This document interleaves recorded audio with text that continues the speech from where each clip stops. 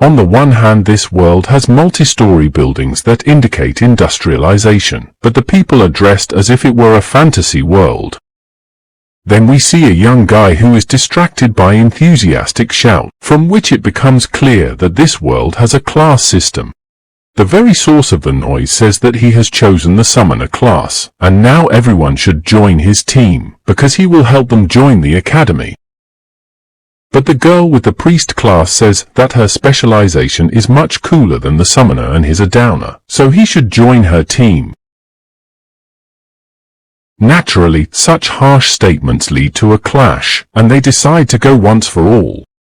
But the protagonist watching these mediocrities thinks that 3 years ago he received a special talent, and during this time he in his cognition is already sufficiently filled to get used to all the oddities. Exactly 70 years ago reality merged with the game and human life underwent tremendous changes. Just like in the game there were levels, classes and equipment, they became indicators of wealth and status of a person. Leveling up can strengthen the body a lot, and class and skills allow for the most efficient distribution of power, but all of this did not come easily. In return, the world lost its peace, because the monsters from the game also moved into reality. In this world, the most important thing is power, which means it can become very interesting. This monologue of the main character is interrupted by the teacher who burst into the classroom. He stops the scuffle and orders everyone to go home immediately after class. The teacher then turns to the protagonist. His name is Yun Chen, and according to the old man, he hasn't chosen a class yet, so if he doesn't do it before the exam, he's sure to fail. But judging by the expression on Chen's face, he doesn't care about the teacher's words, because this old man continues to lecture. He says that the guy is confused in himself. Even if now without specialization he has a lot of skills, they are still all primary and they cannot be well developed. The closer he gets to the edge of his abilities, the more flaws he will encounter, and besides specialization gives much more attribute points and skills. He sincerely asks Chen to finally choose his class for his own good. But the guy is on his mind and tells the old man not to worry, because he wants something more than just a strong specialization. His true goal is to stand on top of this world. Then the internal monologue begins. Chen thinks about the attributes and skills he can get even without a class thanks to the system. The system makes him go through daily workouts, 10 kilometers of running, and 100 on abs, 100 push-ups, and 100 squats. By going through all the daily tasks he gets his reward. Many people only get this many skill points and attributes by passing the toughest challenges, but Chen gets them for nothing for his dailies. As teacher Jin said, classless people have a lot of disadvantages. They get too few skill points and attributes, although they have plenty of skills because they are basic and not particularly strong. But Chen has enough points. He can pump skills of any class, and it can be said that he is a universal player. Pumping his attributes, Chen thinks that the system is very good, because everything can be done quickly. And no one will not see his stats, and this saves a lot of problems, as usual. The guy distributes all the attributes received equally 2 points each. Speaking of ways to get rewards a lot, not only dailies. Also the system gives special tasks, such as how to join the academy, and the better the results of the entrance exams, the more will be the reward, and the rewards have never failed Chen. And so tomorrow he will put up 100%. And so we are transported to the exam square the next day. This square is limbed by 3 massive magic gates.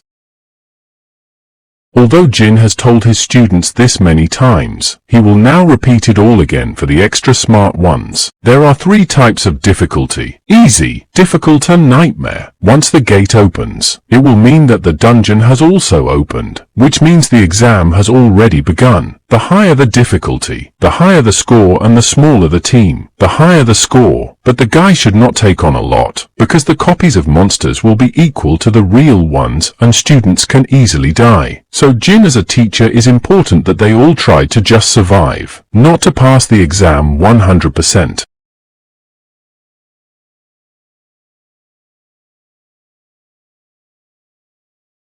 And at this point the gates begin to open, which means that the exam has already begun. And all those who want to join the academy must choose their gate. The name of the dungeon is Goblin Dungeon. The difficulty level is easy, simple and nightmare. The number of people to pass from 1 to 5. Notes unknown dungeon teeming with settlements of goblins. These fierce monsters love human blood and flesh, but the entrants already know all this. They are quite confident in their choices. The audience notices that most of them have gone in groups, and it makes sense, I guess. But one guy still decided to do some damage, and he's clearly not in the DD Shia class. Does he really not want to live? He also chose a nightmare level dungeon. He clearly wants to die. Why does he have so much equipment? Why does he have so many? Didn't he change his class? But Chen does not care about the outrage of the crowd. He is already in anticipation of the battle. But not only the crowd of spectators paid attention to the reckless guy. His teacher Jin cannot believe that this psycho still has not chosen a class. In addition, he also went to the most difficult nightmare dungeon. The guy does not care about himself. His worries are interrupted by the dean of the school, Dongkyung, who demands an explanation. Jin tries to get out of it by saying that Chen is a very talented guy and the lack of class is probably part of his strategy. But the dean doesn't really believe it. Meanwhile, Chen has already entered the nightmare dungeon, where he sees the obvious traces of a goblin, as expected from a nightmare-level dungeon. The atmosphere is creepy. But this only encourages Chen to begin this test well, and the audience continues to discuss the most reckless student. Even without a class he has access to all the skills, but he took with him a bunch of equipment. Gun, shield gun and staff. Will he be able to use all of this effectively? Plus he chose the nightmare difficulty. He probably just decided to show off and now he's trembling with fear and can't go any further than the entrance. But with a haughty pass is pulled back by his friend. With amazement he says that it's quite the opposite. The classless fellow flew into the dungeon like a bullet. He is not just not afraid to advance. He does it in a hurry. Thanks to the basic skill of swordsman acceleration, Chen develops tremendous speed and already in a couple of moments catches up with his first opponents. Goblins pay attention to the rapidly approaching threat. But unfortunately they do not have enough brains to assess the strength of the enemy, and they are happy that soon eat humanity. Chen takes out a magic stick, and uses the basic skill of a magician. Fireball. Even though this skill is basic, it does enough damage to kill most of the creatures with one attack. The onlookers are shocked. Not only does he roll spells instantly, but his power is much stronger than normal mags. But the surprises don't end there. Now his staff changes shape. With a metallic clang it turns into a sword, a special weapon called a sword staff. As the name implies, he can transform into both of these weapons. When it is in ball form, Chen gets a +5 to strength, and when the weapon takes the form of a staff he gets a +5 to wisdom. Chen now uses the swordsman skill, Wind Power. The goblin who survived the fireball attack trembles in fear, but fails to even try to escape. Ruthless honorably wears the blow and is instantly put to death, slashing his back. This attack literally halves the green freak. The rest of the goblins shout something in their own language. They have surrounded the enemy and now they realize who they have messed with. But the fact that they are ready to fight seriously does not help them at all, because Chen uses another skill that flies past each goblin with lightning speed and destroys everyone who was in the path of the blade. This is the skill of a magical swordsman, cutting flame wind. Chen used it for the first time, and even he does not fully understand whether the basic skill should be so strong. and the audience, seeing such an excellent fighter, begins to rejoice. And one of the girls is ready to give himself to the guy, and those losers who laughed at him at first have already realized how wrong they were, and a new fan shouts words of encouragement to Yun Chen. And an unusual angle regarding the losers catches their attention, and they continue to discuss the classless guy. With so many weapons he should have overloaded, and even with the speed skill he wouldn't have been able to move so sharply. If he put all the points into physical strength, then it would make sense. But then where did he get the points for the other skills from? And even the dean notes that Chen is too strong for a classless specialization guy. Jin says that Chen's talent is omnipotent. He can remove restrictions by doubling his skills. Only a small percentage of people possess an innate talent, and depending on their talent these people choose a class. Those who have a talent of the magical type inevitably become mags, and those who have a talent for physical enhancement choose combat classes like swordsman. Of course, there are specific talents like cleaning or cooking, but nevertheless, the awakened talent determines which class you choose. The omnipotent talent is only strong in the early stages and can be used to increase the strength of your skills up to rank C. It's only useful in the beginning, but he can't go far, and even though his combat and magic skills are excellent and he uses them wisely, his limit is very low, so it's not worth focusing on him. Teacher Jin starts to grumble that this is why he advised Chen to change classes, because the further he goes the weaker he becomes. A pile of bloody corpses doesn't agree with that. After sneaking through numerous enemies, Chen finally reaches the entrance to the next room. Without a second's hesitation, the guy opened it and drew the attention of all the goblins. In this room, there are countless of them, and they will clearly be stronger than the previous puissants. Among them, there are some particularly strong guys, such as a level 12 red goblin with fire magic, a level 14 goblin commander with good combat spells, and a goblin knight whose skills allow for good ranged combat. Using the evaluation skill, Chen can determine the ability of each monster. There are even water goblins among them, and their equipment is not bad. Evaluating each one would be silly. Besides, the terrain is very tight and it would be hard to turn around at full speed. While Chen was thinking, the goblins began to give commands. Among them there is even a squad of drummers, which helps to keep the rhythm of the battle and raises morale. But the magicians are already ready to use their spells to support the vanguard. Turning his ball back into a staff, Chen says that their strategy is good, but if everything goes according to their plan, it will be too hard for him to fight them. So he uses the priest's skill, Flash. And this skill is also powerful enough to blind all the monsters. And as soon as they start to come to their senses, Chen is already behind one of them. He intends to kill the most dangerous ones first. This is the basis of the basics, and in this he will be helped by the assassin's stealth skill. But having cut the throat of one of the monsters, the others immediately notice him and try to attack Chen from behind. But he sees everything perfectly, and stomps his foot using the assassin's cloning skill. His clone has all of his master's skills, and he also has 35% of all of his attributes. And together with his doppelganger, he starts slaughtering poor people left, and many goblins die in an instant. And one of them, seeing this picture, goes into a rage, increasing his physical stats to the limit. And the huge enraged behemoth swoops down on Chen. But the classless hero is not so simple. He easily dodges and says that it's not time to fight him yet. He then summons a water elemental, at which point the screen begins to interfere. The cameras switch to another student who is going through a less difficult dungeon.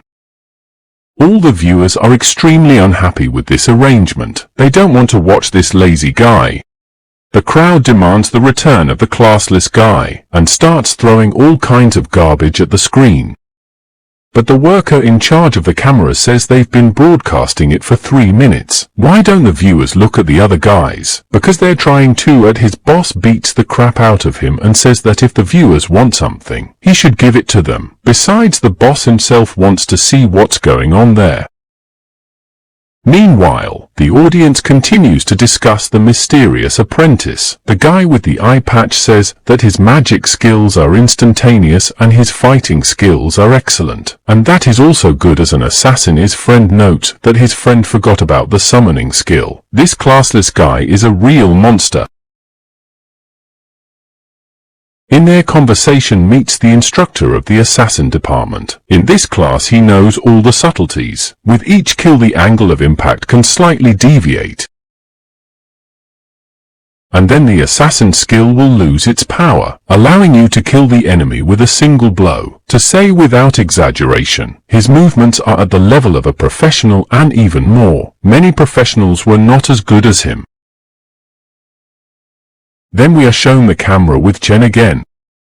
And the audience is all excited to finally be shown a classless warrior. He has summoned 3 elementals to fight the goblins, and he himself has started a battle with the boss of the room, whose rage has slowly started to pass. Now begins the most interesting part of the second stage, the battle with the room boss. Well, since this monster has a level of complexity nightmare, Chen will have to use a couple of tricks. The goblin boss rushes sharply at the hero, but before he can get there he falls into a trap. This is a skill mechanic that allows you to hold the enemy for 2 seconds. And Chen uses this window to use a fireball and throw it right in the face of the monster. But he is a boss for a reason. This blow does not cause him significant damage, and the goblin with a burnt face continues his rush to the hero. But not having time to get even a meter closer, Chen bounces away from the boss like a jumper. And then Goblin notices that again stepped into a trap. But this time it is an incredibly powerful mine, which undermines the freak. All the monsters pay attention to this explosion, and Chen looks at the consequences of his trap. He says that he's not sure what to do, and surprisingly the goblin actually survived the blast. He is about to use his strongest skill, military spirit.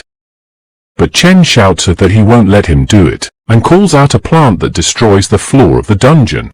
Its main druid skill, Vine. With a wave of his hand, Chen controls the plant, and it spears straight into the jaw of the room's boss. The goblin can't even move, and ice bullets fly at him, dealing cold damage and reducing his movement and attack speed by 35%.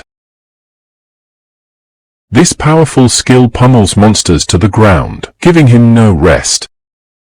Taking this opportunity, Chen uses the mechanic skill, M2201 Launcher, Thunder Mage Basic Skill, Water Mage Skill, Water Arrows, and Summoner Skill, Water Spirit Control.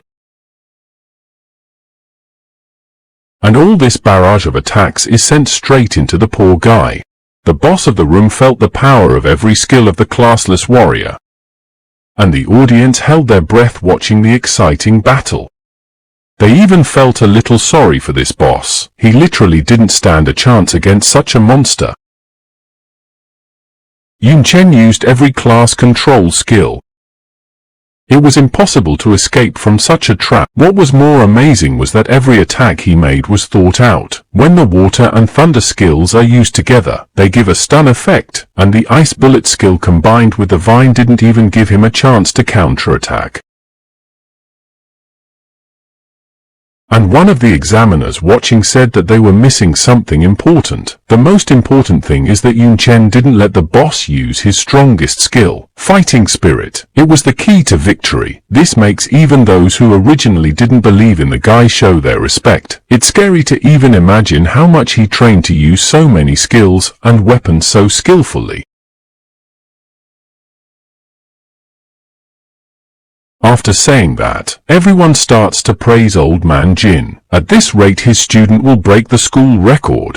But the dean says that they are looking too narrowly. Yun Chen will surely be among the top 3 leaders in the province, and their school record is only 9th place. The principal, who had previously been angry with Jin and didn't believe in his student, tells the teacher to sit next to him, but old Jin continues to suck up to the hypocritical principal, saying that he has always believed in Yun Chen. Meanwhile, the audience is in full admiration of classless Chen. One girl even tells her teacher that changed her mind to become a magician. She will follow the example of this genius universal. But the teacher immediately slaps her on the back of the head and says that she doesn't even realize how skilled this guy is. She'll never reach his level. She can't even handle a staff properly, let alone a sword or a gun. She should put aside such stupid thoughts. If she follows him, she will definitely die in the test.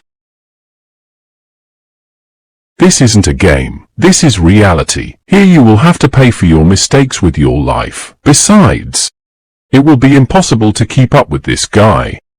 Meanwhile, Chen has already cleaned up everything. Now we can move on to the next stage. The audience is puzzled if this monster is not going to at least take a break after the battle with the boss. The dean begins to whine again and says that the other students did not even have time to go to the second room. He has enough time to rest, but he is too reckless to act. In a rage, he yells at Jin and asks what he was teaching this troublemaker. The teacher tries to justify himself and says that he probably just wants to get through the dungeon as fast as possible, because mop-up time is also factored into the grade. But the mentor of the mage department says that they have such a genius, but now he will die for his showmanship. Well, his student disagrees with him, because Senior Yun still has a lot of weapons. He probably has some plan, even though the mentor recognizes the genius of the guy, but most likely the remaining behind his back weapons are useless, and he does not know how to use them, because he simply would not have enough skill points to own so much equipment. In addition, the monsters on the next floor are trained to the highest level, so he should be as careful as possible, rather than rushing through. Mana expenditure will be enormous, and to go there without rest is simply suicide. And entering the next room, Chen notices that at this point all the trash has disappeared. Only goblin shamans and high-level magic. Now it will be more interesting. He puts 2 fingers to his forehead and gathers energy. The water elemental summoning will be over soon, so before they die, we need to take full advantage of their bodies. The goblins already realize how strong their enemy is, and throw all their forces to kill the guy. But Chen just orders the elementals to block it. And they cover their master at the cost of their lives. A huge amount of magical attacks should have wiped him out. But from the smoke created by the explosions, the figure of the hero is visible, and the goblins are in complete shock. Chen pulls out 2 fancy pistols and says that now it's his turn to attack. Sniper class has a huge number of skills, but for such usefulness has to pay. This class is the best, but at the same time the most difficult to learn. But the main difficulty is the skill of stalking on the tracks. Because of it you have to shoot at all without missing, otherwise you cannot do much damage, and in real combat to hit everyone is almost impossible. But the mage mentor suggests that the classless just has a lot of skills to easily hit the monsters. And at that moment there is a deafening gunshot. Yun Chen's new fan jumps up and shouts that now he will show something incredible again, and looking at the screen all see a clear shot to the head. The skill of chasing the footsteps increases the killing intent. With each hit on the enemy the effect adds up to 25 times, and each level of killing intent increases shooting and movement speed by 2%. So Chen immediately piles on 2 more levels of the skill, prescribing headshots. The goblins won't stop attacking, but all their attempts are futile. And the classless one uses a slippery lunge and dodges all the magic balls. After that, they use the rapid-fire skill, but the hail of magic balls continues to chase Chen. Fortunately, he is agile enough to jump up and dodge it. In flight, however, he makes a U-turn and uses quick reload, then uses death shot and blast. Like an angel of death, he unleashes a barrage of attacks on the pitiful goblins. By the time he lands on the ground, he finds himself amidst a mountain of bloody corpses. So not only did he deal with so many enemies in a couple of combinations, he also killed them all in the head. And the girls watching him already want to have children with him. His skills are so amazing that every girl who sees it at once will want to have such a husband. Even the mage mentor takes back his words and says that he really is a genius of this era. Well, and the dean again changes his mind and says that he always believed in the guy. One of the members of the committee says that he noticed one oddity. Yun Chen still has not used any potions, although the rules allow it. And in fact, really prepared in advance mana and health potions, which are forbidden in normal exams, would help a lot when it comes to life and death, but apparently for him it is useless. But in fact it's different. He just didn't take them, because with so many weapons he just didn't have enough room. I wonder if he's really that reckless or just very sure of himself. Meanwhile, his pistols were starting to smoke because they had overheated due to overuse and were now completely useless, although it was not surprising that they were of black iron rank. However, they have already done their job well. Now he does not need the pistols. The dean doesn't understand what rank the pistols were if they broke. Jin replies that they were the cheapest black iron pistols, and then the dean finally has human features and yells at Jin. How he could let his student go to the exam with such trash. But the thing is that Yun Chen can't afford higher quality guns. He has no parents, plus he has to take care of his younger sister. Surprisingly, the dean is touched by this story and says that if he had known about it earlier, he would have personally bought him better equipment, but now it's too late. Meanwhile, Yun Chen had come to another room. This gate leads to the final boss. If he kills it as fast as the previous mobs, he will become the provincial champion. They hadn't had a single provincial champion in the history of the school. If that happened, he would go down in history as the best headmaster. And now it's clear why he suddenly wants to buy a poor student some gear. The dean tells the genie that if Yun Chen dies because of his equipment, he won't be a teacher anymore. And the old man begs Chen to do well. Yun Chen opened the gate. Everyone froze in anticipation of this battle. Perhaps they would witness a historic moment and see the new provincial champion. Besides, he didn't use all the weapons behind his back. The spectators are bursting with anticipation. But the screen switches again. The crowd is again ready to tear the workers watching the cameras to shreds. But a little closer, they see a horrifying picture. They are dead students. All who reached the goblin commander are dead. Some were killed while he was trying to use the return whistle. But suddenly a teleportation light appears in the middle of the field. It looks like someone managed to escape. The injured half-dead students seem to have lost the will to live. Some of them couldn't even make it to the second floor. Watching Yun Chen, the audience has forgotten how difficult this dungeon is. And now the young people who will have to pass this test in the future realize that they have no chance at all. But the dean realizes that at this rate all the students will refuse to take the exams and simply leave the school, so he orders to switch the camera back to Yun Chen. In previous years, many students had suffered, but almost all of the DDisters passed the tests, albeit with difficulty. This year the best was Yun Chen, so maybe now the principal will finally change his preference and make the tests a little easier. Meanwhile, the camera switches again, and we are shown the hero going to meet the main boss. Finally, he stands right in front of who sits on his throne and says that the man came here for nothing. He reluctantly gets up from his throne, thinking that now he will easily deal with the annoying man and continue his vacation again.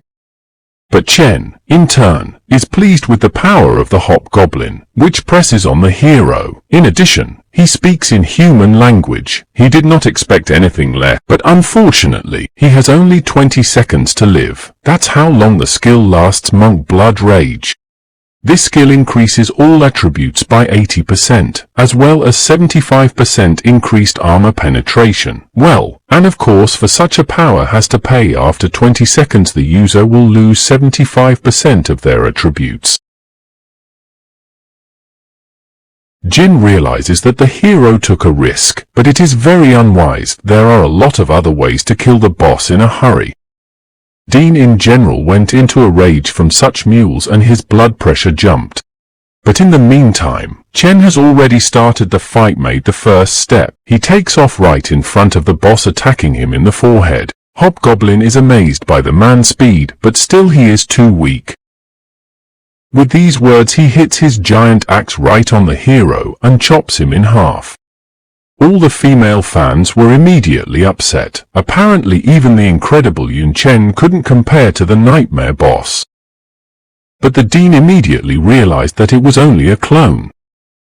At the moment of the frontal attack, he created a clone, and he himself was already behind the main goblin's back. He thrust his spear straight into the giant's back, and slashed it along its entire body.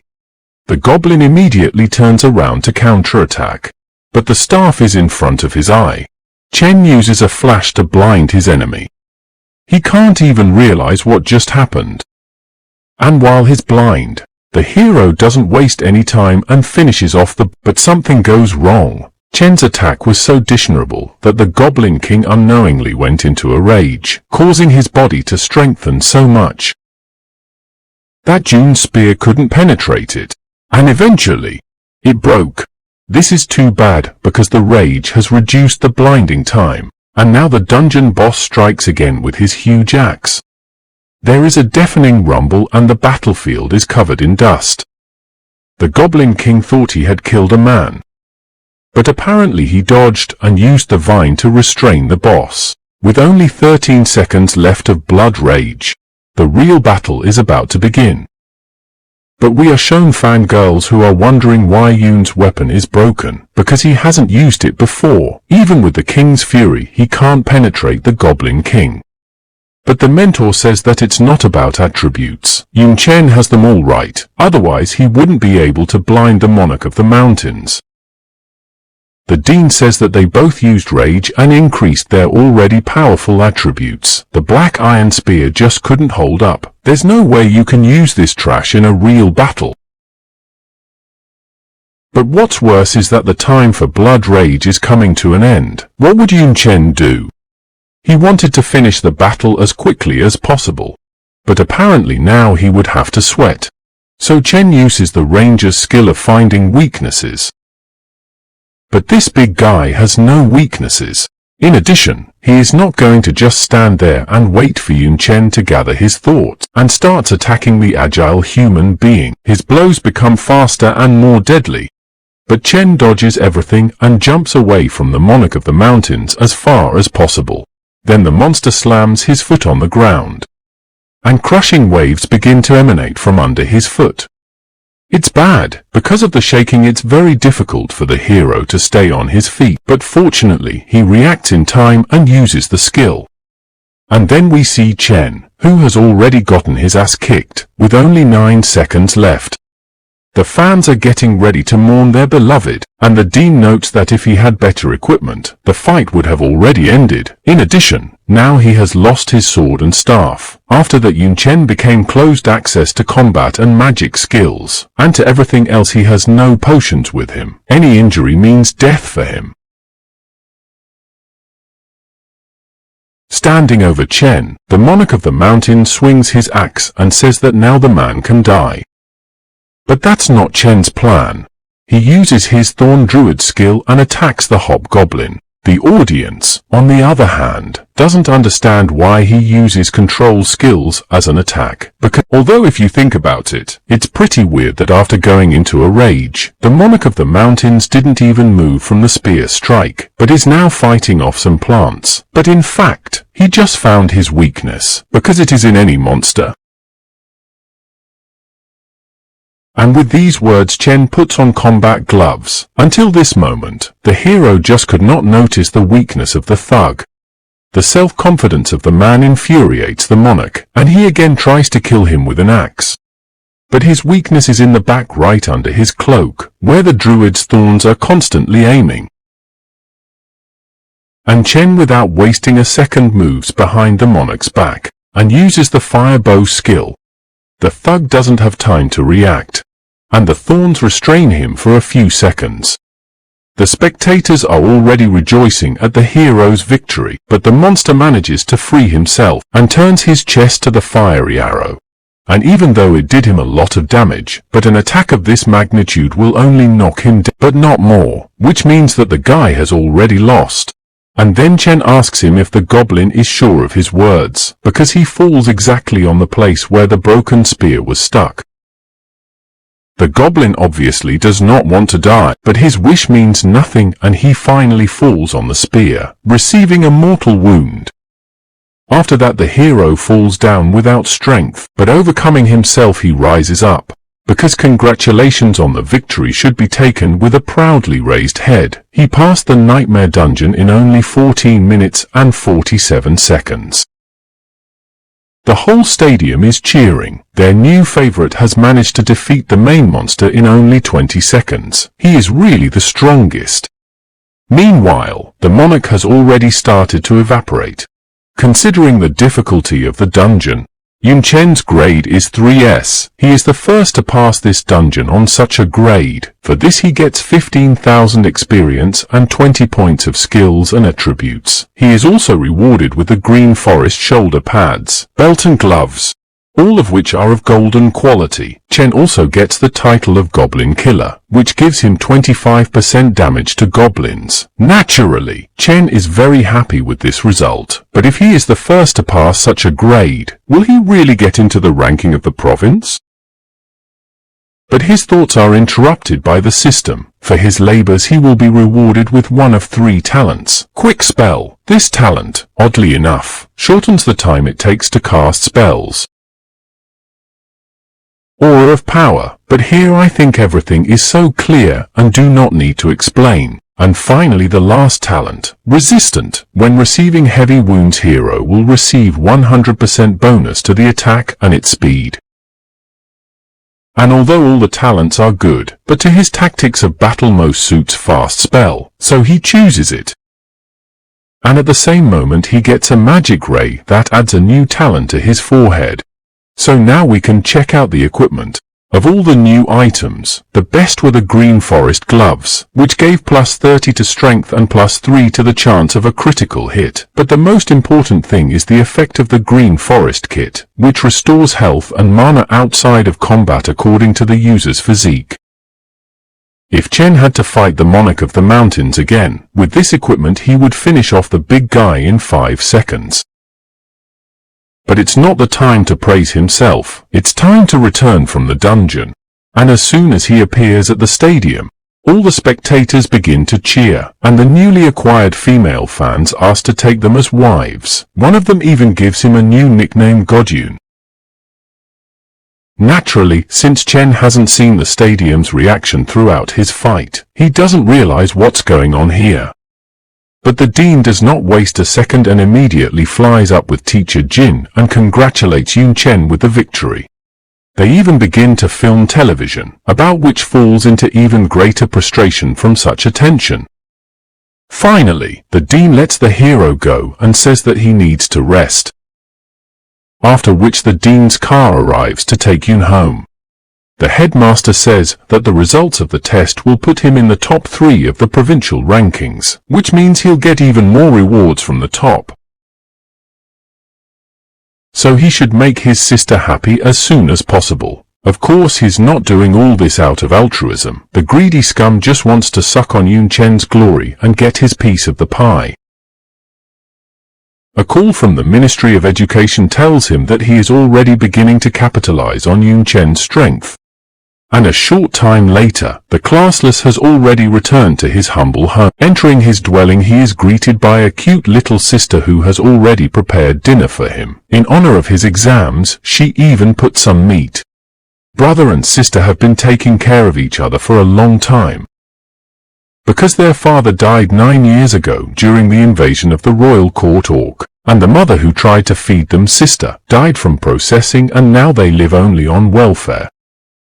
Even the hero's gear is junk inherited from his father. In order to Yun Chen could train in peace, Yun Dan took on all the responsibilities of the house. And no matter how her brother tried to dissuade her, she did not give up this idea.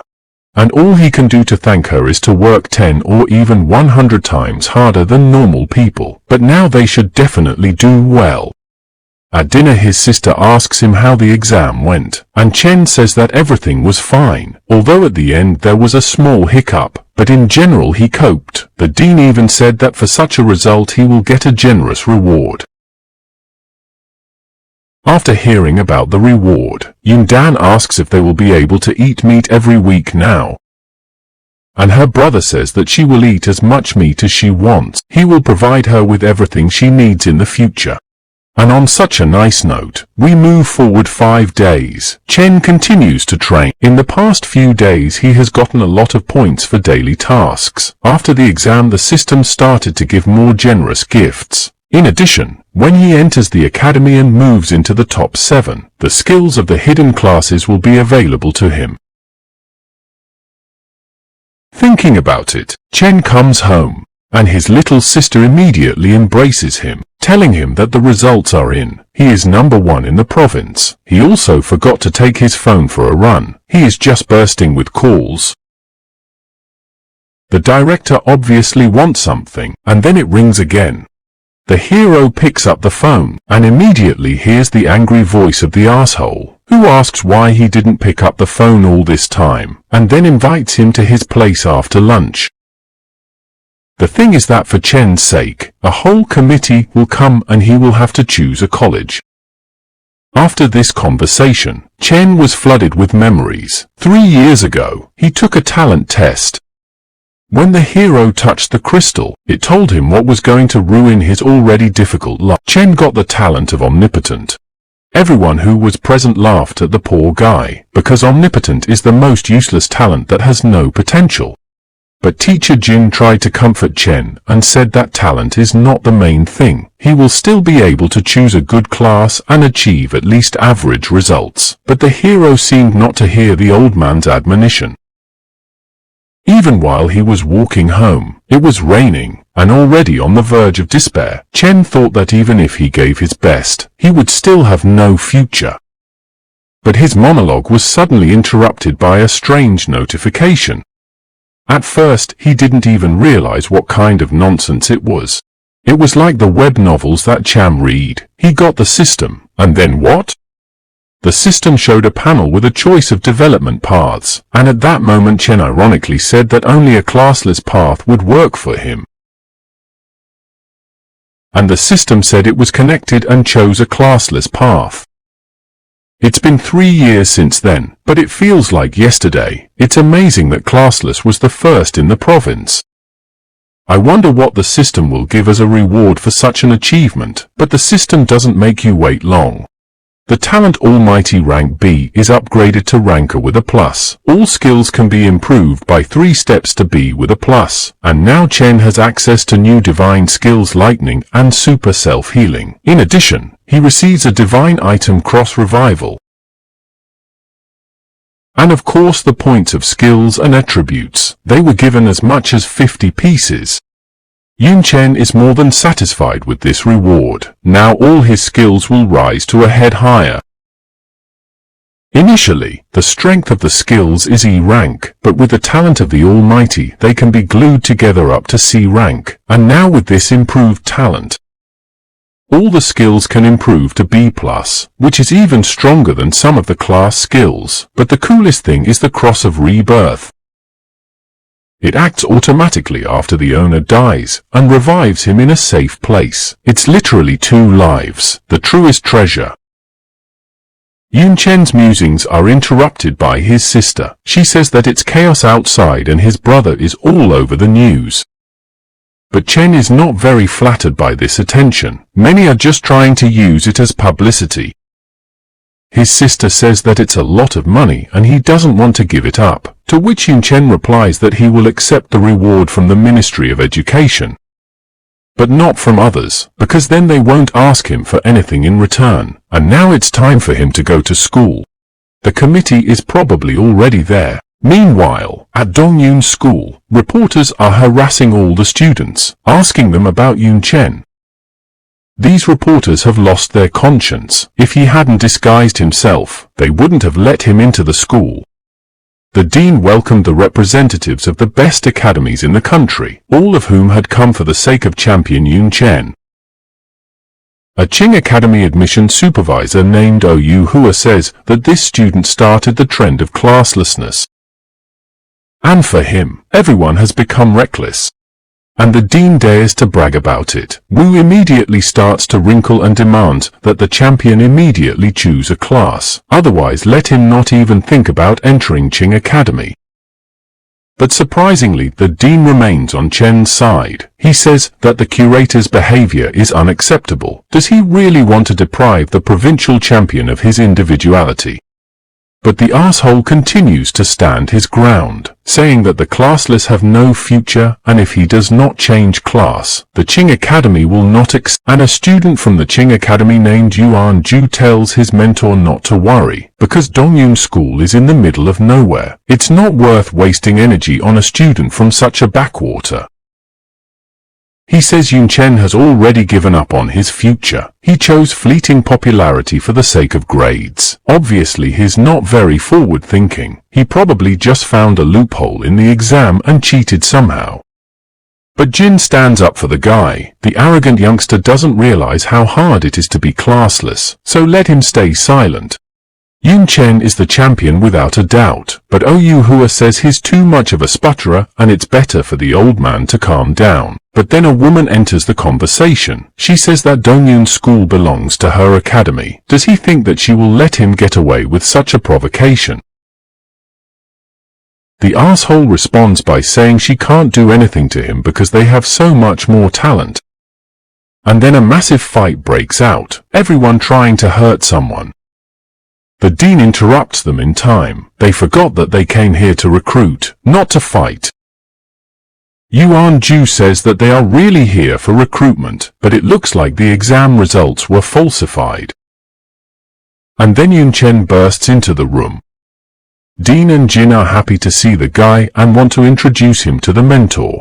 But Chen already heard everything from outside. He walks up to Yuan Ju and says he's standing right in front of him. Does he want to check how honestly he passed the exam? When asked by Ju how he will check it, Chen says he will beat him in 5 breaths. If he fails in such a task, Ju can consider Chen to have lost. Such insolence dumbfounds the student, just graduated from school, and already thinks that he is more equal to the senior. It seems to be time to let the upstart a little. Jin asks Chen to calm down. The Qing Academy is the best in the country, and this student has been studying there for a year, and he is probably stronger than the schoolboy. And of course Ju immediately starts saying that he chickened out.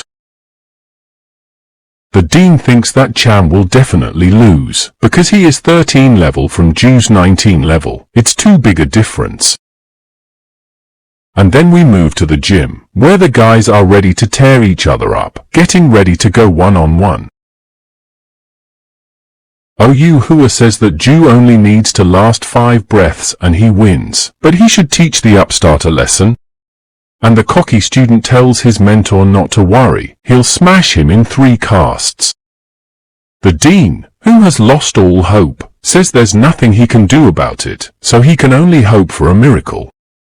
Ju scoffs at Yun Chen's style, asking him if he would use a sword staff against a real mage, but the sword staff is damaged. Only the staff works. Still, it's more than enough to defeat the arrogant bastard. Ju shouts that he can't win with magic alone, and starts using spells. He's in great shape now. The cast speed is only 0.7 seconds.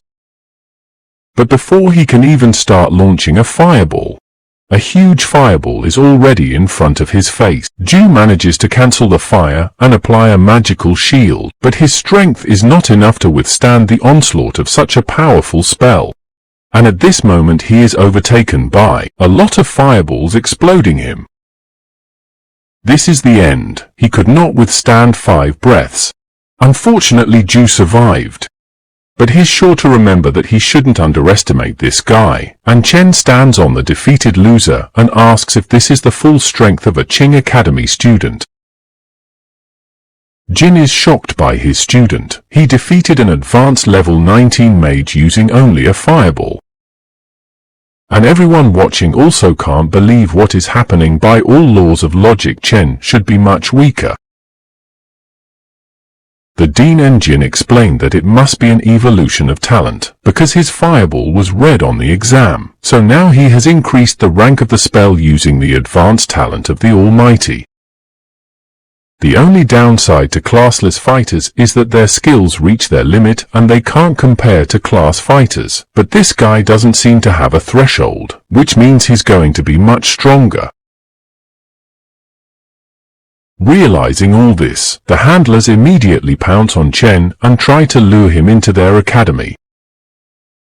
But Yu Hua, of course, continues to humiliate Chen, saying that he has no future because he can only increase his talent 1, and the other mentors say that because of him, Qing Academy has lost face and their student is still lying on the floor. And right after Hua realized that he was let down, he took offense and immediately left. Everyone tells Chen to forget about these losers and starts offering him new terms of entry again. But the very girl who stood up for him first says that since he is a graduate of Jiannan province, why doesn't he join Jiannan Academy? She promises to give him books with all the basic skills of the classes to learn, skills not limited to just their country. For example, the country of Fusa has ninja and magi and samurai classes, while the West has witches and warlocks and vampires. Joining them will provide him with everything if he tries, and their alchemical labs and forges will equip him with the best gear, such as polymorphic weapons. There's no way the other curators would cover such a card. She went literal WA bank offering him the very best for a classless warrior. Well, of course the choice is obvious. He chooses the Jiannan Academy, and we move a little bit forward. The hero is already in the park to try out a new skill, Divine Lightning. With it he can move incredibly fast.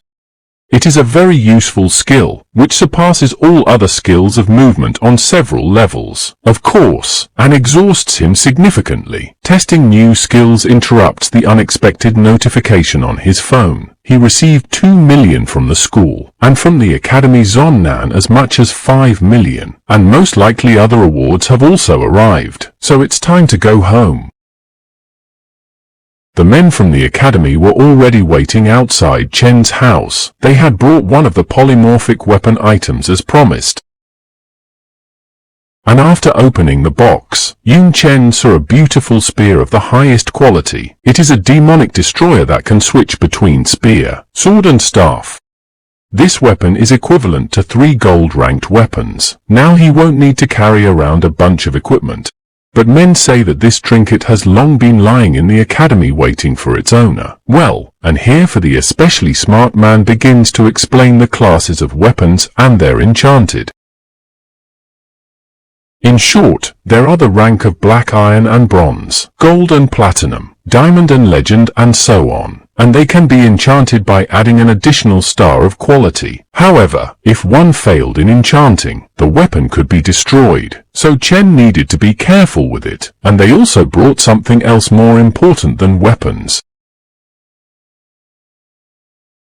These are books with basic rare class skills. Everything else would be available to library members, but he was already starting to drool well from that too. And the gifts do not end here. From the city of Dongyun he is given a villa. It is a huge beautiful house, which is now at the complete disposal of Chen and his sister. Their previous dwelling was the size of a bathroom in this house. His sister offers to take a look around, but Chen asks what's the point of looking around in his own house. He's more interested in the new skills he can learn from Western books. 70 years ago, the game Divine Possession came out. Over 100 million people entered. Naturally, more people chose non-human races like orcs or elves. Later, when the game merged with reality, different races had children with ordinary humans, creating new and unique bloodlines. It is worth noting that the world has integrated not only the system and items, but also nips, monsters, a large map and much more, resulting in a world 10,000 times larger than the past. By the standards of the new world, Dongyun City is very small. It is difficult to meet other races, and only by moving to a large city like Chen will be able to learn this world. The rest of the day the hero spent studying. He insatiably absorbed new knowledge, and for a month he mastered not only rare classes, but also his new weapon, Demonic Destroyer.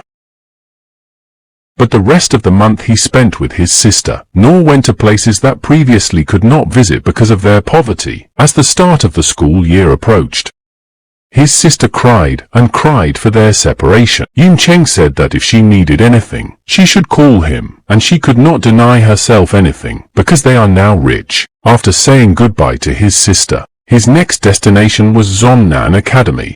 Arriving at the place, before him opened a beautiful view, and a huge number of people. And not only with this, he has not yet encountered this beauty and diversity worthy of the 7th academy of the country. But Chen's thoughts were interrupted by the elf who is in charge of registering students. She asked him for his resume, and he gave it without hesitation. But as soon as the registrar read aloud that he was Yun Chen, all eyes immediately rushed to him. And in fact, what does not really like such a large amount of attention? He does not even understand how he even found himself in such a situation. Elf says that it is not surprising, because he took the first place among the provinces, and therefore became the first student in the academy. In addition, he is the only student without a class who has reached such heights, and for this he has many privileges. For example, he has much more credits than the others. Money can't buy anything at the academy, but credits can buy anything. But as for the other privileges, he will learn about them a little later.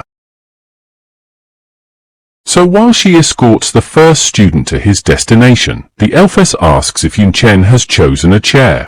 There are 5 departments in Zonnan Academy. They are the military support, elemental, weapon and tactical departments. The military department focuses on fighting and killing. The elemental department is the best choice for a mage. The tactical department speaks for itself. The weapons department focuses on weapons rather than skills. But the support department specializes in enchantments and alchemy. Black. Without hesitation, Chen replies that the tactical and support departments are not suitable for him, but the other 3 will fit his fighting style perfectly. And while they were talking, they have already arrived at the place where he will live throughout his training. Chen is very happy about this gift. He cannot even believe that he will live here alone. There are 3 floors, top quality equipment and furniture, a training ground, a treadmill, and a storage room for resources, of course. A one-man mansion is a privilege for the top 50 ranked disciples. As for the lowest ranked disciples, they live 5 or 6 people in one room.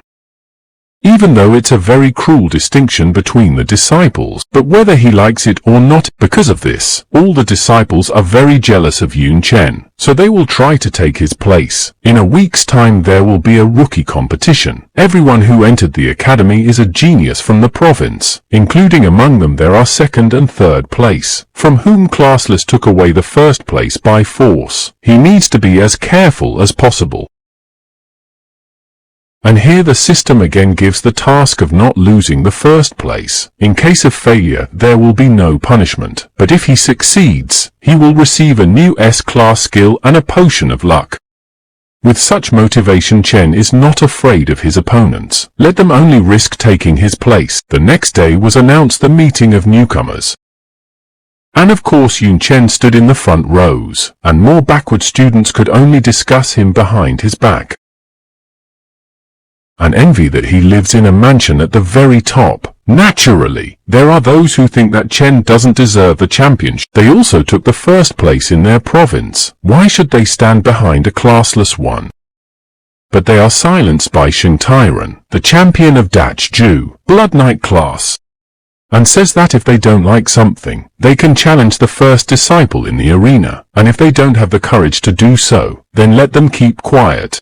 Yi Qinglin, the Dongling provincial champion, Daoist class, supports Tyron and says that it's not good to discuss people behind their backs. And also Shui Hongfang, second in Zonnan province, class destruction mage, joins their conversation and says that Chen stole his seat, so as soon as the meeting is over he will drag him down.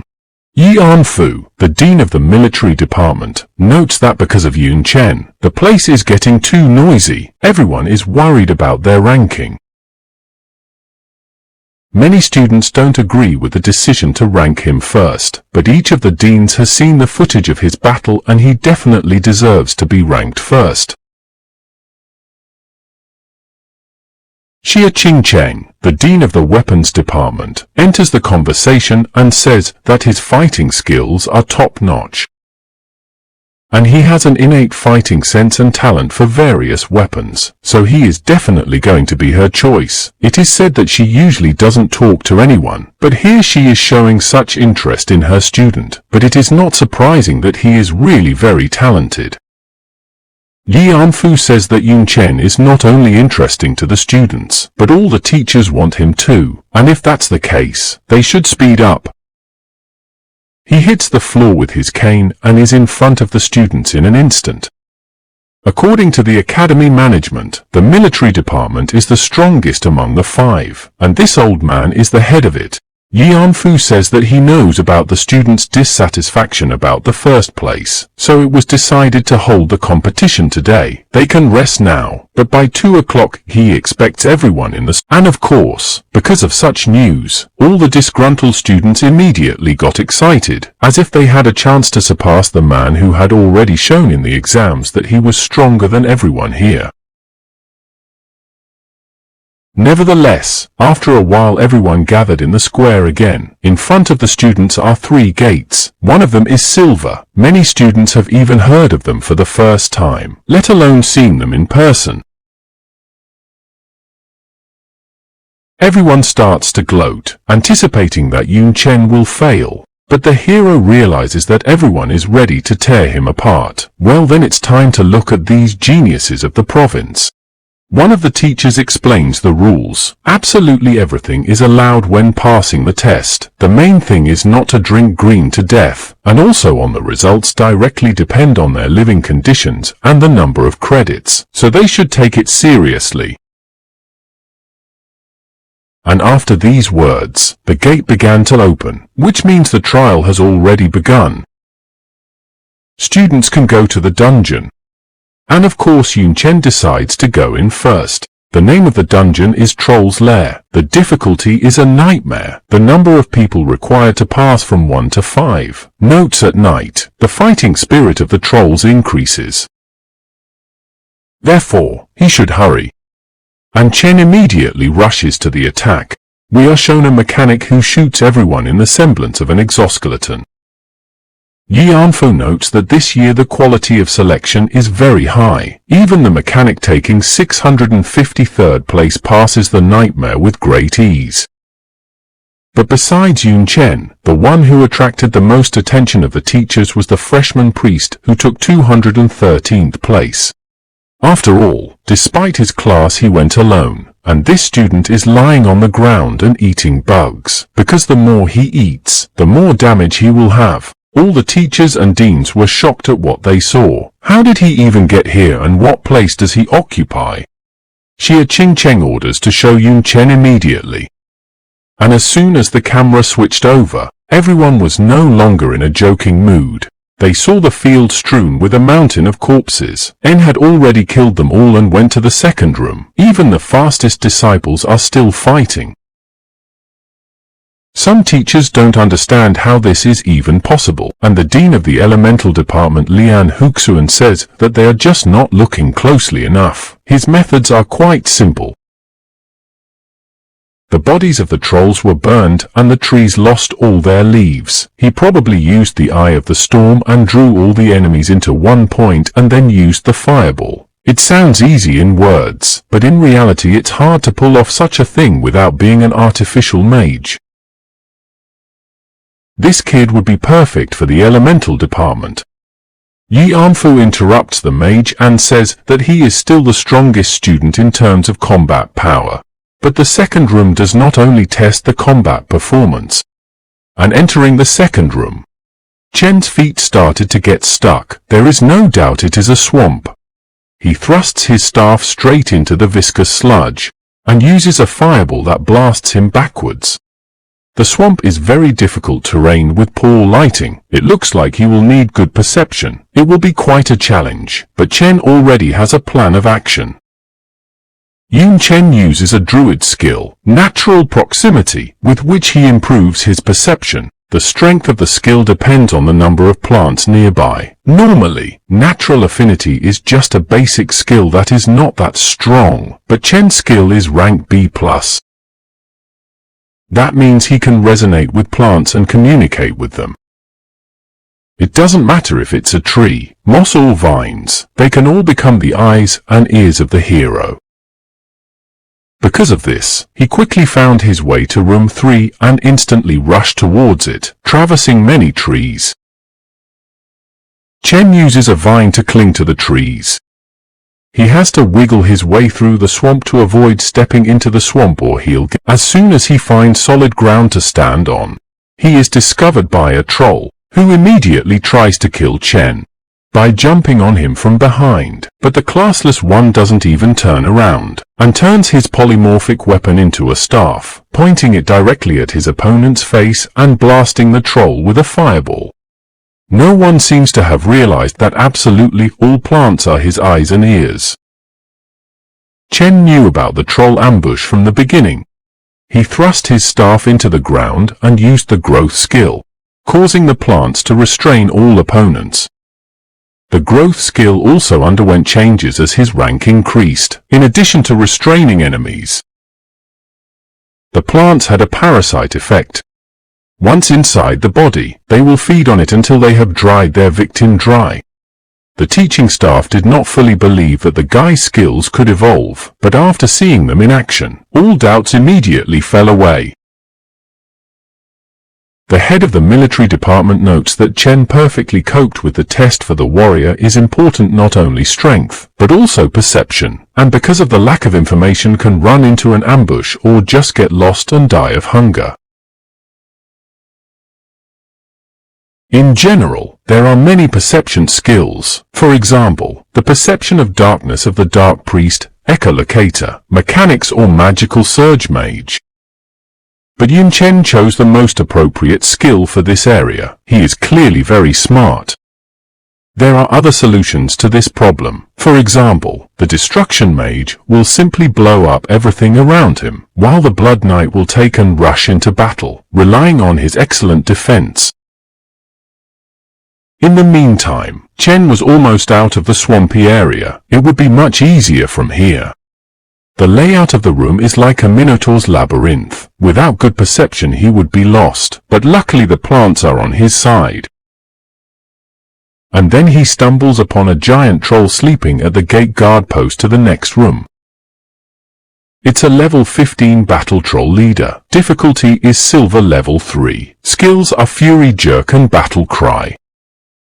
A very responsible guard finally wakes up from being too hot. He realizes the reason for the heat. There is a huge fireball right next to him, which hits him right in the face, and knocks him off his feet, so he ends up in room 3 right in front of his boss.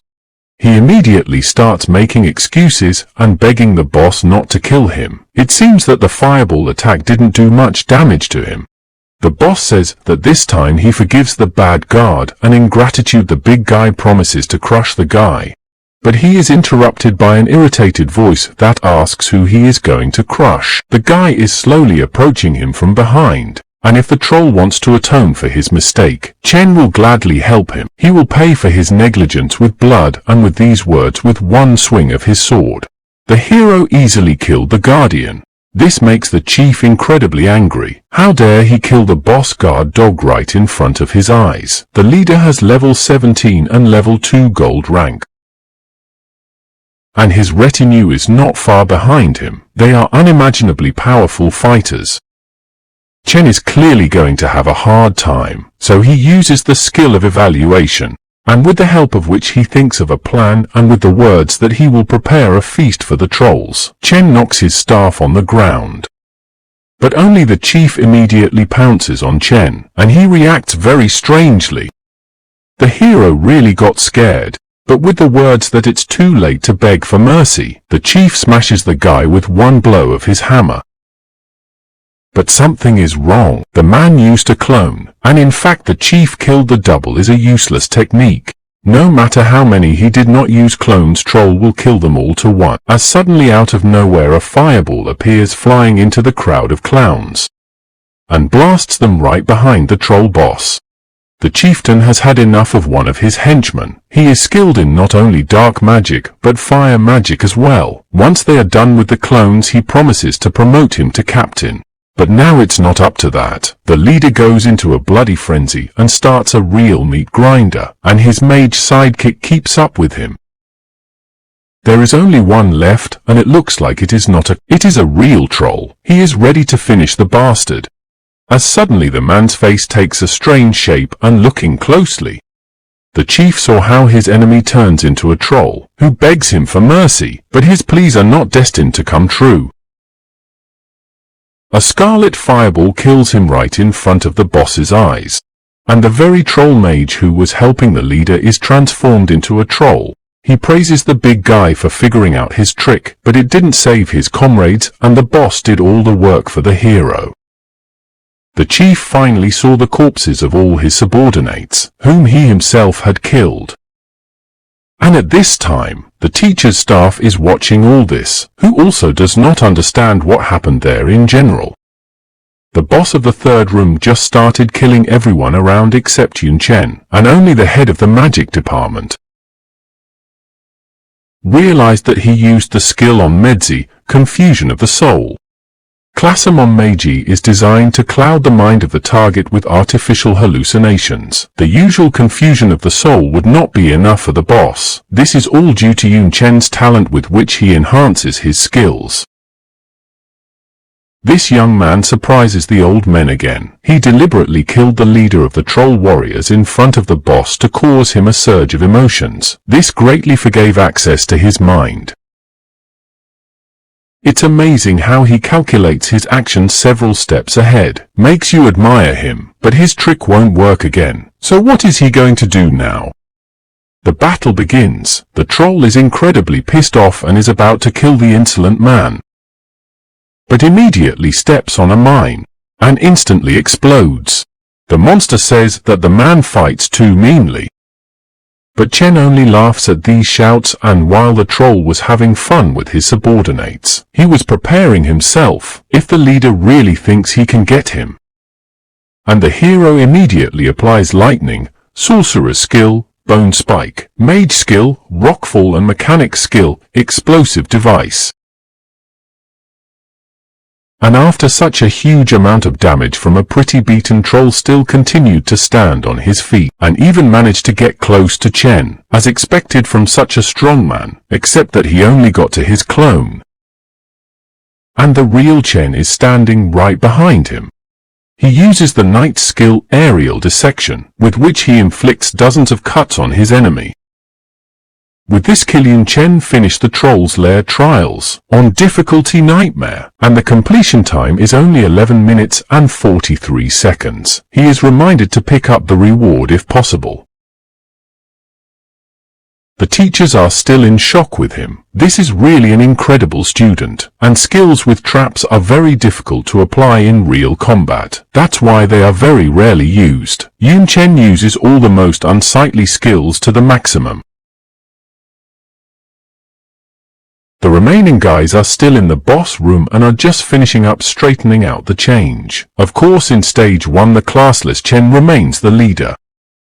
Ching Chen gets cocky and says that now her department finally has such a capable student. But the dean of the military department says that he will never give her the young man, and then they immediately lock eyes.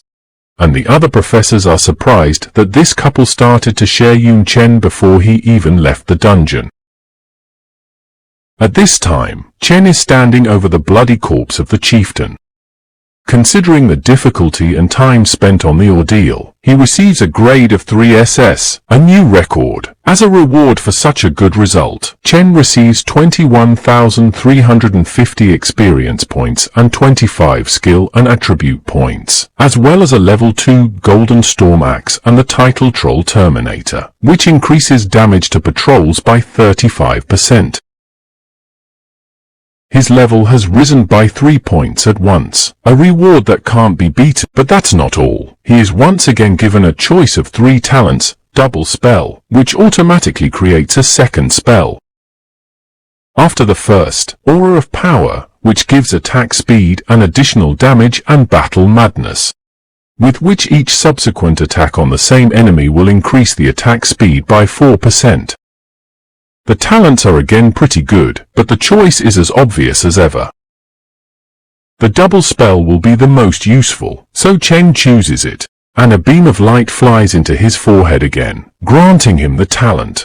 Having received such a classy reward, it's time to head back. Suddenly something forms in front of Chen. It turns into another portal. But why is it here? Chen has cleared the entire dungeon?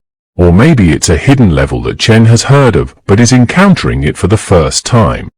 They say that incredibly dangerous monsters with unusual powers can lurk there, but the reward for killing them will be appropriate. Since it is not part of the exam, it will not affect the grade or record. Therefore, Chen does not hesitate to enter the unknown. We are shown the test gate, from which one of the students jumped out. He thinks he passed the dungeon first. This smart guy immediately starts laughing at the top of his lungs, saying that he is much better than Yun Chen, and has finally proven it. He notices another person and congratulates him for coming in second. But this guy isn't upset that he couldn't place first, but that his opponent isn't Yun Chen. The rest of the guys are also starting to finish and are happy that Chen is not even in the top 10. It looks like he really cheated on the final exam. One girl notices that Chen's dungeon is very different from their version. Everyone starts to look at Chen's screen in detail, and the smug smartass realizes that the classless one has long since passed his test and got to the secret level. Of course, the envious freaks start shouting again that Chen cheated somehow and can't admit that they are weak compared to him. And then they are interrupted by the dean of the military department. He tells them to shut up and wait for their results. Then they turn off Chen's broadcast, which makes the people even madder. The old men did not even think that the classless could activate the hidden level, and what will happen now? The rest of the students better not to see. Chen found himself in a strange room, a small room in which stands one scarecrow. Is it really his opponent? Monster, Cursed Straw Man, Level 1. Abilities, Hidden. Notes, no one knows where this scarecrow will appear, but its arrival does not bode well. Chen immediately uses the assessment. Is he really level 1? This could be a trap, so he'll have to be careful. And at this moment the scarecrow starts moving. Chen immediately gets into a protective stance and prepares a water elemental to test what this monster is capable of. But this scarecrow instantly leaps out of the way and is right in front of the hero's face. He is incredibly fast. But the divine lightning is much faster. The monster didn't even realize why his enemy was vaporized in a split second. And Chen says that it was very close and he almost got caught. But he quickly notices something wrong. The scarecrow has Chen's hair, did not want to attack, but only tried to take a lock of his hair. And then the doll starts to exude a strange evil energy. Chen decides to take a chance, and no matter what his skills are, he needs to deal with it as quickly as possible. And using the striker skill, Fire Fist, Chen punches the scarecrow stubbornly in the face. This causes an incredibly powerful explosion, from which something flew out at great speed and flew into the wall. It was Chen, but how is that possible? He was hurt by his own punch, and this freak took on the guise of a hero and didn't dodge. It seems clear now. The straw man goes to the wall and hits the concrete with all his might. And at that moment Chen's head smashes so hard that the blood starts to gush. All the damage done to the scarecrow will return to the hero. Chen immediately rushes towards it to slow the scarecrow down. But he can't attack it, so what can he do? But he still can't do anything, and the scarecrow kicks the wall and Chen falls to the ground. For the first time in a long time he is in pain. Then he tries to use the vine, but even this is not crowned with success, because the scarecrow interrupts his attack by hitting his fist against the wall. Sharp pain disrupts the concentration of the hero. But only Chen is not afraid. He is excited by such an opponent and even grateful to him. If not for him, Chen would start to think that he has already become the strongest in the world and would stop growing. The teachers watching Yun Chen are very excited. Finally, this boy has come across a formidable opponent, and Ching Cheng is absolutely sure that he can handle the straw man. The old man asks her why she thinks so. Does she know more than him? But her guess is based on Chen's confident and calm look, because he just can't be so calm without having strategies to win. Meanwhile, Chen already realized that the scarecrow all this time fooled him. Initially, he thought that the straw man connected his life with his, but in fact the damage received by the scarecrow was transferred to Chen, and the wounds he just imitated. And since that's the case, the hero can heal himself without fear of the scarecrow's body being restored. He's only a level 1 monster and doesn't have as much health as a classless warrior at level 16. Scarecrow's healing skills weren't used, although Chen has them, so he definitely can't copy skills.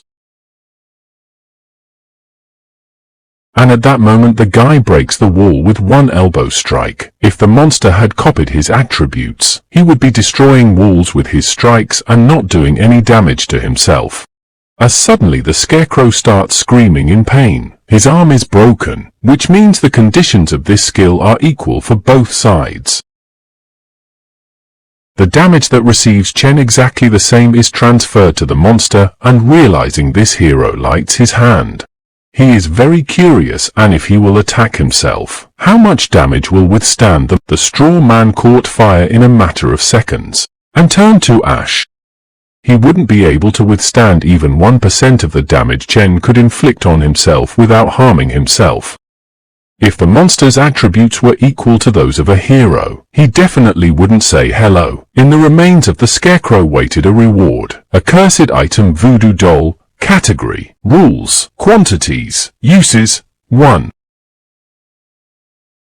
By wrapping the target's hair around the item, all the damage the user receives will be transferred to the target. In the right hands, this item will be incredibly useful. Meanwhile, at the dungeon gates, 2,000 students are waiting for one, and they are very unhappy about it. And finally the last student finishes his test, and the disgruntled students immediately rush to express their grievances.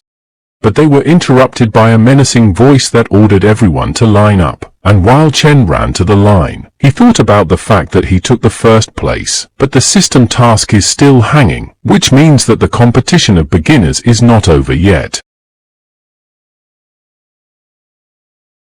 At this moment, an old man came out to the students. He said that some students did not deserve their place because they had learned the information about the dungeons in advance and prepared themselves. And the one who cheated was the same guy who had been accusing Yun Chen of cheating all along. Because of this, the head of the military department is incredibly furious. He hits the floor with his cane and stone arenas grow out of the ground. Now there will be a one-on-one fight between all the students to find out who is the strongest. Naturally, many of the students are pissed off. The old man shouts out the rules. You must challenge anyone to a duel and defeat him. Then you will take all his credits and a place in the list. You cannot refuse the challenge. This encourages all those who are dissatisfied with their status, and at one point everyone immediately rushed to challenge opponents of their own strength. Except Yun Chen, he is already the strongest. He does not need to take away someone's place, but now at least it's clear why the system still hasn't completed the task. And at this moment 2 brave men rush to the arena to Chen. They challenge the best disciple standing on the first place to fight. But here Chen says that fighting them one-on-one will be too long and boring, so he orders them to attack in pairs. Of course this hurts their pride and pisses them off, but when they win, they agree to split Chen's credits. But to their misfortune they are too slow. Classless applies the fighter skill, piercing blow, and from a powerful attack forms a huge cloud of dust, which fills the arena. The teacher barely had time to activate the shield, which barely withstood the attack of the hero. If he did not have time to do it, the student standing below would also be hit. And they wonder if the piercing blow is definitely a basic skill. The dust cloud begins to disperse, and they notice the 2 brazen men who challenged Yun Chen are already unconscious, and the classless one wants to finish them off. But the teacher says that Chen has already won and he should stop. He realizes that this guy is incredibly strong. He can't let anyone die. But will he be able to stop him if Chen gets out of control? Yun Chen at this time stood on the edge of the arena and looked down at everyone, asking who else wants to fight him. Except that almost the entire crowd was trembling with fear. The piercing strike dealt a small amount of damage and stunned the opponent for a short period of time, but its hidden property was a skill boost depending on the user's attributes. If Chen was able to stun 2 fighters at once, and for such a large amount of time, what a huge amount of attributes he had, and even the cheater who hated Yun Chen out of envy realized how strong the classless guy was, while the rest of the weaklings weren't sure if he was a human or a monster at all. But their unsure conversations are interrupted by a stern voice that says to fight him. This is Sheng Tai-ran, the 3rd place champion of Dazhou province. He also possesses the legendary hidden class, Blood Knight, and finally the crowd will see a spectacular fight. But that's not all. A mysterious elven girl is also challenging the member, and some of the students already know who she is. Swordswoman Nicole, ranked 1st in her province of Xiangye, and among the entire academy in 5th place. She is of the Silver Moon bloodline. They naturally have more attributes than other elves. Rumor has it that her rank is rated S-class rank.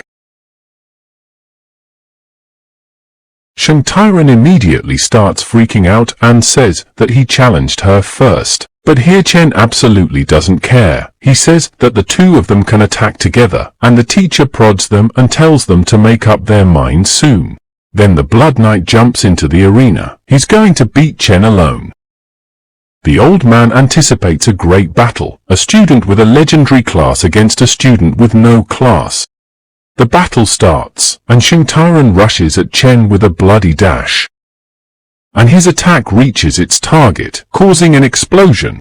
From that impact, even the energy barrier above the arena cracked. But more surprisingly, Yun Chen didn't even move. He easily dodged such a powerful attack and remained calm. Then Tyrannus makes another lunge, his shoulder shield down, his arm holding the spear standing horizontally and his weight distributed downwards. Even the distance between each step is precise, all to reduce the range of motion of his opponent. These steadfast techniques are exactly like in the textbook, perfectly honed. Chen starts to prepare a counterattack and says that Tai-ran is like a machine acting according to instructions. And at this moment 2 powerful fireballs fly into the Blood Knight. But even such a rank B attack can't break through his defense. With a question, is he really going to fight with this turtle shell? Chen applies vines. Tai-ran still feels confident, and even though he's tied up, magic can't break through his perfect defense. Except this isn't the end. The classless one orders the vines to grow. The plants start to get under Tai-ran's armor and suck the life force out of him, and he's well aware of that. So he uses blood flames, but Chen won't let his vines burn. He acts proactively and uses a water curtain. That floods the Blood Knight like a waterfall. The weaklings watching this can't believe that it's a simple water curtain skill, more like a water stream. and Chen is already rushing towards his opponent using the skill jab. Not only did the flames dissipate, but the plants from the water began to suck the power faster and shrink tighter. He didn't want to use it, but apparently there was no way out. The movement of the blood allows him to break free from the plants and get right behind Chen's back. He was ready to knock out his opponent. But Chen was not so easy, and managed to react by reflecting his lancer with his polymorphic spear. Blood Knights are famous for their attributes and defense, and by those metrics the classless one is not inferior to it, maybe even superior. Tyron can't believe it and throws all his strength for victory. Out of desperation he makes a bloody dash. Except now it's Chen's turn. He steps on the lancer of the Blood Knight and hits him in the face with all his might, from which Tyron flies away for 10 meters, but surprisingly he is still conscious and shouts that it's just luck and the second time he will not be able to do so. But at that moment a knife is put to his throat and that's the end of it. He can only surrender, which he does. The teacher declares Yun Chen the winner and he gets 2,000 Tyron credits. Those who a couple minutes ago still thought that classless was a common crook are already rejoicing and becoming his fans. The old man notes that Tyrannus has honed his skills to perfection, but the textbooks don't say how to fight a classless warrior. And then an elven woman bursts into the arena, saying that he defeated the Blood Knight with agility, but it won't work with her. But Chen doesn't care. He is ready for the battle. The newly acquired fans of the god June, whom they themselves so nicknamed, don't even know if he can cope with the elf, but the result can be found out only in battle. Classless and Silver Moon stand across from each other, waiting for the battle. The elf says that Chen has just fought and offers him a rest. She doesn't need a victory over an opponent who is exhausted. But Chen doesn't care about that. He replies that he doesn't need rest. She is fast, but she fights with a sword. The hero has a huge advantage in distance due to his spear, but he did not take into account that the elf can attack from a long distance, thanks to the skill of the Silver Moon sword blade, which Chen dodges with ease. It seems that the sword aura has increased the attack range. It will be very bad if he gets hit by such a cut. The elfess begins to shoot Chen with ranged attacks, hoping to end the fight quickly. This skill is so devastating that it even breaks the protective barrier over the arena, and Chen easily dodges all the lunges, but that doesn't matter. There's nowhere to hide from area attacks in an arena like this. She activates the Silver Moon glow at full power, and the sword aura becomes enormous. Chen immediately snaps out of his seat. He realizes that the elven woman is wary of his speed. She gave herself away when she increased the attack radius. The slash of moonlight should have cut the hero in half, but he used the slippery lunge of the sniper and dodged with his usual ease. Only a couple of hairs were sliced from his head, but it's enough to make him get serious and pull out the low-grade pistols he bought before enrollment. The elven woman manages to fend off the bullets, but she doesn't realize if he wants to attack her with such a bad weapon or if he's just trying to distract her. But her musings are interrupted as Chen has already approached the elf. What's the point of her tactics? Because once the enemy gets close to her, she's dead. As she thought, the enemy chose close combat, hoping that she didn't have any aces up her sleeve, except that she did. The elfess uses a pulse of rage that throws Chen away from her, causing the classless to fly up into the air, and then she pulls out her bow. In general, it's a secret technique and you have to prepare for it. But as long as Chen is up in the air, she'll have plenty of time to prepare. In flight he won't be able to dodge. The elfess will end the pain with just one arrow. Except Chen vanished. He was already behind the elfess and presenting the tip of his blade right to her throat. The moment she was distracted by the shots, Chen had created his doppelganger and was leading her around by the nose the whole time. He had many ways to defeat her, but he chose the easiest one to show her how little combat experience she had. Albeit reluctantly, the elven woman falls to the ground and admits defeat. The teacher awards the victory to Chen and gives him 1,500 credits. She is tearfully upset that she has lost for the first time in her life, but she vows to win back. And the teachers begin to sort out the newcomers to their department again, and one of them says that Chen should be forced to choose a class, because if he doesn't, he will waste his undoubted talent. But the old man says that the young man will find his own unique way, and they as teachers are obliged to support him in this. And Chen is fed up with these single battles. He proposes to all those who want to attack at once and finally put an end to this foolishness. A few cocky guys fly into the arena, pissed off by his arrogance. He may be selenium, but he's definitely not going to stand up to everyone at once. But Chen doesn't even listen to them and just uses a flash, blinding all the losers. After that, fireballs immediately fly at them and trample them into the ground with explosions. He succeeds in knocking the nerve of these losers, and they beg for his conversion and ask him to stop fighting. Now it's finally quieter. Today, for the first time in the history of the entire country, an apprentice stood alone against all those who challenged him and won. High attribute parameters, a huge amount of skills, coolness, perfect compatibility with weapons and refined fighting techniques. An ordinary person would need one of these qualities to climb to the top. But Chen possesses all of these at once. When there is a gap in power between people, they start to feel anger and envy. But when the gap is so huge, these emotions are erased and replaced by fear, admiration and delight. Everyone finally realizes that Yun Chen's success is not an easy luck. With such strength he just could not help but take the first place, and the crowd of new fans start chanting God Chen. And while they announce the ranking of newcomers, Chen is concerned about something else. The system, as a reward for holding the first place, gives him a skill S class, Potion of Luck, which gives him incredible luck for 24 hours. But also the skill Invincible, with which you can get immunity to damage and control for 3 seconds.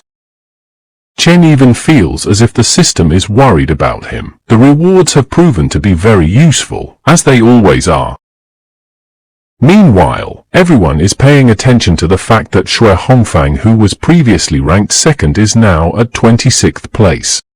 The students saw him fight Tyron, who was a nobody against Chen, but here in the fight with Hongfang, Tyron seemed like a god of war. Realizing that this slimeball was unworthy of his spot, everyone immediately swooped in to challenge him and relegated him to 26th place. Meanwhile, the old man announces the end of the competition. Whether they like their ranking or not, everything is now in place. The old man reminds the students to choose their departments, and all those who do not want to die in endless battles may not choose his military department, because with him they will become the strongest if they survive. But the Ice Queen Xia Qingcheng is just silent and does not agitate anyone to join her. But she does not need to. Everyone already knows that she is not only the youngest dean, she still somehow managed to defeat the King of Demons. She has a huge queue of students. Yun Chen remembers what he read about her. Although she is only 27 years old, but she has spent 8 of those years on the battlefield. She is currently rank 3. Xia Qingcheng steps forward and personally invites the classless one into her weapon department. She had never even spoken to a student until now, but she decided to ask him to join her. But the old man interrupts her offer and says that if Chen joins him, he will make him his personal apprentice and also give him 3 skill books of rank A. The head of the elemental department says that this is too little for such a nugget. If Chen joins him, he will teach him whatever he wants and also give him all the resources and knowledge he needs to develop his potential. The mage class is the most expensive class, considering how much money one needs for resources to frustrate, and here he is being offered full provision. Old man Lian is very well prepared. A second one can't beat that. After all, the elemental department has more money than all the other departments combined. Both offers are very tempting, and in addition, these chairs are a good match for Chen. The choice is very difficult. But suddenly Chen and the old men are distracted by something. It's Xia Qingcheng who offers the essence of the demon king she killed. All the students are shocked by this offer. This artifact is truly priceless. Its value cannot be estimated in money, because no fool would not sell such a thing. But if Chen uses it for its intended purpose and absorbs the essence, his body will be strengthened and he will receive additional attributes up to level 70. And there is also a small chance to get the lineage of the Demon King. This girl is truly cruel. The Essence King is not only wanted by the students, but also by the teachers. Such an offer cannot be outbid by money or resources. The only reason why the Academy hunts for students is their academic performance, because the higher it is, the more budget they will be allocated. So every year there is a battle for students among the departments. The exception was Xia Qingcheng. She never tried to recruit students, and she is very strange in general. No one knows why she left the battlefield and became a teacher.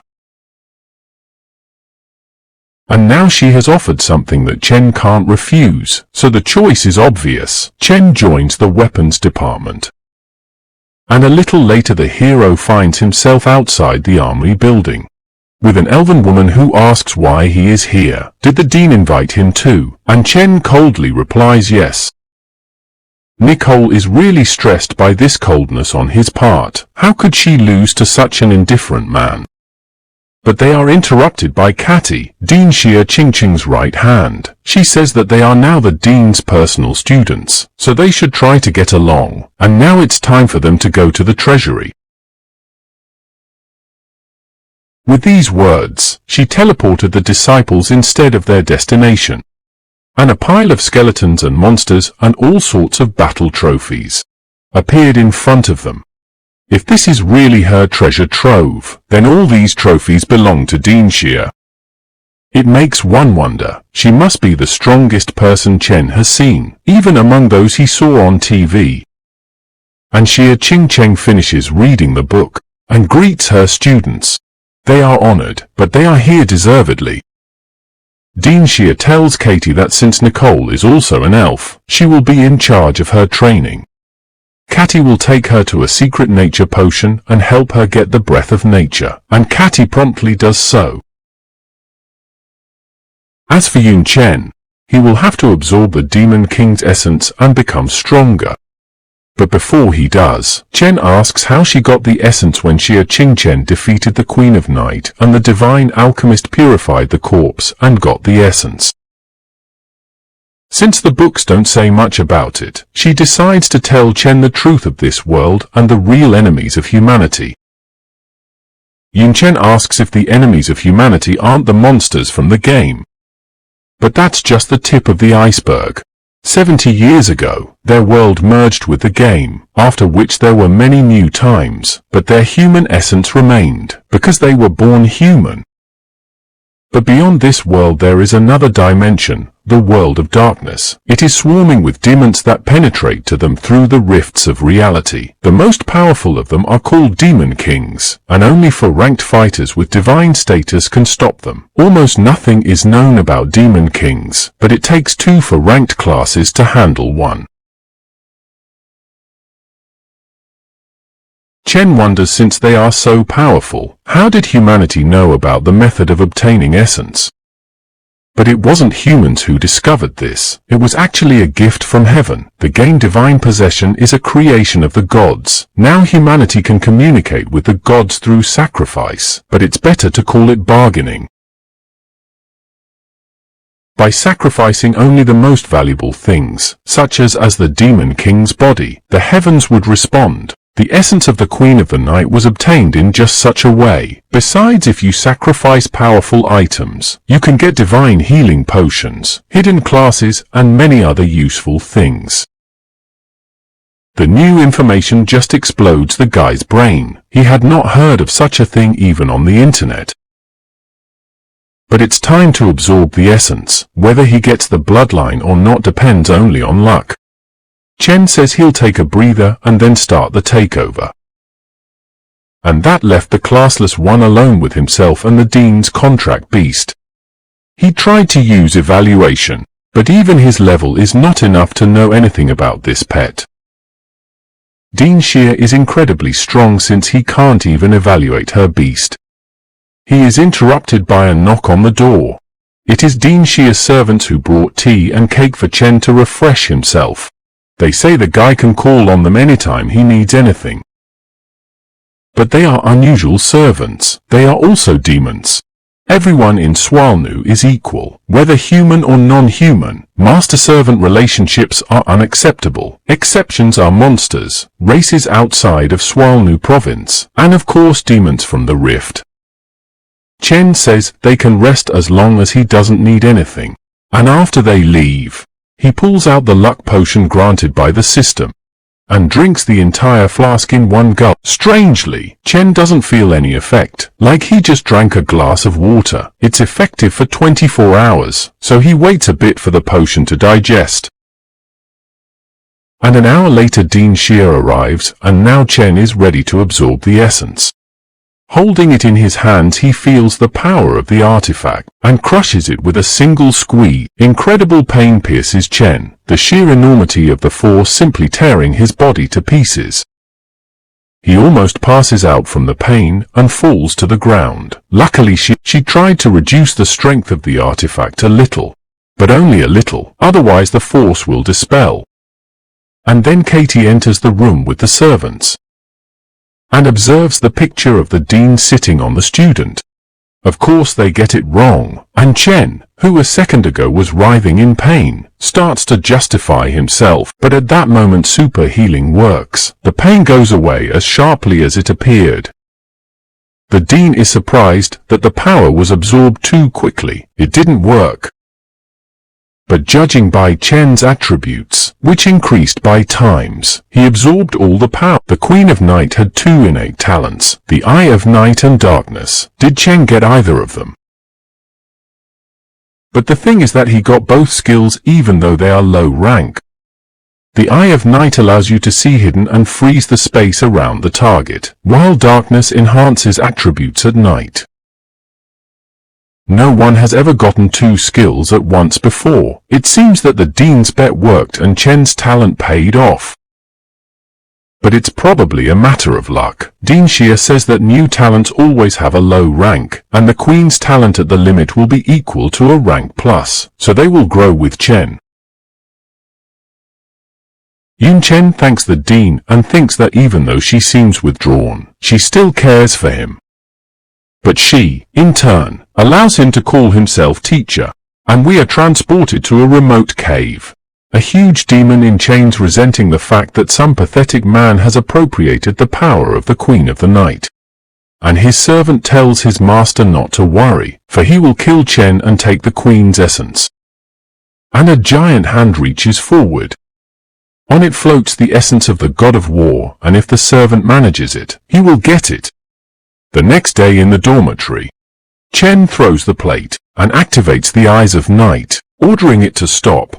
And the plate does indeed stop right in mid. According to Teacher Xie, the Eyes of Night of the S+ rank reached can stop anything by sealing the space around the object. Among the S+ rank talents it is the strongest, but then again such a powerful Queen of the Night fell at the hands of Teacher Xie. How strong is she?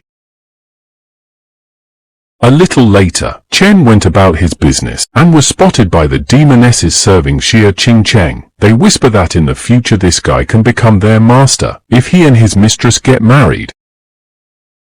But Chen hears this and says that the situation was a misunderstanding. Of course they do not believe him and promise not to tell any. The luck potion is still working and this situation is not resolved. Will it all do him any good?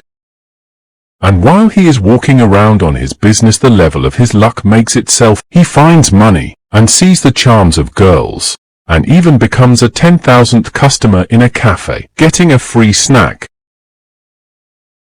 The luck potion even scares him a bit. He needs to find a worthy use for it, but first he needs to complete the daily tasks.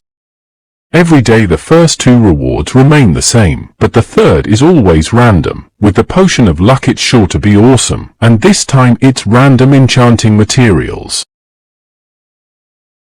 Chen gets the flaming dragon blood. When you use it for enchanting, you can get an extra intimidation and dragon slayer effect. This is actually the best thing that could fall to him. Need to use it for the rest of the day.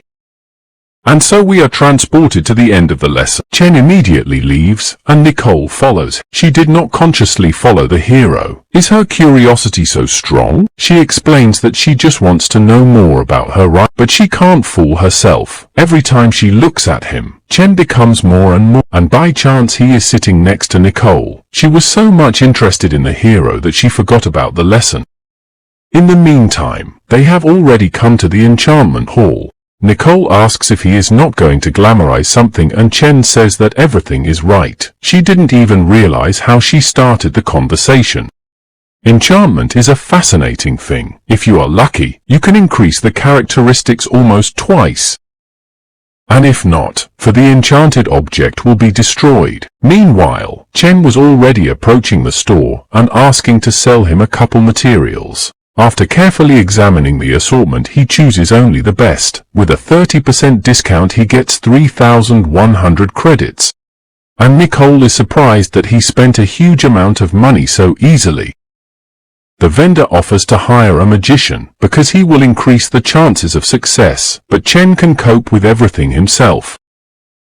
Having collected everything necessary, you can get down to business. Magical energy envelops the objects and transforms them into amplification. It was successful. The polymorphic weapon now has a level for gold rank, but it's not enough. Chen continues, and then a huge amount of purple energy seems to explode the room.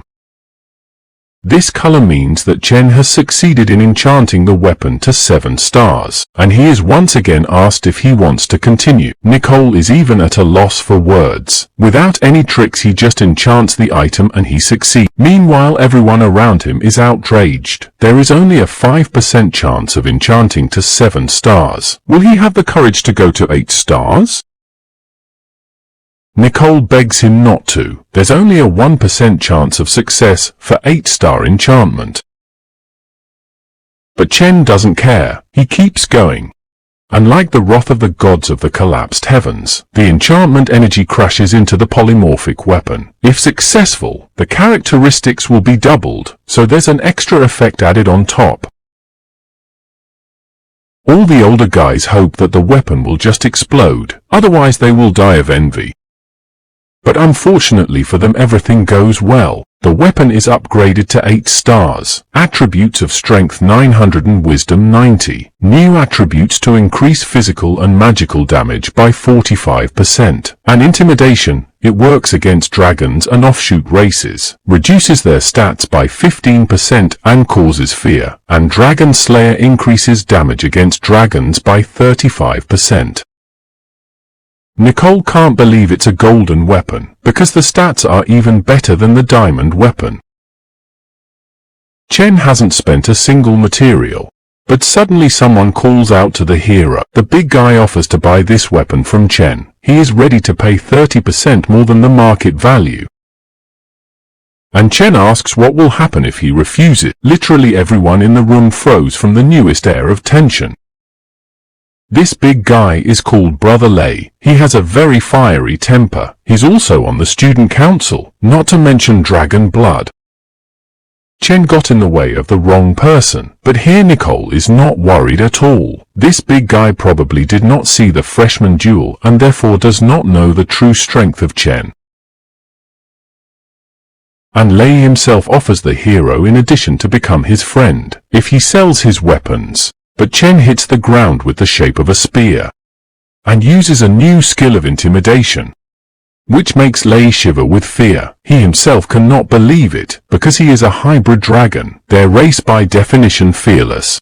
Chen begins to loom menacingly over the Draconid and asks if he has the nerve. So Chen is not worthy of this weapon, and since he won't give it up, they are enemies? The closer Chen gets to Lei, the more fear grips his body, and in a panic, he shouts that Chen dare not approach him and says that the rules of the academy forbid fighting, and if Chen attacks Lei, he will snitch on him. Yun Chen said that he didn't want to get his hands dirty with such a coward, so he just turned around and went about his business, because the potion of luck is about to run out, so he needs to hurry up. Nicole, of course, tails him and asks how he did it, but Chen answers that they will talk later, and now he is in a hurry. And he had to go to the library to read books. But everything is not so simple. The fact is that although he was allowed to use the library at any time, there are too many books and find something worthwhile is really difficult. But with the luck potion, whatever he pokes at will be a great find. And so it is. He finds a hidden class, the shadow stream spike, and a new druid skill, tracking, thanks to which he will easily be able to detect the traces of lurking victims. And the spike of the shadow stream is an enhanced class of assassin, which gives Chen skills escape in the shadows and steal in the shadows. And after fully learning everything, Chen speeds up and moves on to the next item, which is choosing a familiar. The pet seller says that he has an item for every taste, but you can buy it only for credits. But Chen is not even going to think about the choice and pokes his finger at the pet he saw first. With his luck, it's probably the right choice. Nicole says that he chose the skinniest one. He is very weak, and why does he need him at all? And the seller supports her and says that he has not been bought for 3 months. If Chen buys him, he will not even take money from him. Only 100 credits for the but Chen says that he has already decided everything, and then he throws the bird some super supplements, and as soon as he eats the can, he immediately turns into a giant griffin, not a regular one, but his mutant version. Now the seller regrets that he sold it so cheaply, but Chen doesn't care. And since his pet looks naive, he decides to name it Xiaohan, after which he heads off with Nicole to another location, not long to go before the end of the luck potion. And after a couple of moments, they found themselves in the base of summoned animals in the plant warehouse. It is the only warehouse that is open at this time, and since Chen often uses druid skills, the summoned plant would suit him perfectly. And the variety of choices in this warehouse makes Chen's eyes water. He ponders over who to choose, but suddenly he is attracted by a strange sound. It's coming from a spike fairy. She's a gold-ranked fairy, although usually all fairies are diamond-ranked, and it's very strange. The seller explains that these fairies are very weak and it takes too many resources to feed them, so no one takes them. But it suits Chen perfectly because his summoner rank is low and he can only contract with gold level. So the hero asks to add a pot and food for her for 3 months to the check, and they ask him for 3,800 credits for all of that. After that, Nicole tries to talk to Chen again, and he is very curious about how much longer she will pursue him. But there is no choice. He lets her ask the question, but Nicole asks to lend him 1,500 credits, because he took all her money. He doesn't even hesitate to give her his student ID. Nicole notices that he has more than 8,000 credits left on his account after all that spending. How many people he robbed at the freshman competition, but it's too late, so Chen goes home. Nicole promises to pay him back within a month, and she also realizes that although he's cold, he's kind enough. 3 months later, in the office of the dean of the military department, he asks teacher Li how the freshman is doing. And things are the same as last year, all on their own. No wonder, since every student is the best in their province. They don't listen to anyone. Then the old man asks about Yun Chen, and he's doing well. He trains a lot with different weapons, from a dagger to a sniper rifle. But still he doesn't socialize with anyone except Nicole, and that's only because they are both students of Dean Xia Qingcheng. Alas, the best student will always be doomed to be alone, but every student will have to fight on the battlefield, and without communication skills there is nothing to do in real combat. This is why there is a freshman exchange every year, so they need to gather a group of the top 20 freshmen. Meanwhile, at the archery training ground, Nicole and Chen are sparring. and once the start of the battle is given, they instantly increase the distance. Nicole fires natural arrows. Chen easily bounces off them and counterattacks with the archer's main skill, rank B+ hound arrows. Nicole manages to hide behind a tree. He counterattacked too fast, but just because Nicole hides behind a tree doesn't mean that Chen's arrows won't get her. An arrow hits a tree trunk right above the elf's head and she gives up. Chen's fans are crazy about their idol, and Nicole says that when they first started training, she had her nose in the air, but now after 3 months of training, she has no chance of winning.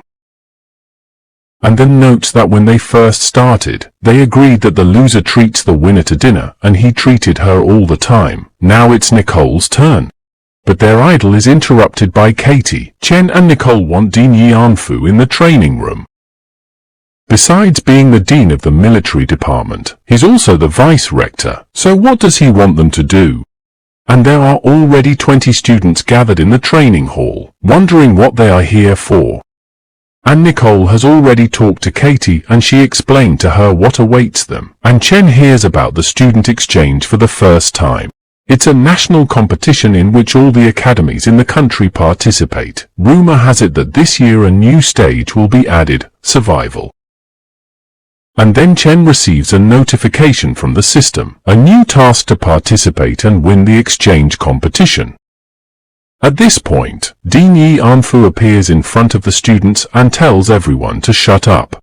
He explains that the students' speculation about the exchange is true. This year their academy is organizing it, specifically the dean of the military department himself.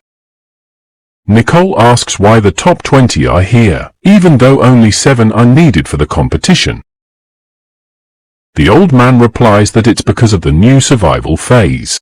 In a large area scattered on 20 students from each academy, the team that will gain more points by collecting resources and killing monsters will win. But be wary of not only monsters, but also students from other academies.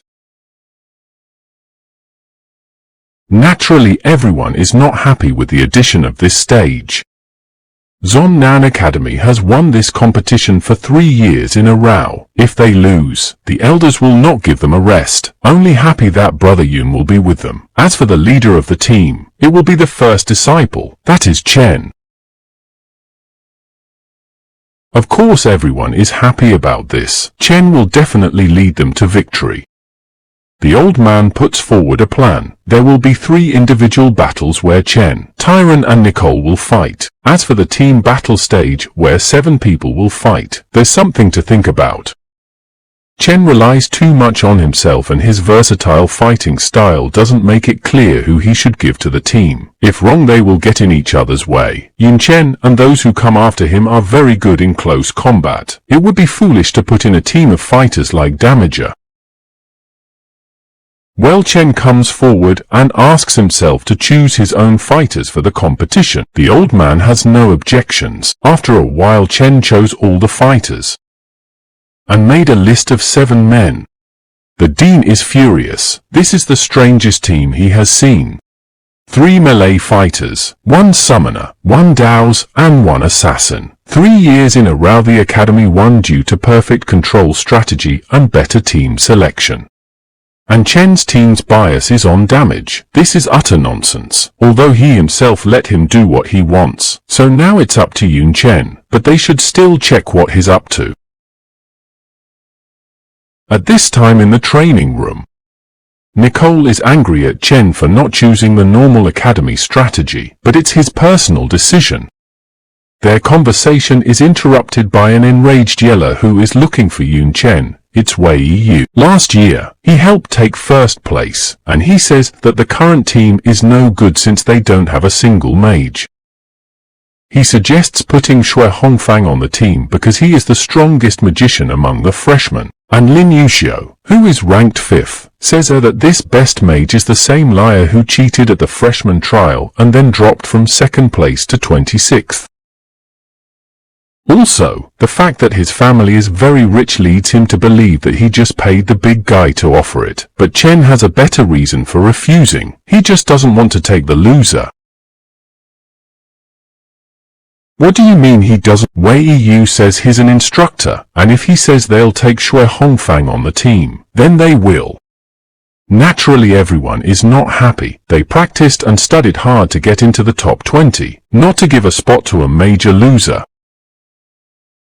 The mage knocks his staff on the ground and shouts that he lost only because he was out of shape and offers to fight him now. The staff he's holding is at least diamond level. No wonder he's a major.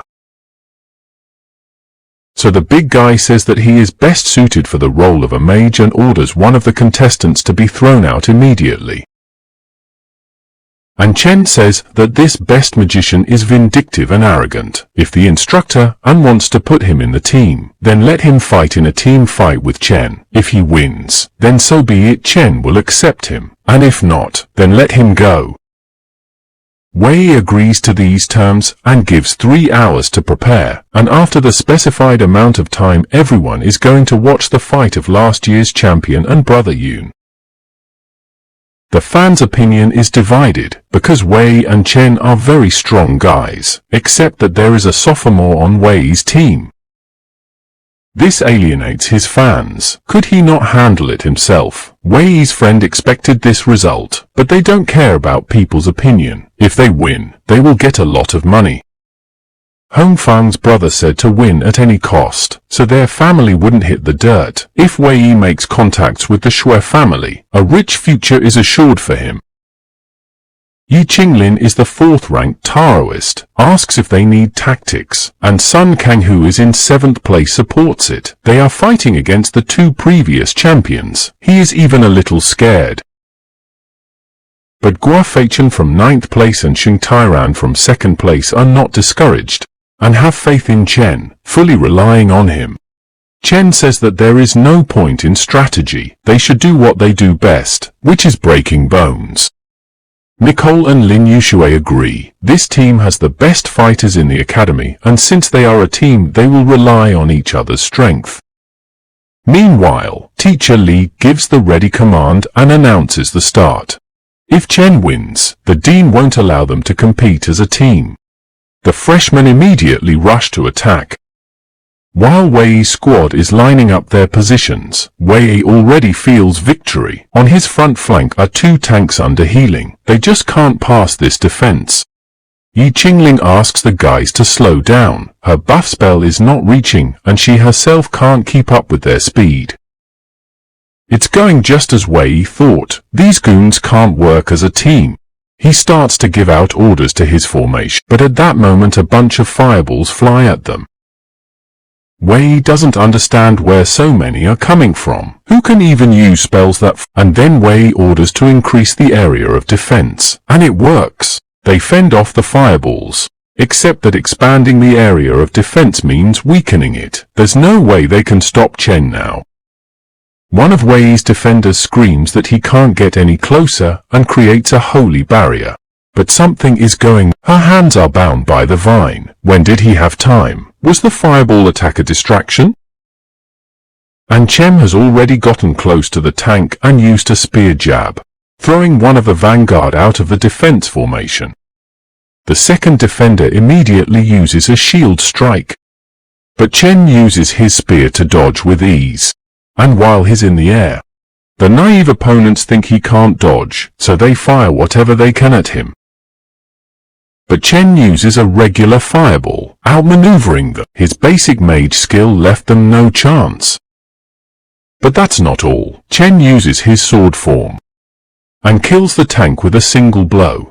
The onlookers are in complete shock. Yun Chen single-handedly took out 2 mags and 2 tanks in a matter of seconds, and not a scratch on him. His team has also just arrived. It seems like their help isn't much needed, and Qinglin and Sun feel useless at all.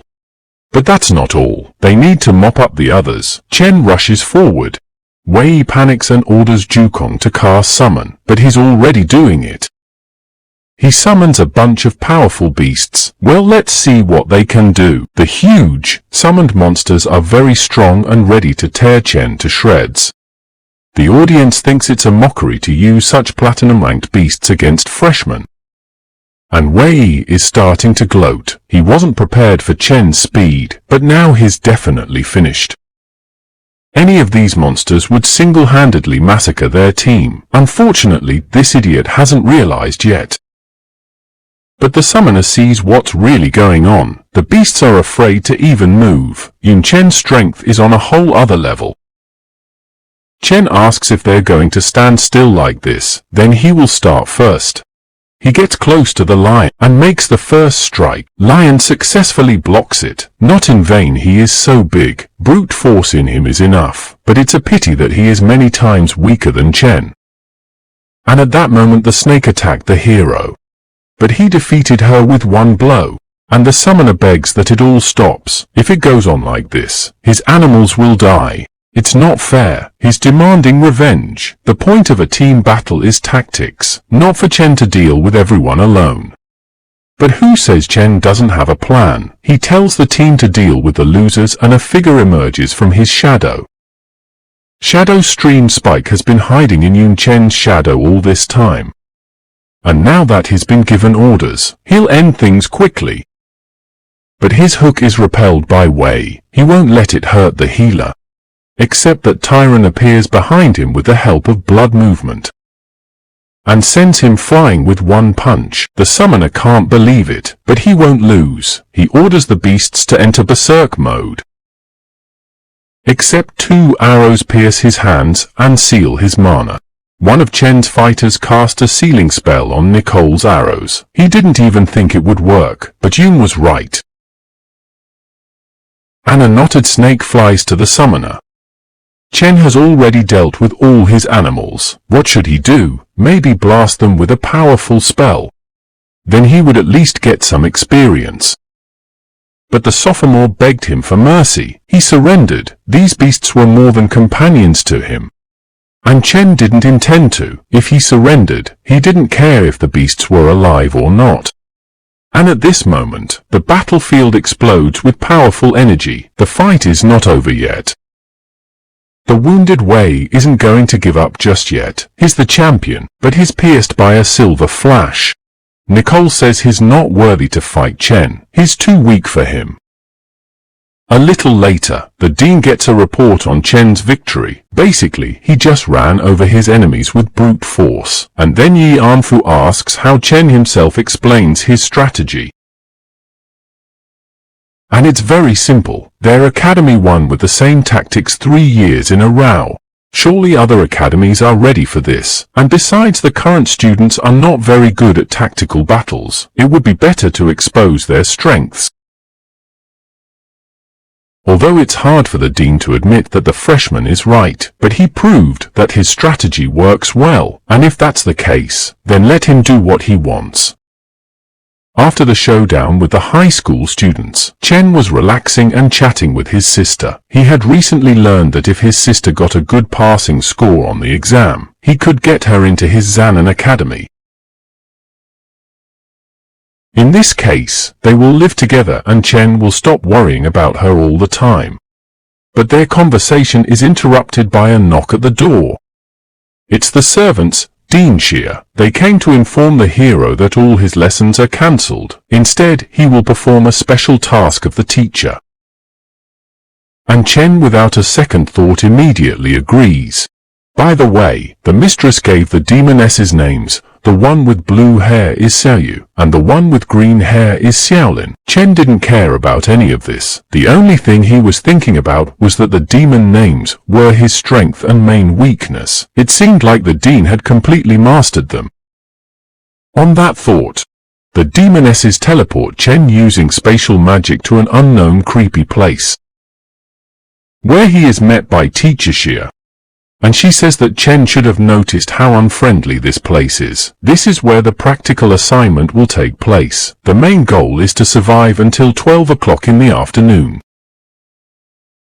It's time to go through a real battle. Chen senses this evil in the darkness that seems to be following him. Teacher Xie explains that these monsters are infected with darkness from the rift. The remnants of demonic energy in Chen's body are perfect food for such monsters. So they want to devour him and evolve. His job is to adapt to the darkness from the rift and deal with all the monsters. And at this moment Chen snatches his staff. His eyes are filled with a burgeoning energy. He realizes that as soon as the teacher leaves, the monsters will immediately pounce on him. Then why delay? The hero rushes out of his seat and kicks one of the monsters in the leg. But two more are on their way. Chen barely has time to react and uses divine lightning. Just a little more and he would be in trouble. What level are these monsters? He applies the assessment. Judging by the speed, the attributes of the dogs should be many times greater than his own. But seeing their levels made things even more confusing. All the monsters are just above level 20. There's no way they could be that much stronger than the man who absorbed the hearts of the demon queen, and he even had to use a divine skill. But his pondering is interrupted by a sharp attack. A huge creature almost crushed the hero. Good thing he was able to react in time. It was a demonic ent hiding under the guise of trees, but Chen had been here long enough to detect them. So why didn't he feel anything?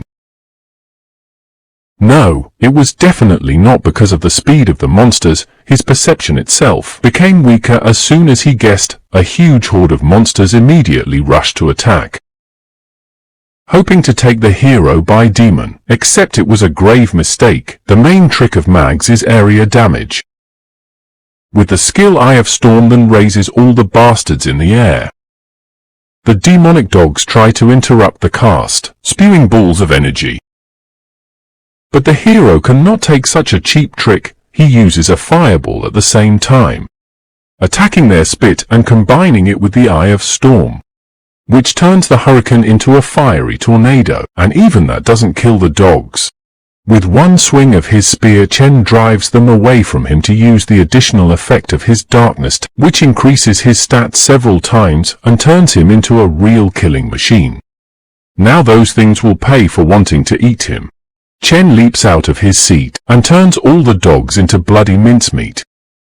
After killing all of them, he has raised as much as 17 level, but everything is not going so smoothly. The equipment of the green forest is infected with darkness and began to decompose. The phone doesn't work here either. Neither magic nor technology can resist the rift. But luckily his demonic destroyer is a polymorphic weapon enchanted to 8 stars, and it can't resist the decay. And so it lasted until 12 o'clock in the afternoon. Teacher Xia finally returned to the hero. Now that he has gone through the battle with these things, Chen must understand the real threat of the rifts. He didn't expect the front-line fighters to have such a hard time, except they're worse off than he can imagine. They don't have the heart of a demon queen, and they can't at the snap of a finger boost their stats and resist the darkness. In addition to having their equipment broken and their magic weakened, they have to watch their stamina. One slightest mistake means death. Now Chen understood. Because of the darkness on the other side of the rift, people cannot get in, because simply melt in it, so humanity can only defend without the ability to counterattack. But nevertheless, monsters that are born of darkness, just as difficult to get through here, so for now there is a balance. However, this balance is incredibly delicate. Now to close the rift, it is necessary to call the god of destruction, which will completely destroy the forest to stop the contagion spreading. This makes Chen worry that so many animals will die because of one rift, but there is no choice. If you delay, it will turn into a disaster. But Teacher Xia distracts the hero from these thoughts, asking if he wants to get something as a reward for surviving. And he just wanted to ask how demonesses use magic without a staff? She replies that it is a passive talent of the mage. Teacher Xia materializes the skill book. If he so desires, he can take the reward, although he could have asked for something more intimate. But Chen is only interested in books and pumping. 15 days later, the exchange student competition is just around the corner, and literally just now the network has announced the team members. Some senior students are puzzled, how their leader became classless, the fact that because of the study and training seniors do not have time to follow the youngsters, but not all. Some have heard about Chen and many say that he is not bad, but in fact he has a class or not, it does not matter. The duty of the seniors to support their juniors. So all the sophomores rush to say goodbye to the exchange team, straight to the interzone portal where they will send the 20 strongest first-year students. All of them are dressed in their new fancy uniforms. It's no wonder the whole country will be watching this competition. Students should be dressed in their best. But there is one thing. Yun Chen is nowhere to be found. Nicole is immediately charged, because she is the one who communicates with him the most. But even she doesn't know where our hero is now, because they have rarely seen each other lately. Chen has been constantly training to become as strong as possible. The other participants also noticed the absence of their leader, whether this responsible role was too difficult for him and he decided to run away. But exactly at the same second, classless, as if materializing right in the middle of his team and greeting his comrades. This lifts the mood of the group, realizing that Brother Yun is their leader. All the stress before the fight instantly goes away. No academy has such strong freshmen. And Nicole immediately begins to swear at the hero, asking where he was, and it turns out Chen all this time was sitting in the library, studying the skill of the magician's hand, which allows you to move in yourself and objects, and with the passive skill of casting spells without staffs, it's just the strongest ability. But this dialogue is interrupted by Yanfu, who says that Teacher Li will accompany the students to the competition, and since everyone is already gathered, we can start teleporting to Qingnan Academy.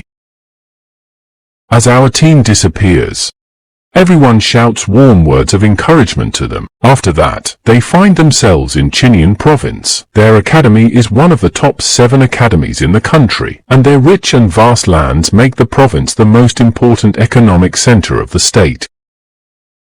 But here is what is strange. Arriving at the academy, no one met the exchange students. Moreover, it is disrespectful. From this thought, Teacher Li is distracted by a student who saw in the sky a huge dragon. He is one of the divine beasts. Chen thinks that in Dean Xia's office was Phoenix. Maybe he is also a divine beast. There are too many beasts in this world, so states contract with such beasts to control them. Someone notices a signpost. It says this is a special path for the classless team. Has even here heard about how cool Brother Yun is? Only Chen realizes that all is not so good, and the passing Qinyan students confirm it. And this special path they use for walking their dogs. Nicole remembers what Chen said about this academy when everyone else rushed to meet him to entice him to join them, but Yun didn't even bother to show up. Chen's comrades are starting to get angry. How could they ignore such a talented student? And this only amuses the students of Qinyan. The student who did not want to take their academy is now ranked number 1 in Zanan. Are they really that bad? These words anger the guys. The bastards are clearly asking for a good beating. But luckily Teacher Li stops them. If these fools start a fight, they will be disqualified. Chen clearly doesn't care about the words of some weaklings, and the slumped guys with hurt pride go after their leader. But Teacher Li tries to cheer them up, explaining that they won't be able to talk like that anymore when Chen defeats their elite. Besides, tomorrow they will be interviewed, so they should learn to show their best side and keep themselves in control. The only problem is that there will only be local reporters from the media. They'll probably be crowding towards Brother Yun. But Chen doesn't care what they say about him behind his back. In the end, everything will be decided by force. The only strange thing is, what's the point of teasing Chen? And Teacher Li already knows the answer is a matter of their reputation. The admission of students is decided by a vote of the academic staff, and all teachers and deans unanimously decided not to take Chen to themselves, and he became the first student in Zanan. If they recognize his strength, then recognize their stupidity. Schenk says that everyone will realize how stupid they are when Chen leads them to victory. And the hero realizes that all forces will be thrown at him, just waiting for this competition. Finally, he has a chance to meet a worthy opponent. And we find ourselves in the next day. Now the whole team will be interviewed. Everyone is very worried, because their families are probably watching them from their homes. Chen's sister is also watching him. And one of the reporters grabs the microphone and immediately asks the classless one if it's true that Chen Yun was rejected, and there's also a rumor that he used a loophole in the exam and only won because of that. Is it not just a rumor? Everyone immediately begins to whisper. This reporter is a respected employee of the local publishing house. His words can be trusted, so the rumors are not lies. The whole team can barely contain themselves from snapping at the bastard right now and ending his career once and for all. But the teacher is ahead of them, because how dare this bastard hurl such insults? The students' family members are watching the interview right now, and he decided to embarrass them with his lies? The journalists immediately revolt. No one asked the teacher's opinion, they are only interested in the students, and they have no right to interfere in the conversation. But Li lets out a murderous aura, yelling for all these bastards to get out of here while they can do it on their own. And Chen absolutely calmly asks her to stop being angry. He has one answer to all these questions. Anyone who gets in his way will not stand a chance. It's a new day. The start of the student exchange competition is announced. 128 academies have participated, and the top 7 teams are also on the list. The first to enter the arena is the Chen Yun team. They are led by Ning Junyu, the province's best and strongest student summoner. His fans are ecstatic. As a freshman, he was ranked first in the province and second among the academies.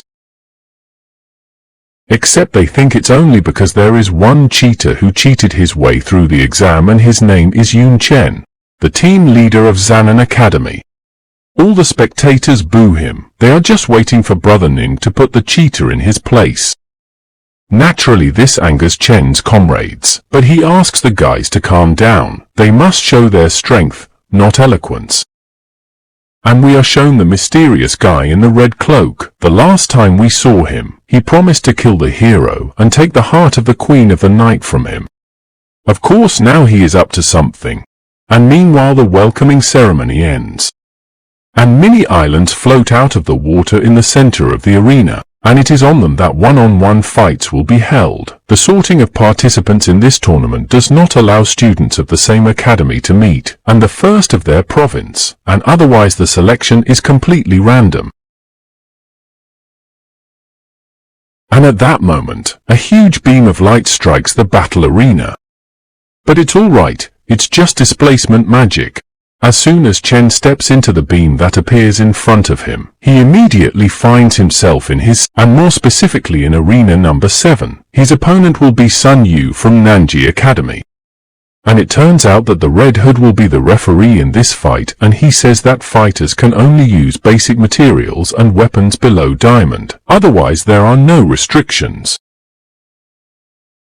Chen and Sun Yu clash with a glance. Our hero is calm and unshakable, like a rock.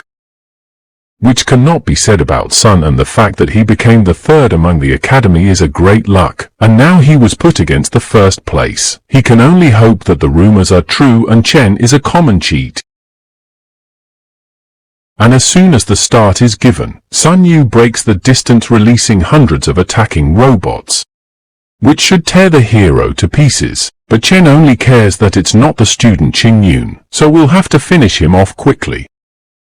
With these words, he kicks the ground with all his might. And the arena explodes with a cloud of dust. As soon as it dissipates, we see Sun Yu, or rather his unconscious body. The audience is shocked, but still continue to think that this match may have been rigged. Chen's second opponent doesn't take long. His class mage, and he says that he will show the classless the difference between ordinary and prestigious academy. Funny, but the hero wanted to say the same thing. With those words he summons a giant mage hand that grabs the arrogant upstart at lightning speed.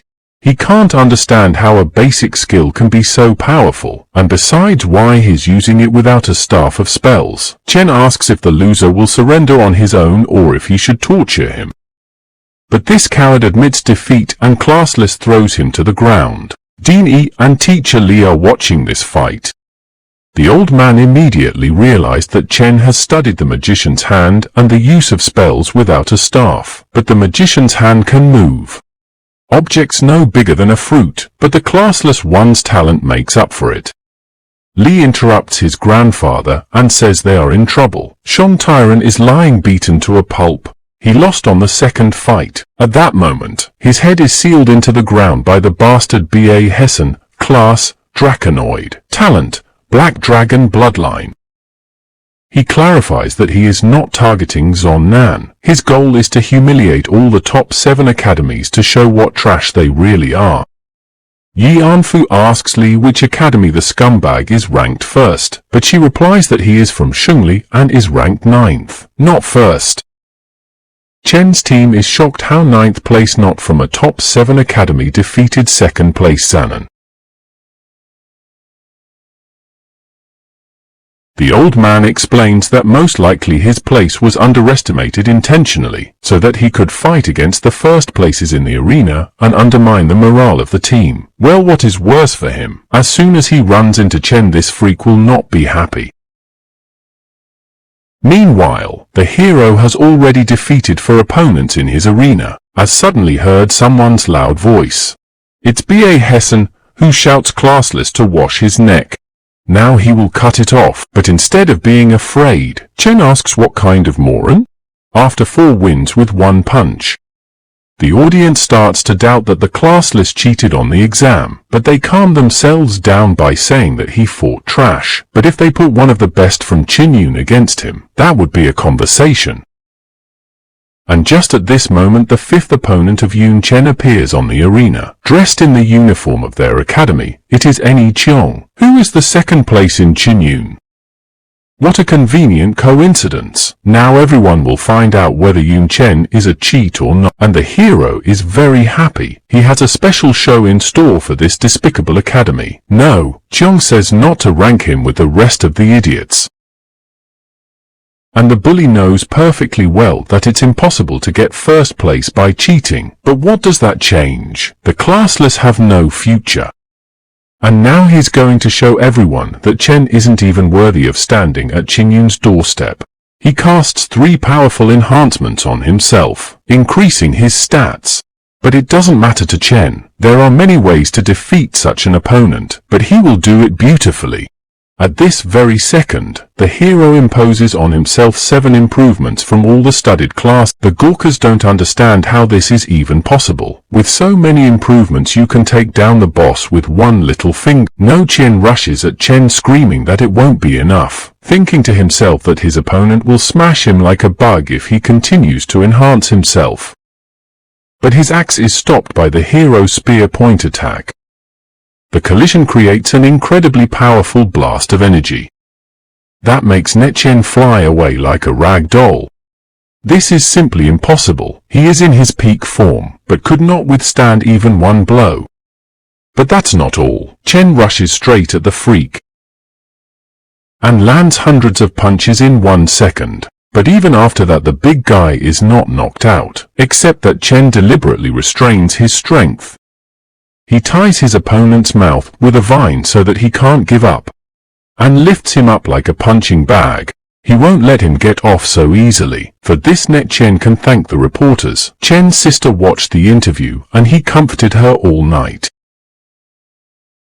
So it was time to settle the score, and with these words, the hero summoned the demonic thorn flower, named Xiao Jing.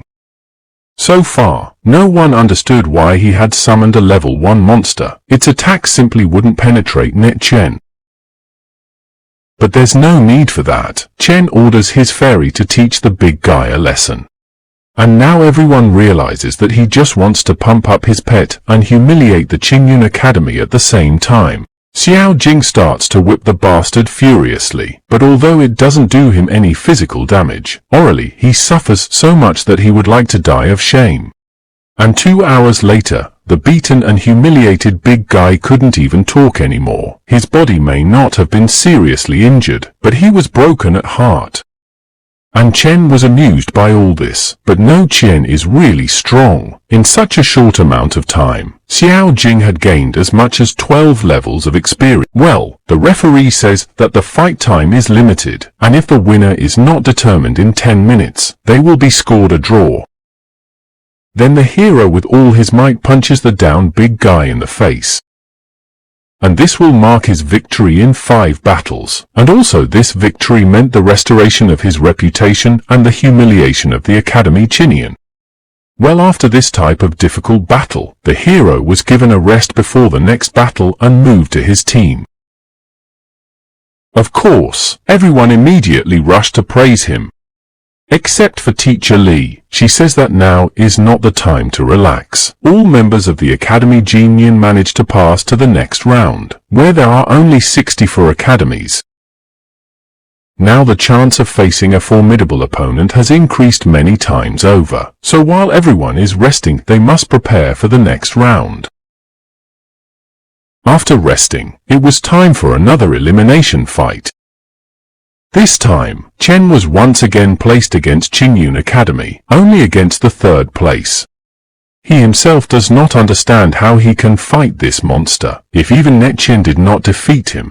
And as soon as the start was given, the loser tried to surrender. But the hero immediately covered his mouth with a vine. He begged Chen to spare him, but it was all in vain. For Chen simply cannot let him leave until he raises Xiao Jing's level and tramples Qingyun's reputation. This time the fairy's tail hits harder than before, for now her level has been raised. But on top of that, she is also gaining combat experience and learning the basics of battle from Chen's advice. The Gurkhas start to get outraged. Someone has to stop these humiliations, but they are distracted by a piercing scream of agony. It's B.A. Hessen. He's torturing his new victim. The poor man tries to surrender, but his speech is sluggish from the pain, and words can barely get out of his mouth because his lungs are filled with blood. Draconite takes advantage of this delay and rams the guy's head into the ground. But the referee stops him in time. If only a little more, and the bastard would have finished the poor guy off. Even B.A. Hessen's comrades are still surprised by his cruelty, their headmaster letting him get away with everything because of his bloodline. Both of Hessen's parents are draconids with black dragon blood, and the character of this subspecies of dragons is genetically tyrannical, unbridled and greedy. And the next opponent of this ruthless bastard will be Yun Chen, the 1st place of Jiangnan Academy. B.A. Hessen is already anticipating to crush the head of this arrogant bastard, but Chen does not care what the degenerate says. He heard that some people pump the talents of their bloodline so much that they lose themselves and turn into a monster. It seems that with this bastard it has already happened. And B.A. Hessen hoped the classless one is being watched by his relatives now. It would be sad if he kills him and the people who love Chen don't see it. He was wrong to say that. Now the hero is serious. He instantly rushes at the bastard and hits him with his spear, which does extra damage to draconids and weakens their stats. And the attack was so powerful that the shockwave seemed to blow up the arena. He grabs the freak by the head and says this is no time to rest, and Hessen tries to say he's going to kill him. But Chen gives him a crisp knee strike to the He gathers all the power in his fist and then punches his chest with such force that even the black dragon's powerful body can't take it. And he flies upwards. Chen teleports behind the bastard before he can fall and kicks him in the back with all his might, knocking the draconid into the ground, making it look like the arena was about to split open. Chen asks if the draconid didn't mean to crush his head just now. What does he think now? But this creature can still surprise. Anger covered his eyes with a bloody shroud. And the hero immediately sensed something wrong and jumped away. And from behind Hessen's back grew huge wings. he further awakened the dragon blood. All he can think about now is the pleasure he will take in killing a class. Draconid gathers magic in his throat and spews black flames straight at the hero. For a second it even seemed as if he hit the target, but in fact Chen had already pierced his chest with a spear. He doesn't realize when he had time, and the hero replies that brains are a wonderful thing. Too bad Hessen doesn't have one, only he says that it does not give any. Chen only pierced his muscles, he cannot reach the heart. And what do you say now? With these words the hero thrusts the spear deeper, stopping a millimeter in front of his heart. And Hessen instantly falls to his knees begging for mercy. He will be his servant if he has to. He is ready for anything just not to die. The hero pulls out his weapon. How pathetic he is shouting about kill. But as soon as he thought he was going to die, he began to crawl like a slug. The main character's comrades are already scared that he will kill his opponent and be disqualified. But Yanfu didn't doubt Chen's composure for a second. His senile show-off is interrupted by Teacher Li and tells him that Chen has a sister, and if they bring her here and take care of her, then their best student will have a clear mind during fights. After all, his sister is the only person close to Chen, and now she lives in the backward city of Dongyun, whose defenses are, to put it mildly, weak. The old man realizes that for their country the best students from the 7th Academy are of strategic importance, because each of them will surely reach at least the 4th rank, of course, if they don't die in the process of training, and fighters of this level are the ultimate fighting power against the world of darkness. So Yanfu says that Li should prepare everything for her sister's move, and when Chen is free, they will ask his permission to carry out this venture. But the grandfather himself is distracted at this moment by equally old people than him, who call him to bet on the students' duel. Of course, he agrees and leaves the care of the students to Teacher Li. In the meantime, Chen is already facing a new opponent, or rather adversary. It is the successor of the holy sword named Bu Chang. She is ranked first in her academy Dongfu. But Brother Yun says that, despite her regalia, he will deal with her quickly. As the old men discuss the upcoming fight, with their vast experience, they predict that the fight will be spectacular. And at this moment, Yanfu appears behind their backs and says that he's putting a rank A skill book on his student.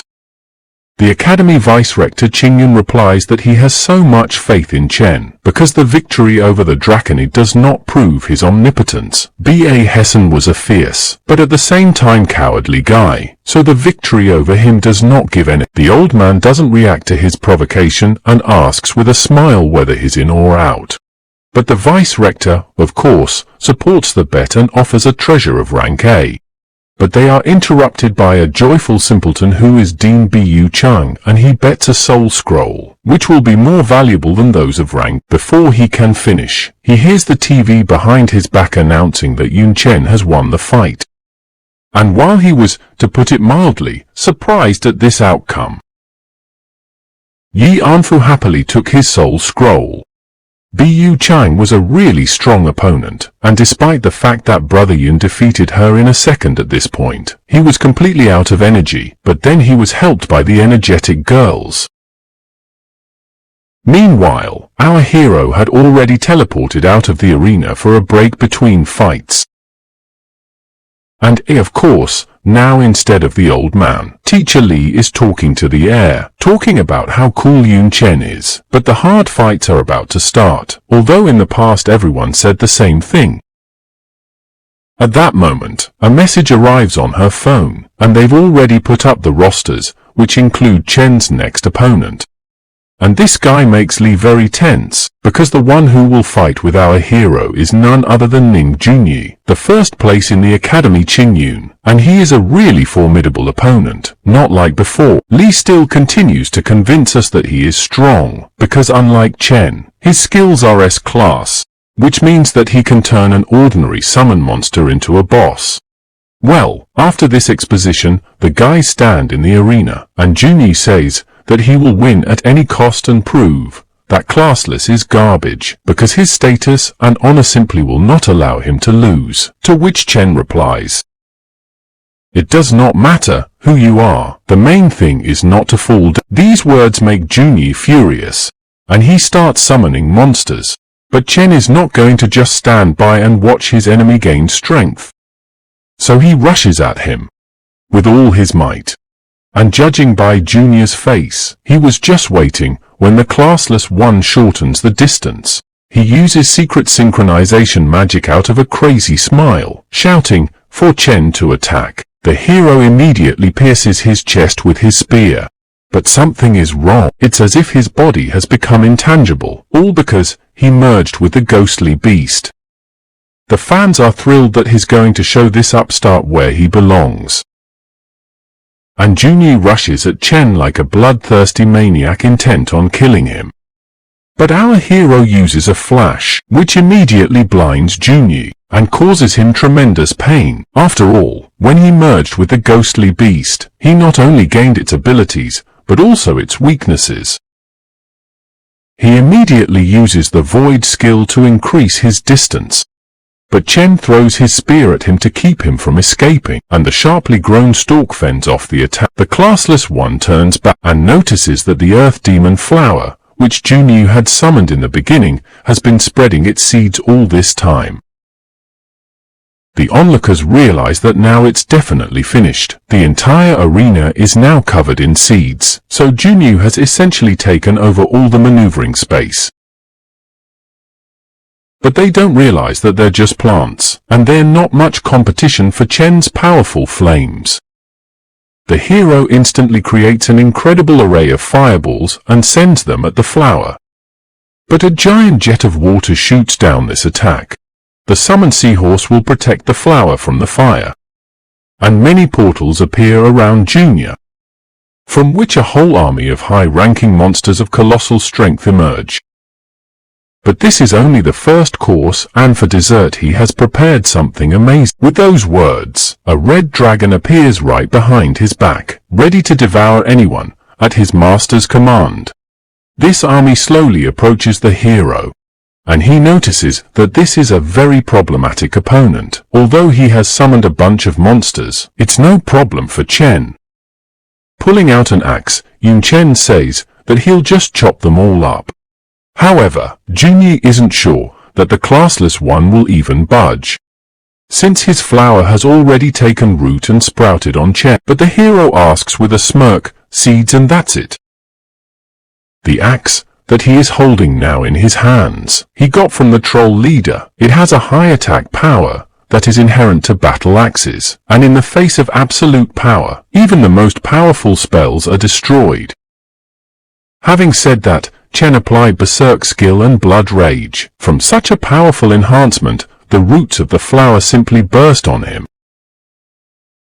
But the enemy hero did not wait, while he freed himself from the seeds and ordered all the monsters to attack classless. And while all these projectiles flew at Chen, he began to engage all his improvements. A powerful explosion went off in the arena, and usually in such situations, the hero always deceives the opponent's expectations and dodges at the last moment. But this time he didn't even move, taking all the damage on himself. And the audience doesn't understand why he did it, because he seems to be a smart guy. He was lucky that he didn't die at all. Although, if you think about it, there are skills that allow you to release the power of the damage received, and if classless applied it, then now his power is just off the scale. And the guy in the stands was absolutely right. Godyun had applied Rage Awakening, and for every % of health lost, he gained 3% of strength. As the monsters rushed at him, Chen leapt forward at an incredible speed, and unleashed a single crushing blow that practically cut the water where the arena stood in two. And those guys, who a second ago had been discussing his stupidity, were now numb with fear. But not only the spectators were frightened. Junyi, realizing What just happened comes in a state of animal fear. Chen had just killed almost all of his monsters with one blow, and if the summoner himself was not in a spiritual body, then, most likely, would have died instantly.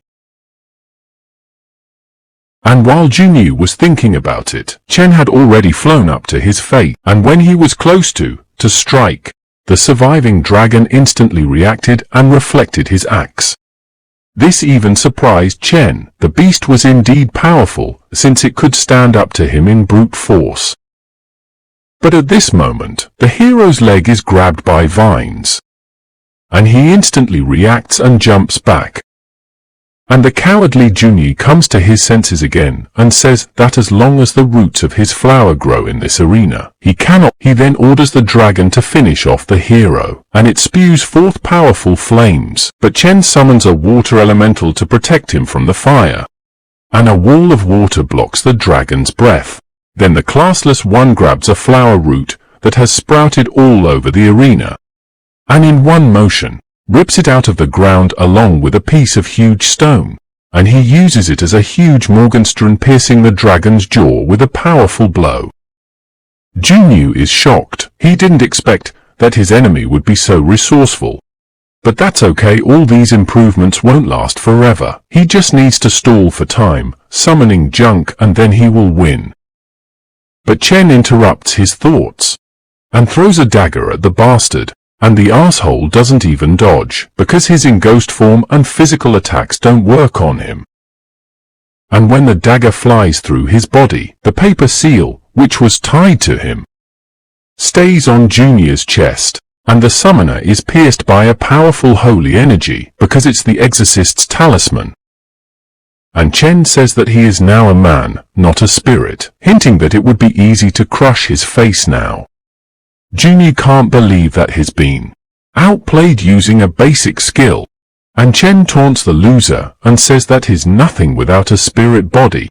These words infuriate the summoner, and he applies a force dragon recall, whereupon he begins to merge with it, and transforms into a giant draconid. The provost of this idiot does not understand why he did it, because it is obvious that Chen's weapon is created with enchantment against dragons. This is the dumbest thing he has ever seen. But unfortunately for Junior, he doesn't hear his mentor's words, and in a rage he rushes straight at the hero. But the latter, without making any effort, dodges by simply throwing his body back, and thrusting his spear forward. He thrusts it into the bastard's belly, slicing his stomach in two using the inertia of Junior's attack. The summoner then falls right behind Chen, starting to turn back into a human, bleeding. He can't believe he was defeated by some classless guy because he had the power of a dragon. But Chen replies that he was unlucky because he faced a dragon slayer. And seeing how shamefully the best student of the academy lost, all Junior's fans just go away, throwing dirt on him. But it awaits us the battle of the semifinals. This time Chen will fight against Bai Yu, his class, a spike shadow stream, and he recognizes the strength of the hero, so he does not even hope to win, but just wants to take a lesson from the classless. The hero is fine with this arrangement and promises to only use the shadow stream class in this fight. And as soon as the start is given, Bai Yu uses the shadow spike and rushes at Chen, but he throws a smoke screen to disorient his opponent. And when Chen attacks the fight from the back, he easily deflects that blow, because his tracking, killing intent easily detects the enemy's location. Then they push each other's daggers away, and simultaneously try to strike from the elbow, but they block their attacks again. Bai Yu says that if that's all, Chen might lose, he'd better use other class skills. At this point the hero puts a knife on his throat from the other side. It turns out all this time he was fighting a clone, but when did they switch?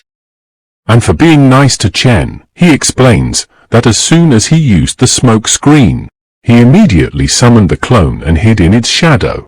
But Bai Yu remarks that it's not easy to do that, because his clone was fighting on the same level as him. If he fought Chen himself, he wouldn't last a second, so he gives up.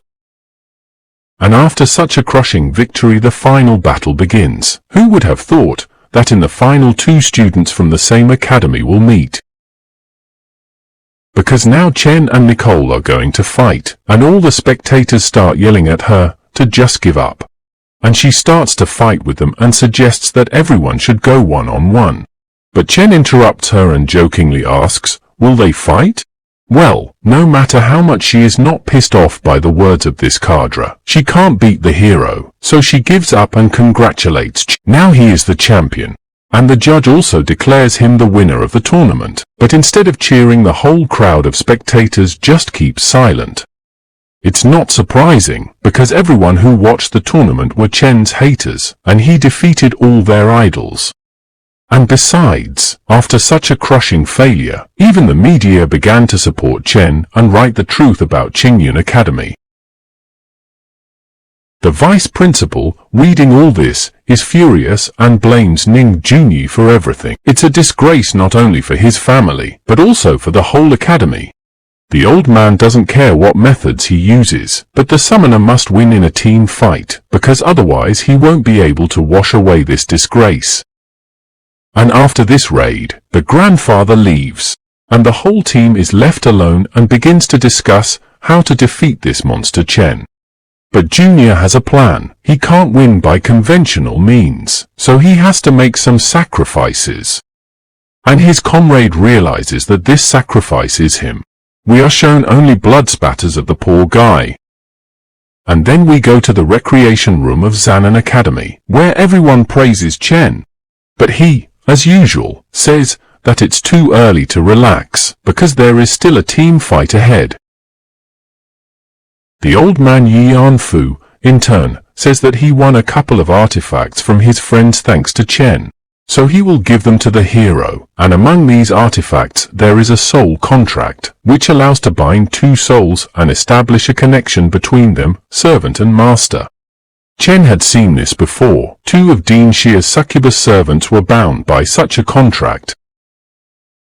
Of course, you can't use it on a human, because their country is very careful about the rights of its citizens.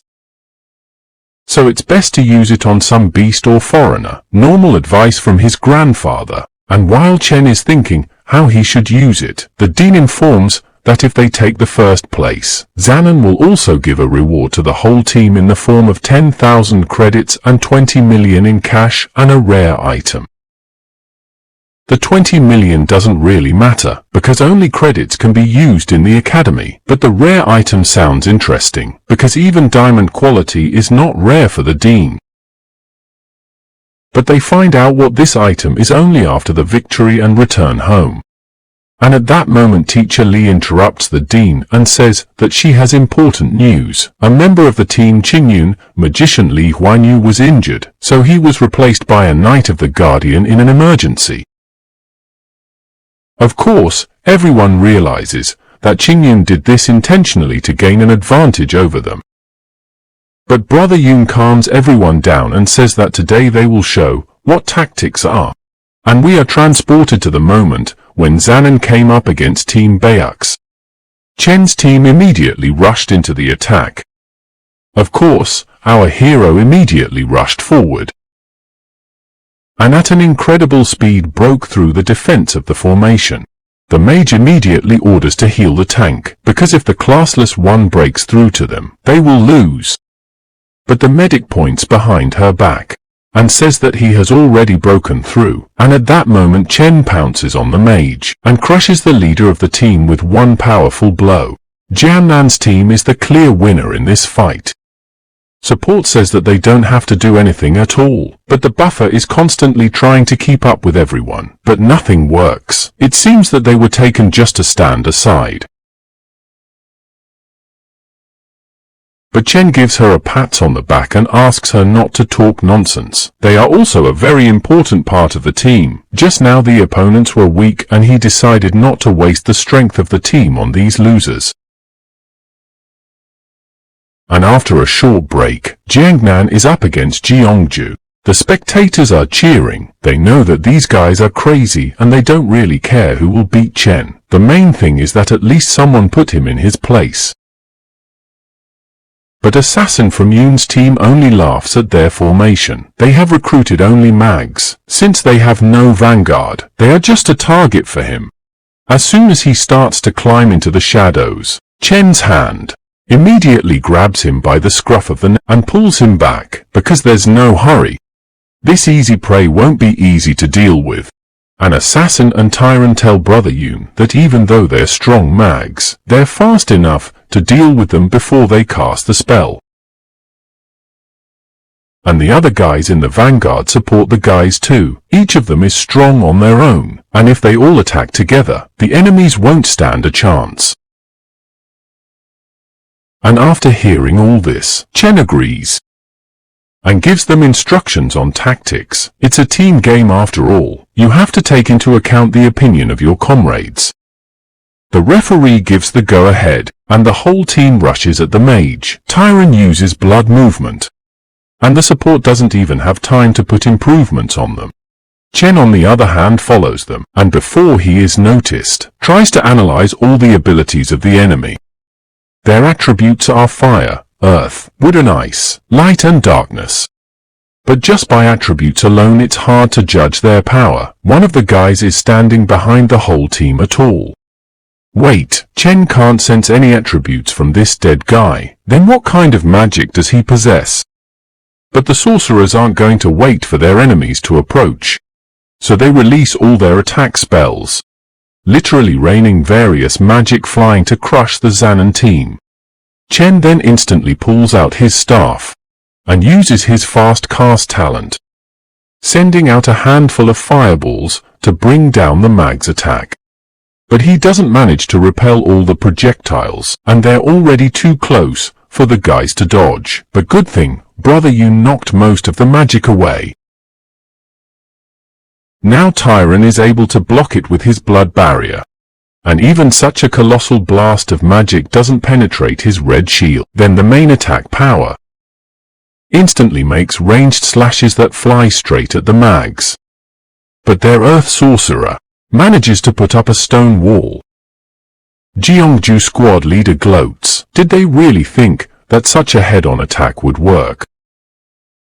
But before he can finish his thought, he notices a drop of blood near him, from which Tyrant materializes to knock out the pompous freak. But the tree mage manages to conjure a vine that restrains the blood knight's movements.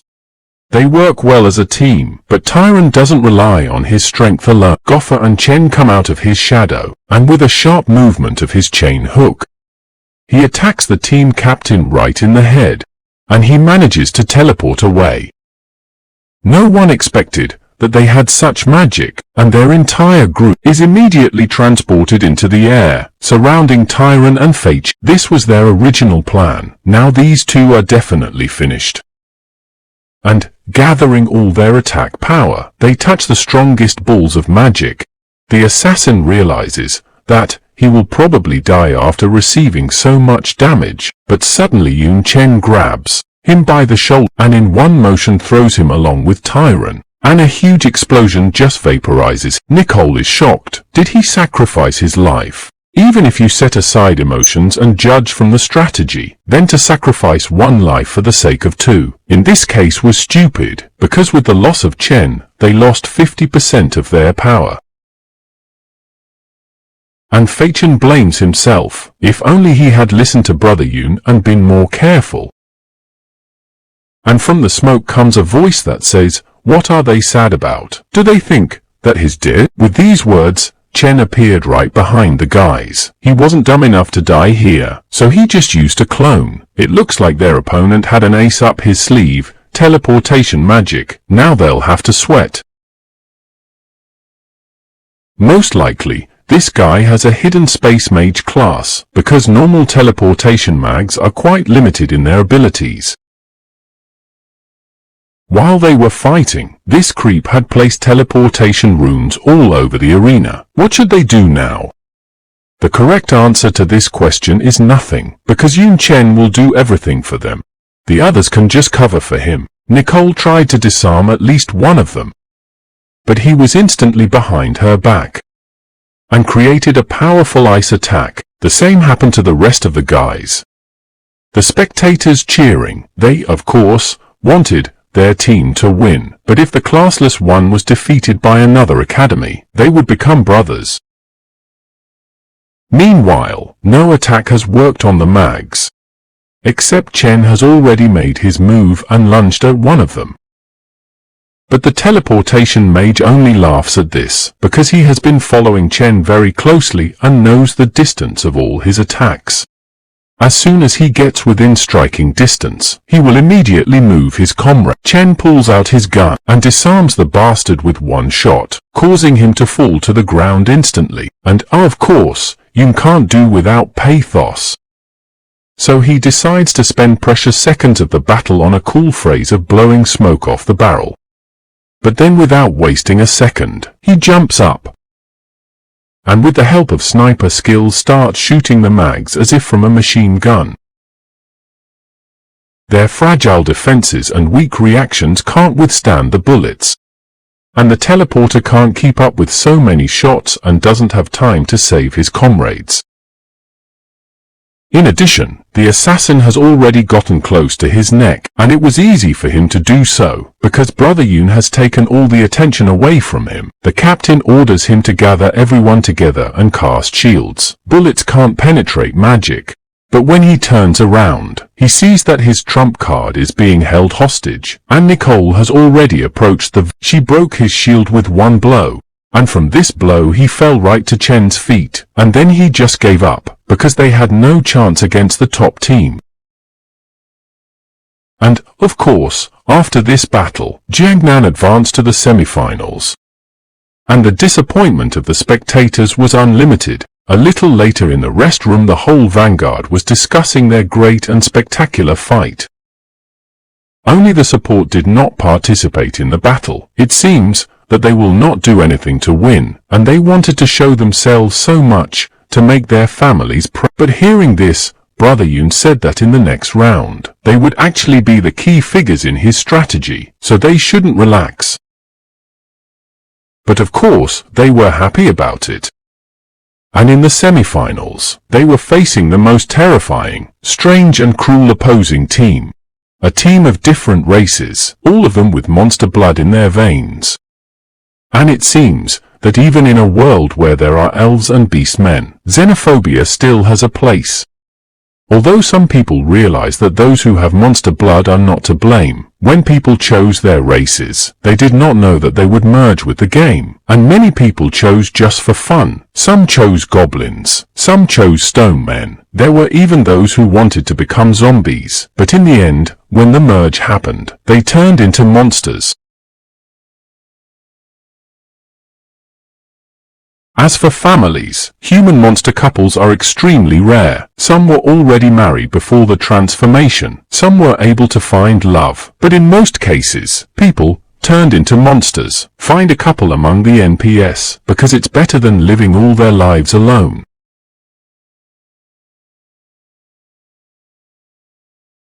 At that moment the stone man comes to B.A. Hessen and says that it is better for him not to face Chen, because his spear is sharpened for killing dragons, and he realizes it, and after their fight he is still scared. But so what if he should forget his goal after one defeat? Because of their origins, they have endured so much bullying, though it's not their fault. The previous generation is to blame, but people don't care about that. They will always humiliate everyone who is not like them, and to get revenge on these xenophobes. Hessen will take the form of a black dragon and face the future elite of the Seven Academy. Although, no, together they will not just face them, but crush them like pathetic bugs. But Chen, hearing this, feels only pity for them and does not take them as serious rivals. The referee raised his hand and announced the start of the semi-finals, and there was a whole cloud of smoke around him. The ugly legs of the hybrid stepped forward, determined to attack first. Their faces already looked terrifying, but now they were blazing with fighting spirit and willingness to kill. The black dragon encouraged them with words that it was not important whether they lost or not, but they should and must slay as many opponents as possible. He rose up on his wings and rushed forward, shouting that they would destroy them all, and the other monsters from his team picked up and started shouting that they would destroy them as well.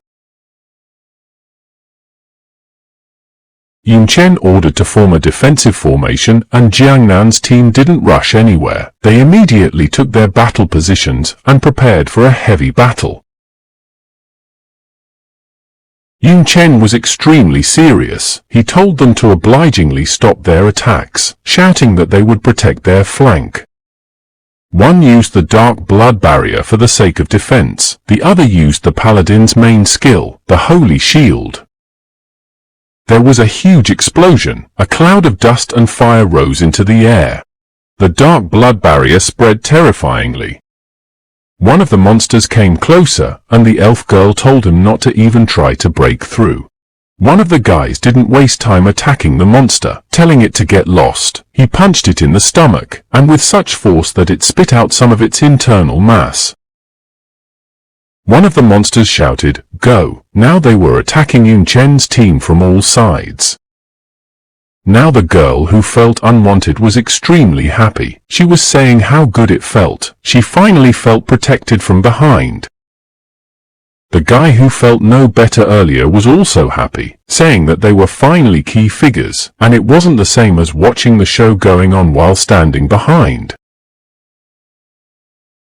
The one who had attacked the monster in the stomach was scolding them for their idle chatter on the battlefield. He was shouting for them to get to work already. He said that Brother Yun had made them the main fighters because the Daoist could easily hold off the monsters, while the summoner could split the damage and help the vanguard. Their faces weren't so satisfied anymore. It was as if he had stunned the unfortunates with his shout. And finally the guy added that this was the reason. They weren't here to chat while enjoying the process behind them.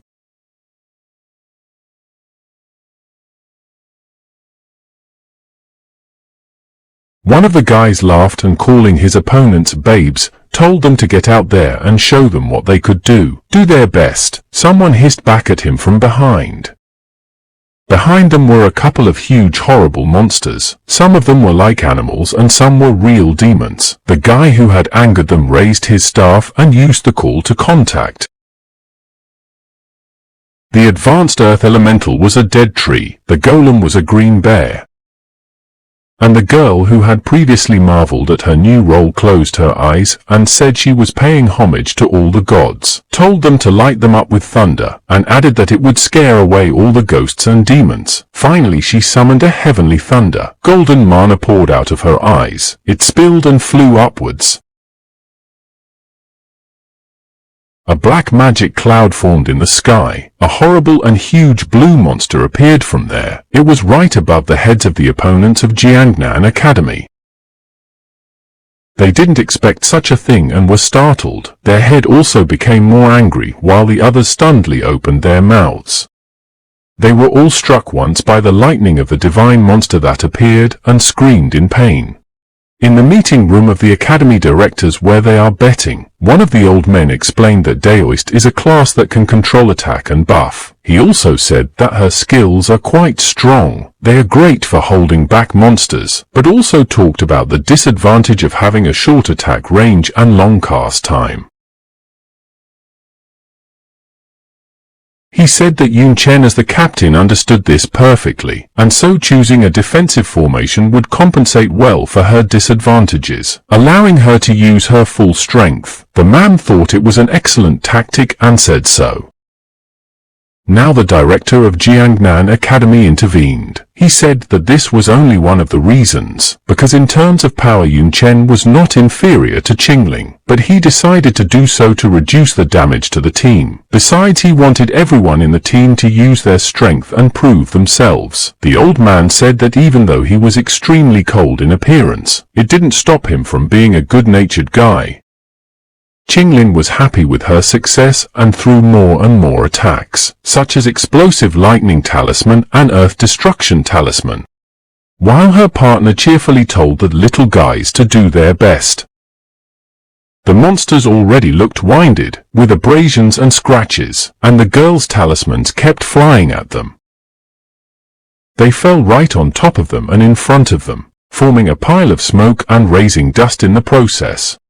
Now there was a big hole under the monsters. Someone was still lying immobilized in it, and someone was climbing up.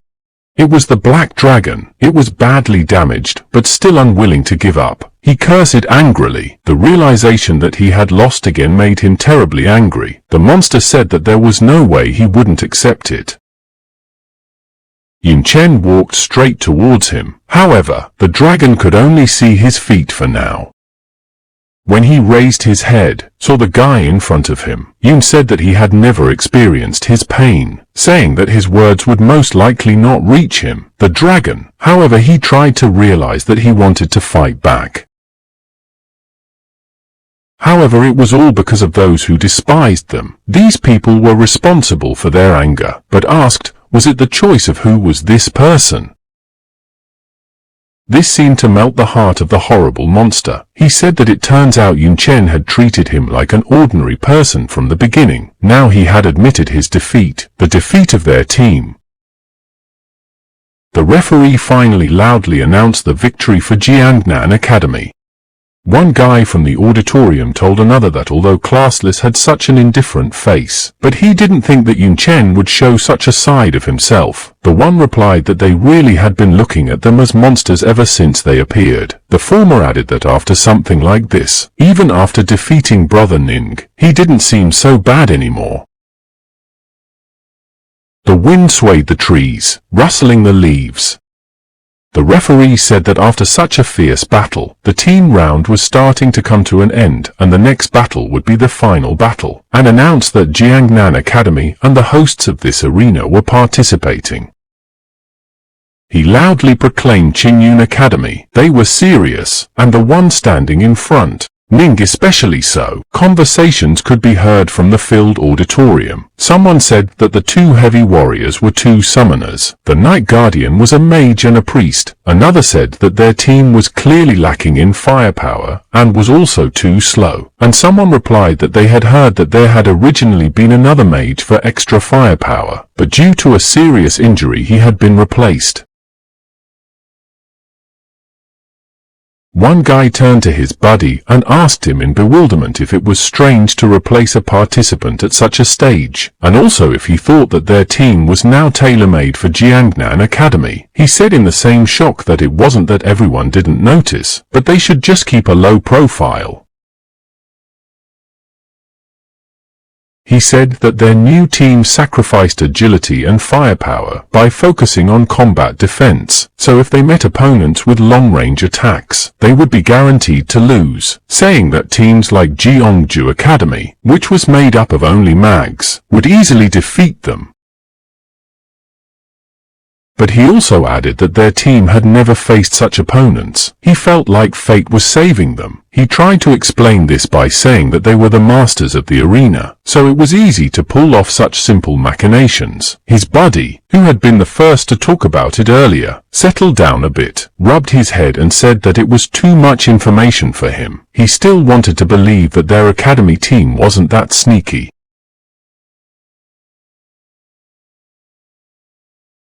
The referee raised her hand and shouted that yes, the final battle would begin. She loudly announced the start, giving the opponents permission to start fighting. Ning shouted for everyone to form into a defensive formation. Some placed their heavy metal shields into the ground, while another raised his staff upwards. He also shouted out a healing aura. The three in front stood on the defense, and the four remaining behind them.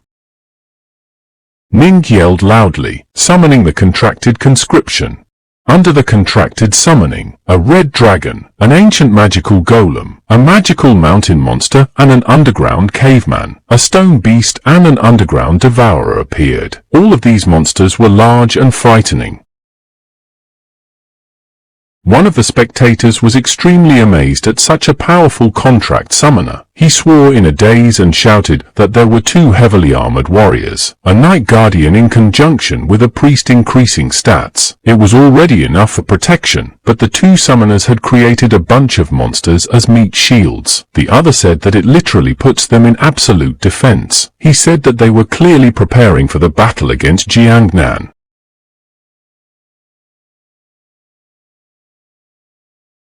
Already in a calmer voice, he said that nevertheless classless easily broke through any formation. Many commands had already been wiped out by it, and if he ignored his comrades and concentrated, and his friend didn't let him finish, he interrupted him shouting loudly no.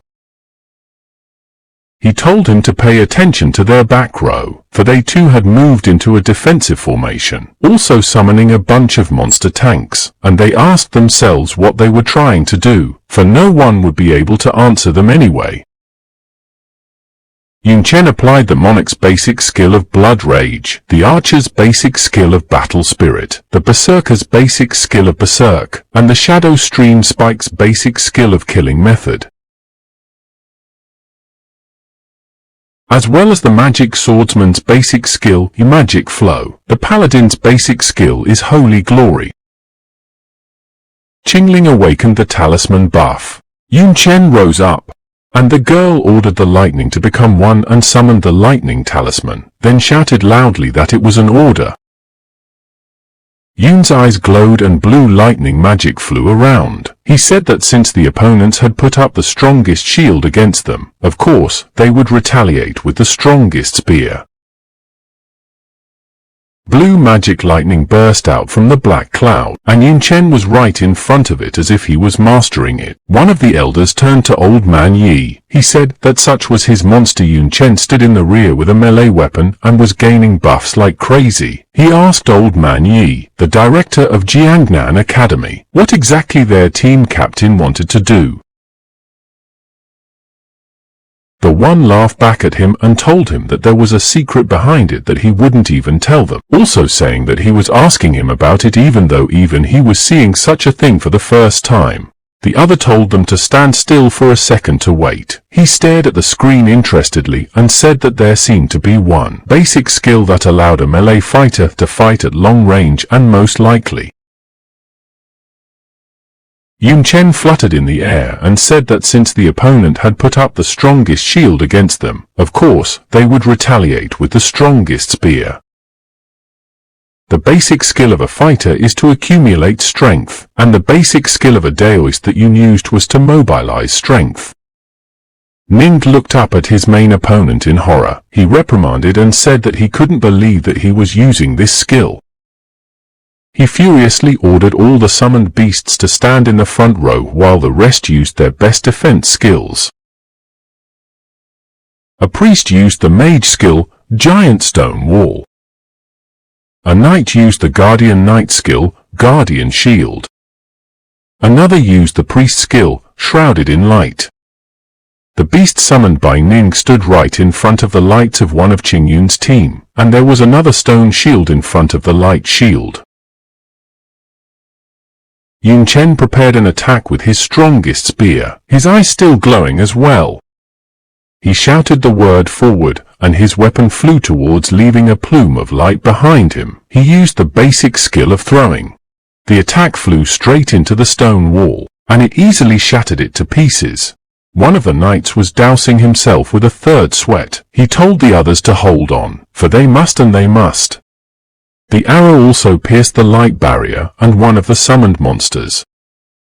Ning went into a frenzy. He shouted and asked what the fuck is that. Yun Chen's spear landed and crushed the ground beneath him, leaving a cloud of dust. It was now peacefully sticking out of the ground without even bothering to do so.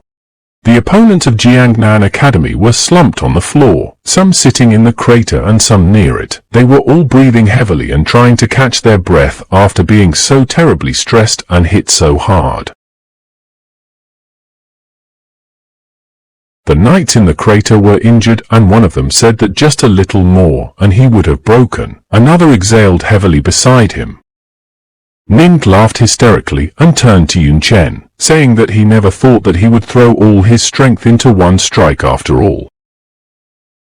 Shouting that now he had no weapons and their formation was still intact, he asked how he planned to fight next now. Suddenly he turned his attention to something and looked away, then looked at the divine hand that had already taken the spear back. She threw it back to the master. It was the use of spells without a staff, namely the magician's hand. Yun actually didn't look the least bit tired. He cheekily asked who told him he had nothing to fight with, asking if Ning really thought he couldn't cast a second time.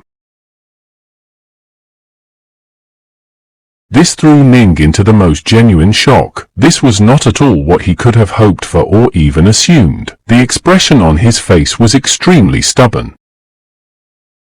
The people in the audience were already starting to get frustrated with their team. One guy said he would go, asking how they could lose to them again, and another said that methane was a basic skill for all classes. The only drawback was the loss of weapons, and therefore it was rarely used. Now a third joined in, saying that in the end who would throw away their weapons in the middle of a fight. The first one was indignant about how Yun Chen was good for throwing more and picked it back up.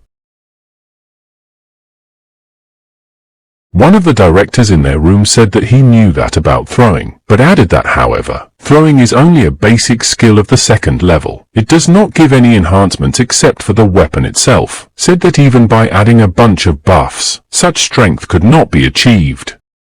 Old Man E, the director of Jiangnan Academy, intervened and said that this was not an ordinary throwing skill. He said that the guy's talent could improve any skill by 3 steps, and that's why he used B-rank throwing. He explained that B-rank throwing had strength enhancement, longer throwing range, and more power.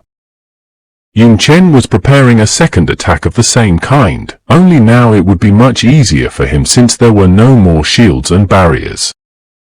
Ning began to panic. He shouted that he should never be given the opportunity for a second throw, because the tanks would not have time. He turned to the mage, told him to quickly cancel the cast of his skill, and he understood everything, and sent a mountain of stones to the enemy. It was smashed by Chen's allies, other students of the academy. The elf said that while they are here let them not even dare to touch a hair of their captain.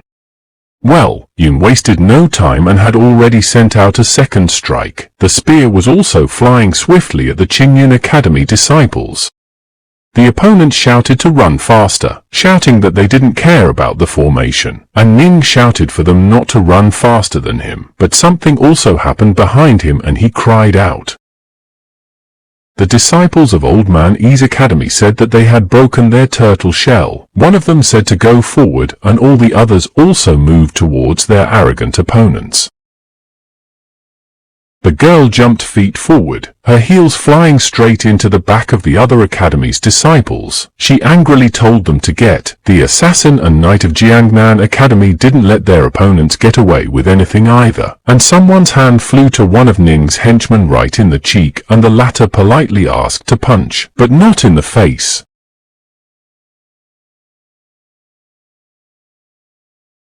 One warrior who had already suffered enough asked Ning's brother to admit defeat, because they couldn't take it anymore, and Ning didn't look good either, and he was cursing.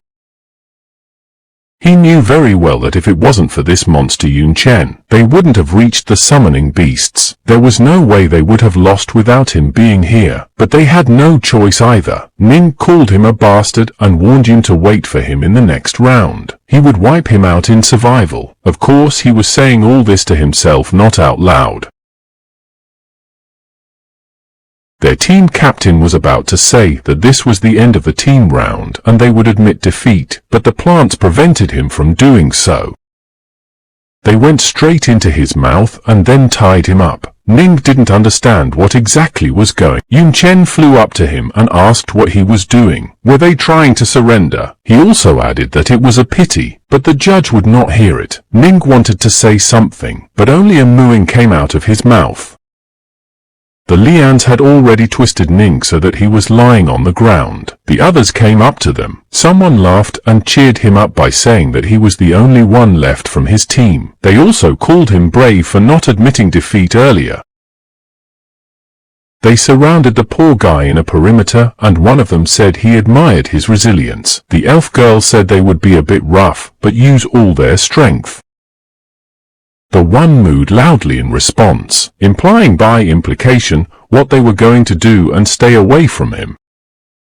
The elf girl said that he was the one who was spreading nonsense about their academy and therefore the adults would get him for it. And one guy asked, how dare he use the media against them, shouting that he totally deserved it. After all, he had put up with his antics for a long time. Now it was time to get him for everything he had done. Nin could only moo in response.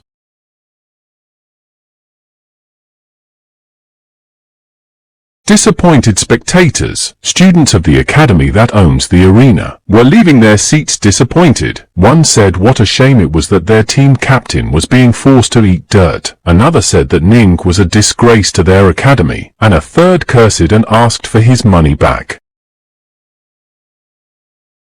Suddenly the referee intervened. She told them to stop, explaining that one side was unable to continue the fight. In fact, she just realized that Ning Junyi faced Qingyun. If the fight continued, the academy's dignity would drop to nothing. The elf girl told the audience that if the judge had the nerve to stop them, then let them see the face of the loser, said that she hoped everyone now realized who was the strongest. Ning Junyi really did look terrible. His teeth knocked out, his eye swollen shut, and abrasions all over his body did not make him look good at all. The referee finally announced that the team battles had come to an end and Jiangnan Academy was taking the victory. The red-cloaked man looked at Yun Chen's face and laughed. He knew that it would finally begin, which made him very happy. At the end of the disgraceful battle for the academy, Ning sat in his seat in the recreation room. He seemed to be in utter despair. The atmosphere in the room was extremely oppressive, with everyone taking turns to turn around at the embittered silent commander. The team mage quietly asked the other what they would do, because Brother Ning did not utter a word after the end. She even suggested that perhaps it was because of that beating, and now he just physically could not talk. One of the knights she was addressing hurriedly closed her mouth and hissed, telling her to watch what she said, because Brother Ning would punish her for such things.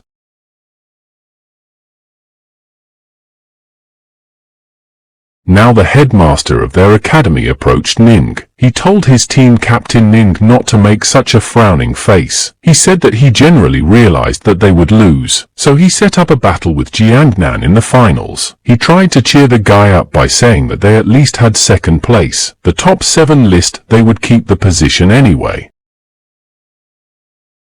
Nina was annoyed by his words. Now he was even angrier, but first of all at himself. He hissed that he had saved the ranking, but not his precious dignity, said that he would take revenge on him no matter what, shouted that he would smash his head on the ground.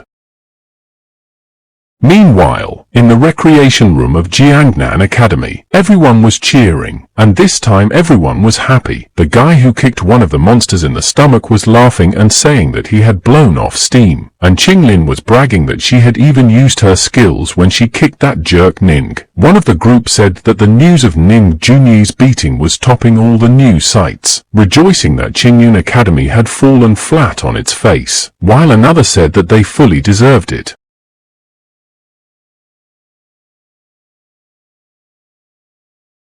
Old Man Yi, the principal of Jiangnan Academy, walked in. He laughed a little and said that they were now first in the team competition as well, and that was enough to secure the championship. He said that they didn't need to worry about winning tomorrow's round. They could just quietly gather resources for themselves.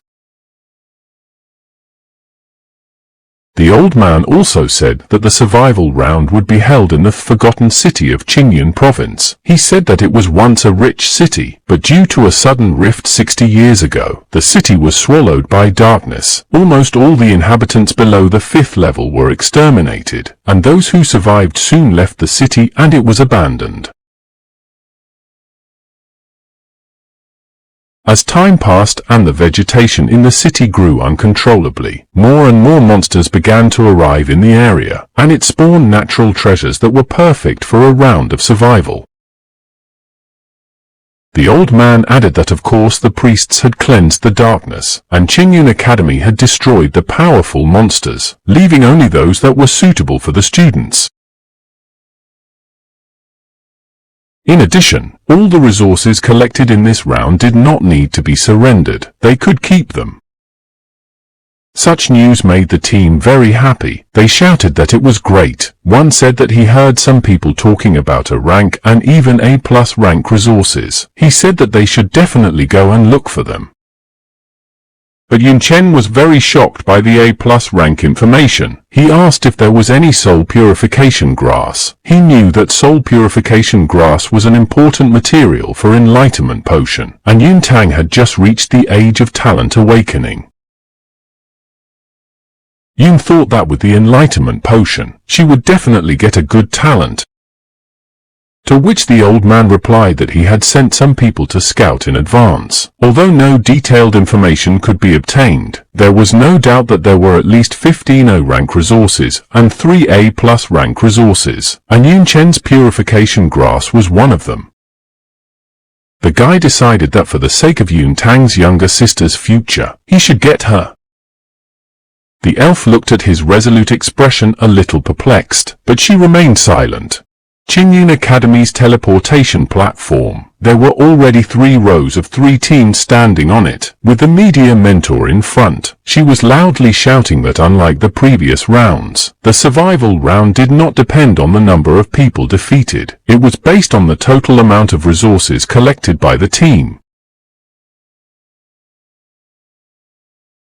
She said that because of this, they not only encounter monsters, but also students from other academies. She said that after arriving there, they should not only focus on collecting resources, but also not stop following others. Otherwise they would become couriers of other teams. The rules also forbade the use of communication devices, the only exception being flares. She reminded them that they should have already come up with their own code.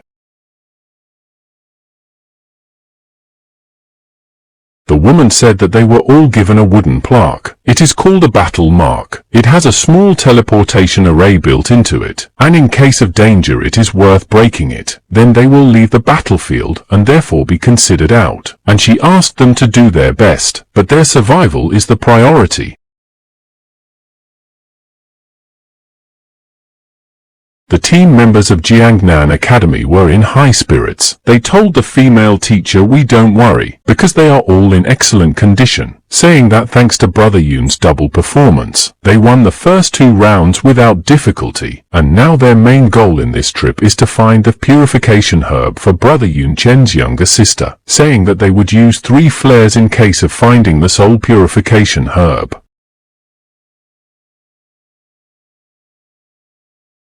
Yun Chen was amazed by their story, and asked how they all knew about it, and the elf explained to him that she had told everyone, because he had told them about his little sister at dinner, and after hearing this, everyone wanted to help him, because it would be easier to search together anyway. This melted Yun's heart. He looked at the guys with affection and gratitude, and said that in this case, he asked everyone to be more careful. Teacher Mi said that the round was about to start and wished them good luck. The abandoned town was completely overgrown with plants, but the old houses were still clearly visible. Yun was teleported to the road of the town. He looked around and said that it was hard to imagine that these ruins were once a populated city. After all, darkness does terrible things to mankind. He said that in the survival round everyone was scattered to different sides, and their original goal was to regroup with their teammates. Yun rushed forward and said to himself, since there wasn't a soul around, that he would take the control point first, because then he could get an advantageous vantage point, and also reminded himself not to forget about the shadow monsters. He used the druid's basic skill of natural proximity. An enraged red eagle flew at him from above. It was a dragon. It sent a fireball at the guy. However, Yun knew that even a red dragon couldn't handle it, asking how some bird dared to attack him at such a moment. He defeated the attacker in no time without stepping out of his way. A bunch of beast monsters were ahead of him. They surrounded him all around, hissing and roaring. Yun shouted loudly and used the basic warrior skill of battle cry. It boosts his morale and exposes enemies to fear whose attribute scores are far below his. At one count, all the monsters became a bit downhearted. They were just scared. Yun Chen hurriedly left, saying that it was not worth wasting his time on them. The monsters did not realize where he had gone and what had happened. Now Yun was standing on some high ground, on the ruins of one of the buildings. He looked down and said to himself that he didn't know how the others were doing, but he hoped that everything was all right. After all, this wasn't a safe place. Anything could happen here. They could get into situations where they couldn't use the battle mark. He used the hunter's main skill, Birang's eagle eyes. Now he could clearly see them. Yun didn't understand what was going on, what they were doing there and why they had gathered so quickly. However, the form of the teams were different, as if it was a gathering of several academies. 3 different colored lights flew into the air. What startled Yun was that they were Jiangnan's flares. According to their script, 1 flare was their location, 2 flares meant that help was needed, and 3 flares meant that the purification herb had been found. He was amazed by this sign. After all, how could they have already found an A+ rank attribute? Yun Chen hurried down to them. After all, the situation was not good. Launching the flares, they revealed their positions, and the enemies had already clustered around. Yun knew that they must have known about it too, so he wondered if something had happened. In order to speed up as much as possible, he used the basic skill of a fighter, wind action. He said that he had to hurry, that he had to catch up with them. In one of the abandoned buildings was a huge snake. This monster is a 3-headed magical battle snake with unknown skills, difficulty, level and rank. Right beside its head was a soul purification medicinal herb. Its effect is that it purifies the soul and gives wisdom. However, it is poisonous if consumed directly. The girl from the Jiangnan Academy team hid behind a car in the same room. She was angry that she couldn't even see the details of the snake, and a battle in such a case was out of the question. She said that if she didn't protect her eggs, she wouldn't dare to stay here. However, this herb was very important to Brother Yun, and she couldn't miss it, so she risked launching the flares. She heard loud footsteps in her direction. The fact that someone was coming this way really scared the poor girl. However, she had hoped that it was Brother Yun or someone from the team. Then she gathered her courage into a fist and told herself that it didn't matter if it was an enemy. After all, she was an excellent student of Jiangnan Academy. Students from the regular academy would hardly be able to harm her. However, when she noticed that it was not just one person or even a group, but a whole crowd, it shocked her. She was horrified and asked herself why there were so many people here. People entered the room in silence. They walked straight towards the snake and the grass in front of her. The girl kept wondering where so many people were coming from. It was beyond the scope of one team. She wondered what academy they were affiliated with. One of the pile of people turned to her, though he didn't see her, told the woman not to hide. After all, he could still smell her scent here, said that she dared to send a signal so brazenly. Only Jiangnan Academy didn't seem to care about the results. After his words, the girl finally popped out. She kept her weapon at the ready and said that she knew she was from Jiangnan Academy. He dared to say such a thing. She notified them that Brother Yun was already rushing here, and if they didn't want to stay beaten up, they should hurry up and leave this place. The group of people were laughing. One of them asked if she was blind and couldn't see how many of them there were. Another one shouted that did she think they would all be afraid of Yun Chen. saying that he was really good at team fighting. He could slay mortals all at once. The first one picked up on it and asked if the poor guy could defeat 70 or even 700 people. The one who smelled the woman said that simply put they were people from ordinary academies, and it was true that they were inferior to the top 7, but still, so what if there were more of them? He said that before the round started, 55 people had agreed to act as a unified academy alliance, with a total of over 1,100 students. Wouldn't it be great if they could deal with the top 7 academies and split the profits? He was saying that another 100 students were just on their way, and when they all arrived, even the entire Jiangnan Academy team would be crushed by them. He burst out laughing. But then a loud shout from the people behind interrupted his cheering. Something was thundering them from behind. It was Yun Chen. After dealing with the first bunch, he asked the instigator, did he really say that they would be able to crush their team? The girl with tears in her eyes was extremely happy with Brother Yun's arrival. The crowd of people were shaking with fear, but still didn't believe that the classless really appeared. Someone remarked that he looked different in life, and his aura was frightening, and another said that the power of the fireball was surprising. With one skill he had dared several people. They asked what they should do, because this man was too dangerous. A self-confident type, the instigator stepped forward, asked why they are cowardly. There are more of them, saying that even one spit is enough to drown him. Besides, he is a lowly classless person. Yun Chen questioned about the larger number and said that in that case, let them attack. He struck with his spear, so that a hole was left in the stone floor, and lastly he shouted that he wanted to see him fight, and then he shouted terribly loudly, who will fall first? So he used the basic skill of a fighter, battle cry. His yell sent a shockwave through the building. Some of them were even knocked down. One was saying that no, he couldn't do it anymore, and some were still standing. This one stood and shouted at them not to be afraid, for there were more of them, but in fact he was terribly angered at having felled many with one battle cry. He asked himself, how frighteningly high were the attributes of this classless one?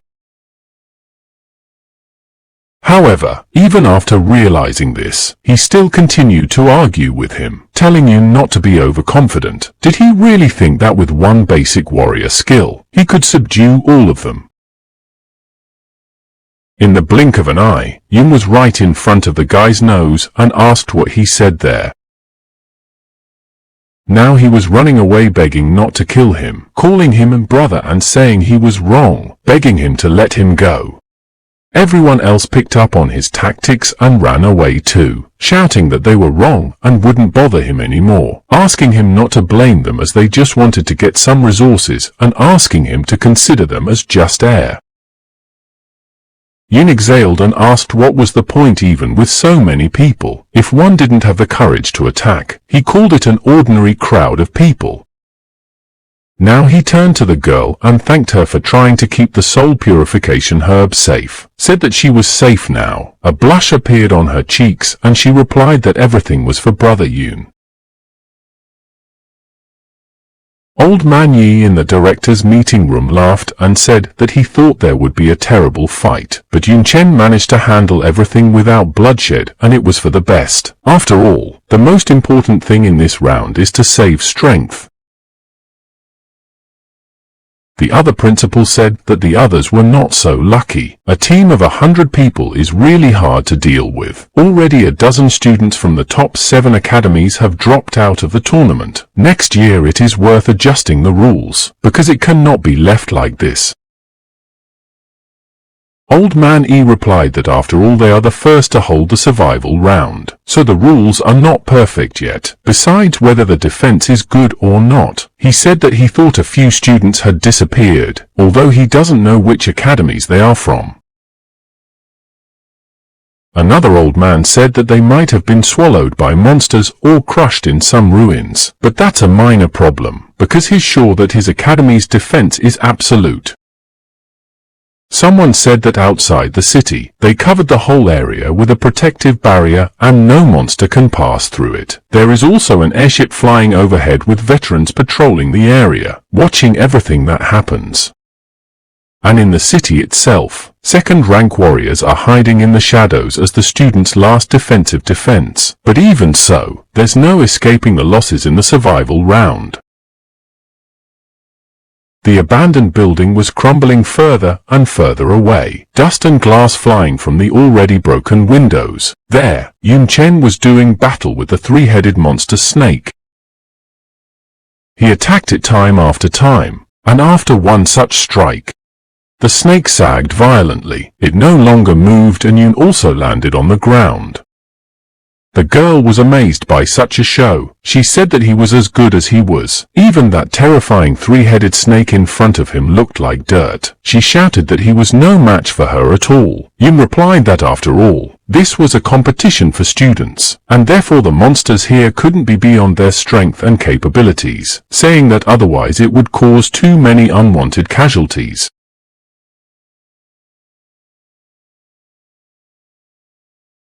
He reached for the grass and asked the girl to send another signal, because they needed to gather the whole team here. He said that once they had gathered they would have to explore the other places with resources. The girl didn't waste any time and immediately threw the sigil into the sky. The fire broke a hole in the roof of the building and flew high into the sky. Not only the Jiangnan academicians, but also the other participants paid attention to it. One guy turned to Brother Ning and said that according to their original plan, they were supposed to reach the control point first and ambush them, but it seems like the classless team got there first. He asked what they would do now. Would they surround them or fight the classless in the open? Ning replied that they shouldn't do any of the suggested things, as there were still plenty of resource points left and they would wait for the others there.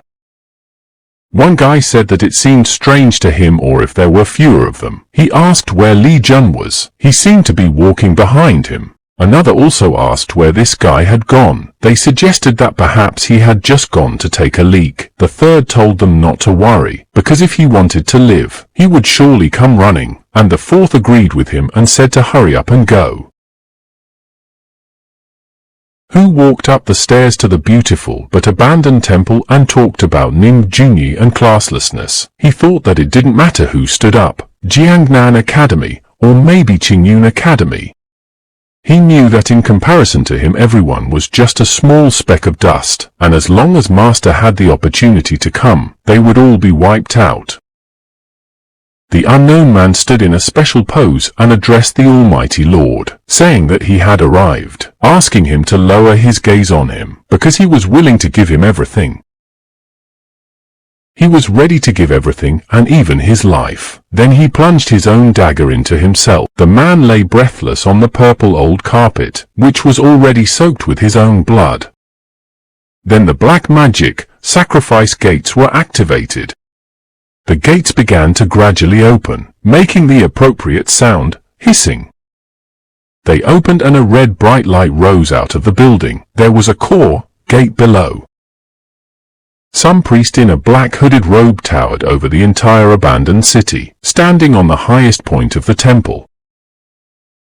However, the red vortex pierced through him completely, leaving behind a black cloud of dust.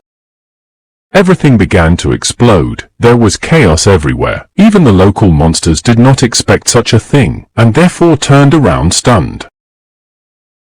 One of the monsters tried to escape, but he was enveloped by black magic. The poor guy was in a lot of pain. His eyeball turned black and his pupil bright red, even though he resisted. However, it did not help him, and now he was a demon, just like the many other beasts and monsters behind him. The airship was patrolling overhead, but the connection was broken and the broadcast in the director's office was no longer displayed. Now there was only static on the screen.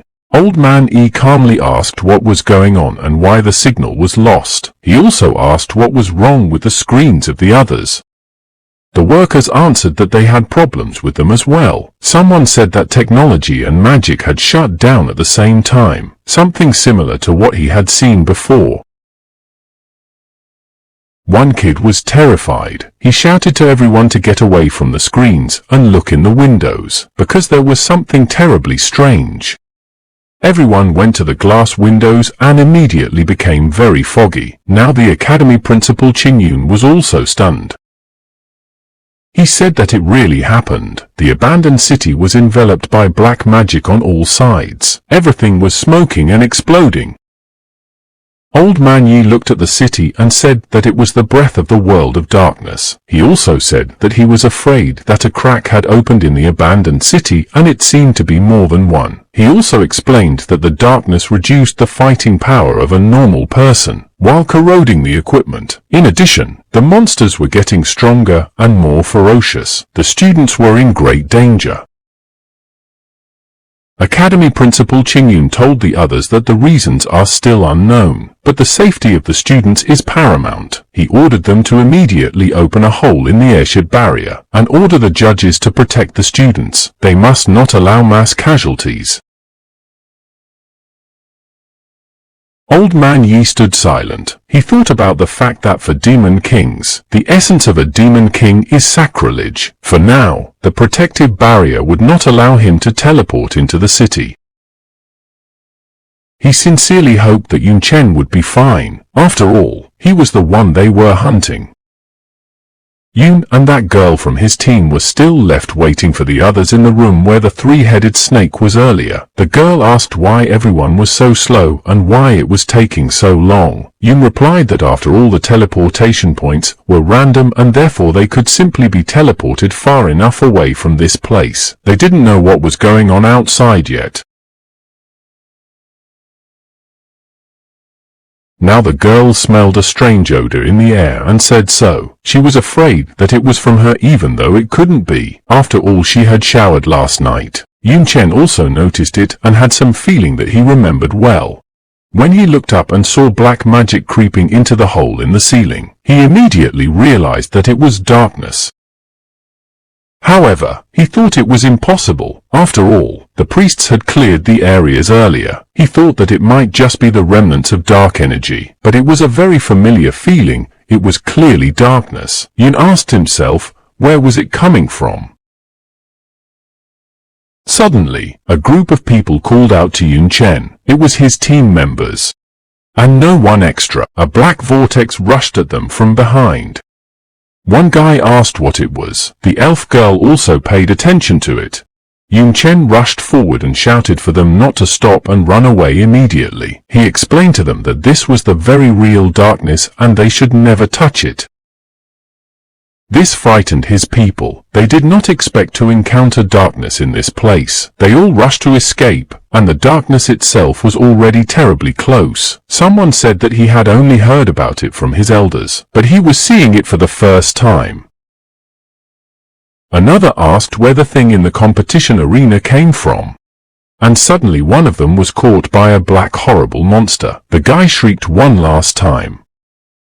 But the monster still swallowed him. There were demons waiting inside. They were all laughing and the students of Jiangnan Academy were terrified. They started attacking the monster and wishing it dead. They sent fireballs one after another, but the monsters also fought hard and attacked. Someone shouted to fell them, and the whole place was in fire and smoke.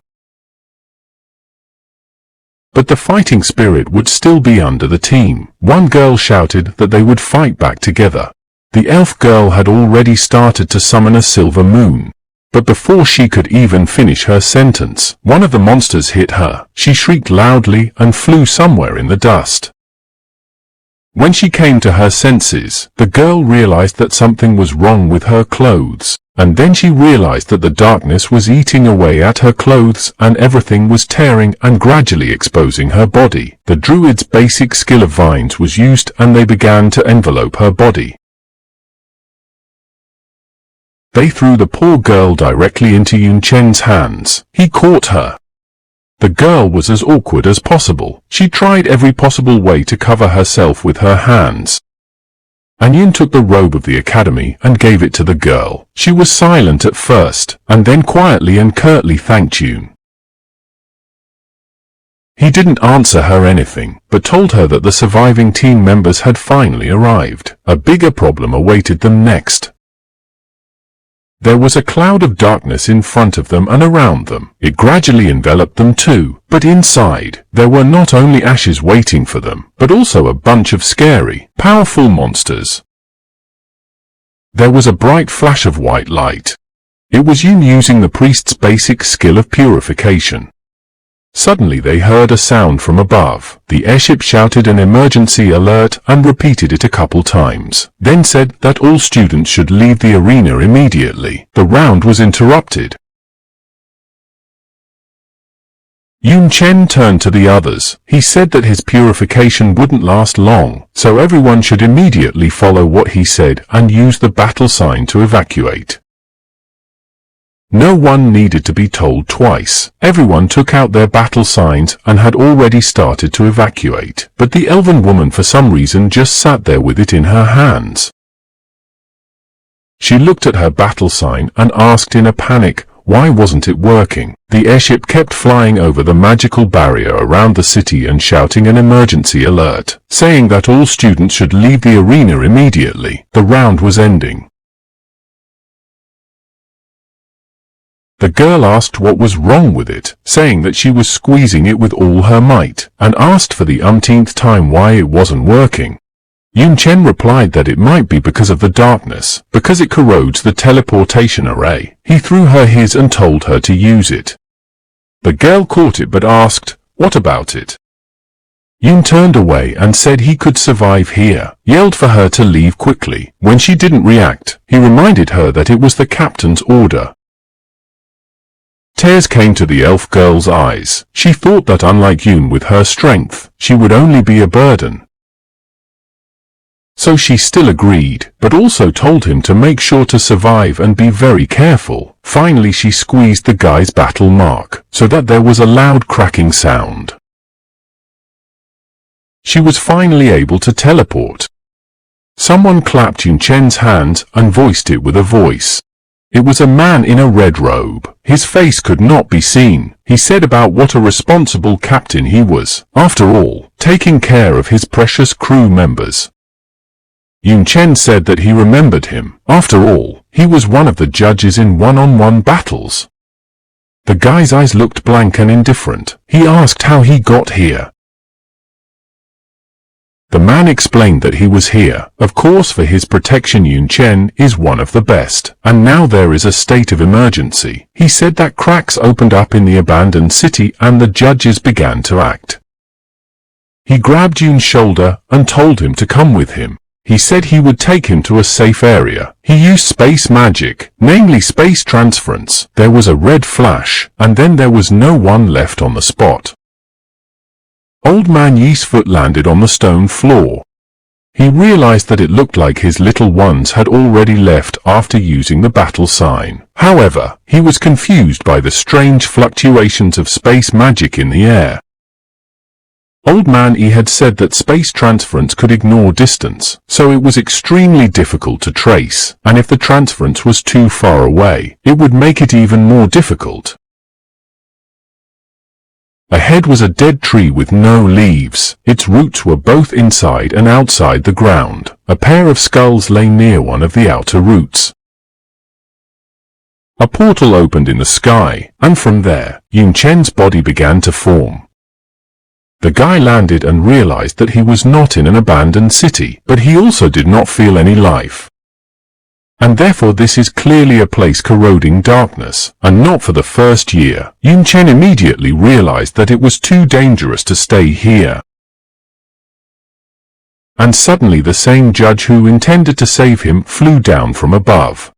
But Yun managed to deftly jump to the side. The man in the red robe did not realize what had happened. However, he didn't pay much attention to it. He told the guy that his sense must be dulled by the darkness here, asked how then he felt his attack, and suddenly something struck the stranger.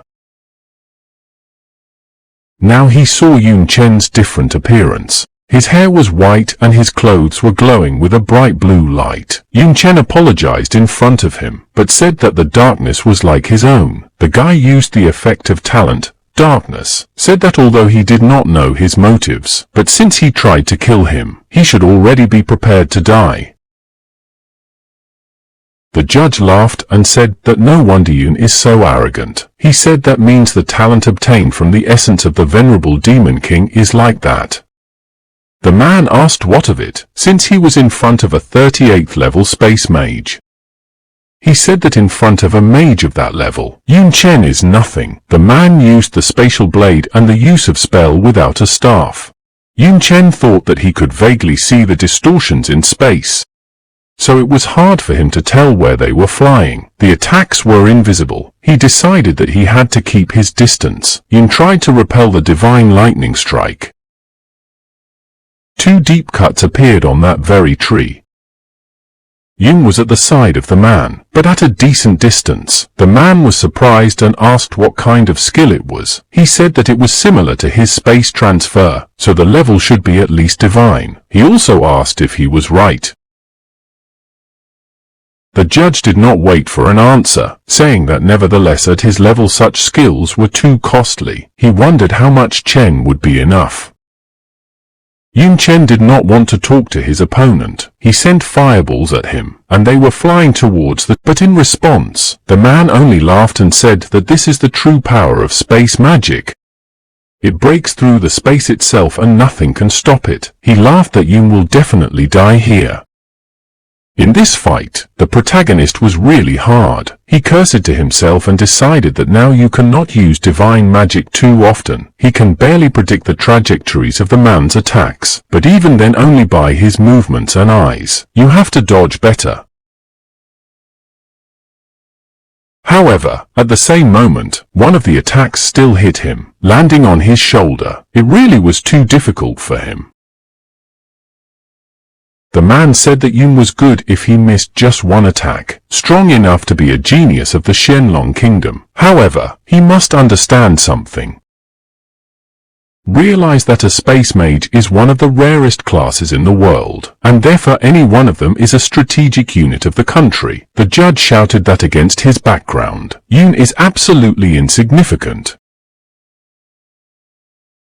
The fact that the skill ignores distance and distorts space shocked poor Yun Chen. He couldn't believe it. This really is nightmarishly dangerous. Something had injured Yun Chen badly. He spat out a bunch of black mass. Now the guy was lying on the ground. He had no strength left at all, but he said he wouldn't put up with it. And the judge in the red robe rushed over to Yun, laughing that here was his reward, telling his charm to hurry up and go to him. Suddenly, fire appeared from the main character's hand. It's a basic striker skill, Fire Fist, and Yun pushed off the ground and flew upwards. The fact that this bastard Yun Chen was pretending to be terribly pissed off the man in the red robe. The fiery fist hit him so hard that he spat out a bunch of blood as well.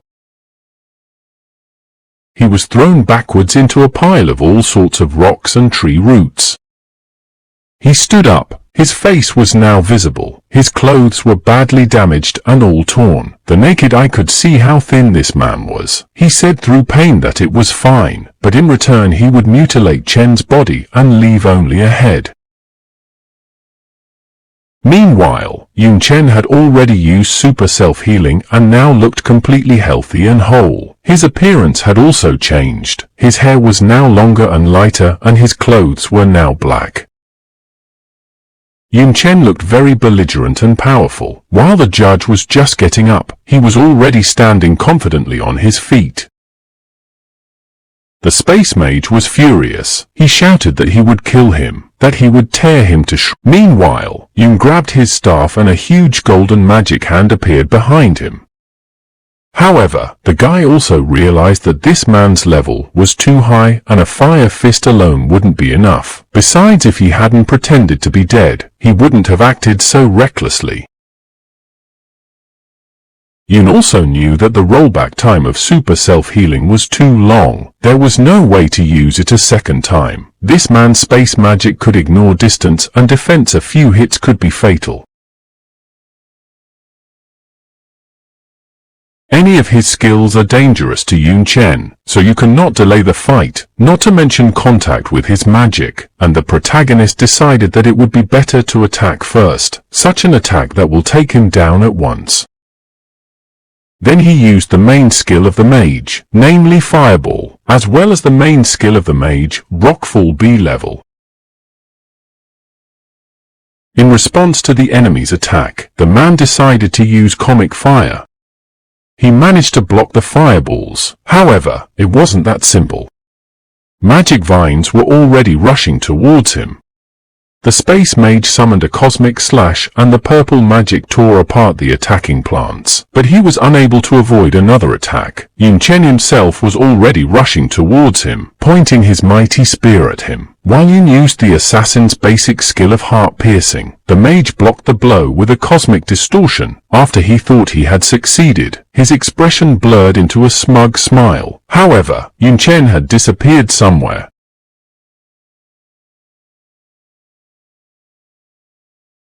Now he was flying at him from above, pointing his spear. The man turned around at him and asked, "Did you think that he hadn't figured out his trick?" Now the protagonist's face was very tense and the mage was shouting that he had felt the magic of his body.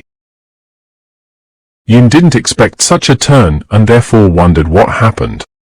He thought that his attack was definitely coming through his blind spot. He shouldn't have noticed it, and it turns out that the guy was left with only one thing, and that didn't comfort him at all. He activated the power Invincible S+. It gives him immunity to all kinds of attacks as well as control for 3 seconds. It's not much time, but it's all he has. However, this amazed the mage. He didn't even know what this skill was. Now Yun shouted that from now on the man was dead. Yun also used one of the knight's main skills, air dissection. The terrified man used space transference. He teleported somewhere where Yun Chen was not nearby. He realized that it was nightmarishly close and he was almost killed, but luckily he had prepared an escape route in advance. Still, how many skills this guy had, and each perverted more than the previous one. But to his misfortune, Yun was already rapidly flying at the mage from behind. He realized that he had caught up with him again. Yun was not happy that he had escaped from him again. He did not understand what was wrong. He had eyes in the back of his head. It was impossible to predict this in advance. Yun activated the divine lightning. He should finish him off with one strike anyway. Something abnormal was going on in the air. Yun finally landed. He was stuttering heavily and tired, trying to catch his breath and recover as soon as possible. The space mage was right in front of him and there was a portal behind him. The man was laughing and talking about how many times Yun had used the divine skill. Finally exhausted, he also said that apparently the time of the past skill had expired. He calmly asked if Yun was curious about Yun Chen's prediction of his location. He explained his question by saying that he could answer. After all, Yun Chen would die right there anyway. However, the protagonist replied that it was not necessary to say. He had already guessed that it was a matter of a magic mark placed in advance. The guy said that from the beginning he was surprised. The abandoned city is so big, and Yun acted with caution and knew that there was definitely no trace of him. He said that he had already wondered how he had found him and appeared right after Nicole, the elf girl, had teleported away. He recalled the day of the first round, the one-on-one round, namely the moment when he won, and said that considering that he was one of the judges, it all added up, because he had touched him when he won rounds in one-on-one battles. That must have been when he left the mark on his wrist. In fact, realizing that if it wasn't for that mark, the space mage would be dead by now, pleased Yun Chen. He also said that of course it didn't affect the outcome of events. After all, he would lose. The mage didn't like being exposed so easily at all. He shouted that Yun was crazy and asked what he knew. The man gathered his strength and said that Yun could no longer use the divine skill, and in his current state he was no match for him. He said that from this skill, there wouldn't even be any bones left of Yun.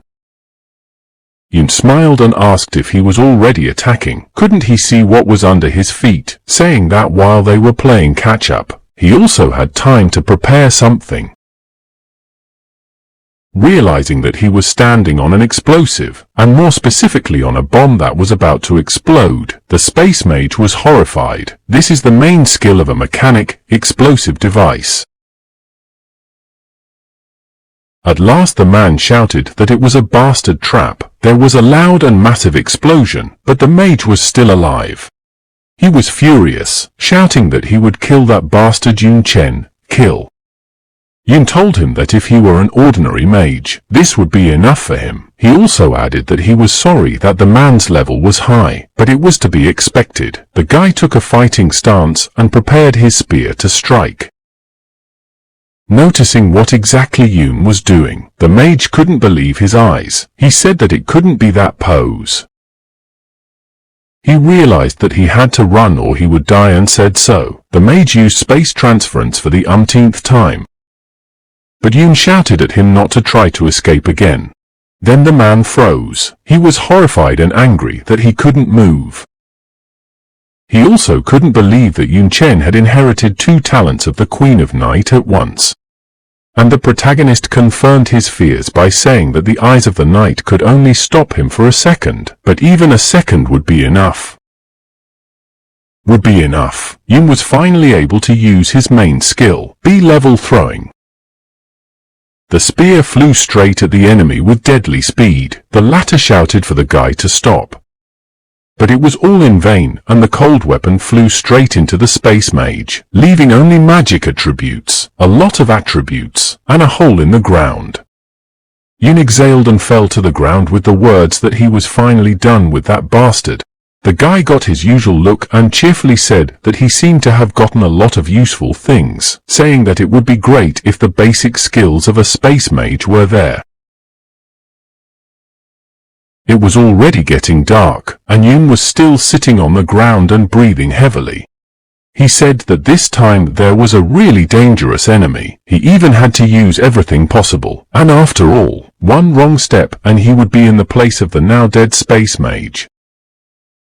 Yun Chen got up and said to himself that now it would be very useful to know where he got to, and the purpose of his attack he did not know, but the fact that the mark he put in advance, it means that he already had a plan, and according to it he got to this desert.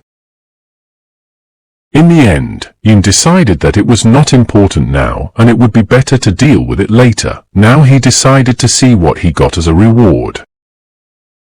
The protagonist said that when a person died, the space of their inventory would also burst and all the items would fall out. This phenomenon was also known as a equipment explosion. Yun Chen crouched down and picked up some book. It interested him. He realized that it was a book of space magic skills. He realized that although they were useless to him, most of the books presented were advanced level. Suddenly he found something and he was very happy about it. It was the basic space mage skill of space ripping. Yun Chen was pleased with the find. He said that it was a good skill, but the gap created was very small. He didn't even know what the skill would be like with his talent. C plus space rupture space. The rupture destroys everything around it, and the duration of space rupture is only 1 second. Yun decided to put it in his inventory. After all, it's also worth learning later. Now he had more of a hankering to see what else fell out. Yun Chen said that the quality of the equipment was good, but there were also level restrictions, so he wouldn't be able to use them for now. The guy held one in his hands and said that he might use it someday, or he might sell it. He said that this place was also full of valuable materials and he would take them all. But Yun Chen paid special attention to something he found. In his hands was a black feather, the characteristics of which were not known. The guy's appraisal couldn't evaluate the attribute. Some kind of white vortex appeared beside him. It turned out to be just old man Yi, who finally found the freshman. He took a breath and talked about how good it was that Yun was fine. He said that he couldn't believe that there were traitors among them, but he would protect. Before he could finish, the old man noticed that Yun Chen was alone and couldn't believe his eyes. There was a human powder in front of him, and the old man asked if he had already killed one of them. The fact that it was a 38th level second-ranked space mage shocked the principal. After all, they were very hard to deal with alone.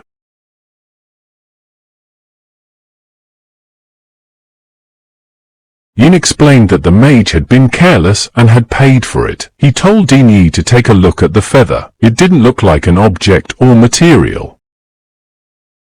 The old man took it in his hands and told him that it was the sign of the organization parish, and since Yun now had it, everything worked out. Yun Chen didn't understand what the parish was, and then Dini told him that in a nutshell, they were people who had betrayed humanity and joined the world of darkness. They hated this world, craved and worshipped the darkness in the hope that it would come to the human world. He also explained that all this mess in the abandoned city was caused by them. Some of the students were part of the parish. By sacrificing themselves, they opened many cracks. Thus the breath of darkness entered their world and disrupted the competition stage. To Yun now everything was clear. That was why he was immune to darkness and said something about the essence of the Demon King. The guy was afraid that it was because of it that he was targeted by the world of darkness. But apparently they can't come to him directly. That's why they send their dogs. The director of the academy said that this time, not only the students were involved, but also the people from the organization. And now it's time to go back. While Yun Chen was fighting his enemy, the barrier around the city was opened and all the academies started to help. The situation quickly changed. The monsters hunting the students were defeated. In a matter of hours, the entire abandoned city was cleared. Despite the many problems, it was necessary to announce the results. The organizers did not take into account the points for the survival stage. As in previous years, to determine the rating, combine points for one-on-one and team battles. Without the slightest doubt, Jiangnan Academy won the overall points, but due to the accident in the survival stage, everyone was upset about it, so there were no cheers and complete silence at the awarding ceremony. In the arena, everyone was terribly sad as the participating students had suffered huge losses. Everyone realized that the world was coming to an end. In the meeting hall of Qingyun Academy, all the directors of the top 7 academies were gathered. One of them, the one who was sitting at the head of the table, began to speak. He said that 328 students had died in the survival stage, and 796 were seriously injured. This man is from the Ministry of Defense and his name is Chu Tenha. He continued to say that as they know, these are the best students of their academies, and therefore the losses are catastrophically heavy. Academy Director Qingyun slapped the table with anger. He said that he couldn't even imagine that among the students could have been scratched by those who came. He also said that it was good that the cracks created by self-sacrifice were small. Above the second stage they hadn't encountered, but still they had wiped out those madmen 30 years ago. He wondered where they had come from again. The old man Yi, principal of Jiangnan Academy, exhaled and said that there might be survivors among them. They probably had accumulated a lot of strength. It had been 30 years after all. But he said that there was a more important question, namely what their goals were. He said that they couldn't have done all this just for Yun Chen alone. One of the directors said that during the battle, he met a third-rank warrior cornered. He was using advanced mage skills. Another principal was horrified. He shouted about how this warrior could use mage skills. Could he really be classless as well? Someone else said that it was impossible. No classless could do such a thing. It was advanced skills. And another said that it turns out, the rumors of dual class were not false. Chu Tenha said that it was originally a military secret, but such circumstances were useless to hide. The existence of dual class was confirmed. He said that it was achieved by something like the Demon King essence. For example, he said that if you want to master the skills of a god of war, you need a god of war essence. The main material for the god of war essence is the heart of a war god of the 4th rank. From one such heart you can get 5 essences. The representative of the Ministry of Defense said that by ingesting it, not only will you gain a huge amount of attribute points and skills, but there is also the possibility of acquiring the God of War talent. He said that by ingesting it perfectly, you can achieve the original strength of the God of War and get a double class. Academy Principal Yun asked if it was better than the Demon King's essence. Old Man Yi said that it was a matter of course, saying that no matter how unpleasant it was for them to admit it, the darkness world as a whole was a level above their world, and Dini asked if he thought it was worth making a fuss over it.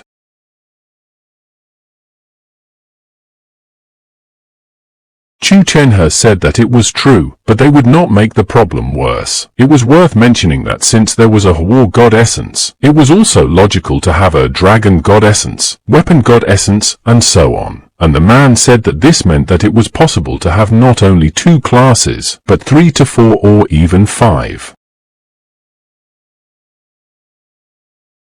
He said that they already had suspicions about it. After all, there was a reason why they had let 2 third-rank dual classes as cannon fodder. He said that their goal was probably to show the world about dual classes. Yun Chen said that dual class was much more profitable than a single level. He asked if the rich families would be able to hold back after hearing about it. What if people started killing each other? How would they stop the world of darkness? He honestly admitted that even he was tempted by such conditions, so such a valuable space mate decided to betray them, and for this reason, this fact was kept in strict secrecy. For a period of time, everyone sat in silence, and then Yun Chen shouted that in any case, they should destroy all those who had come, saying that now they would attack in the shadows, and therefore they should prepare better. At Jiangnan Academy, Dini gathered all the competitors.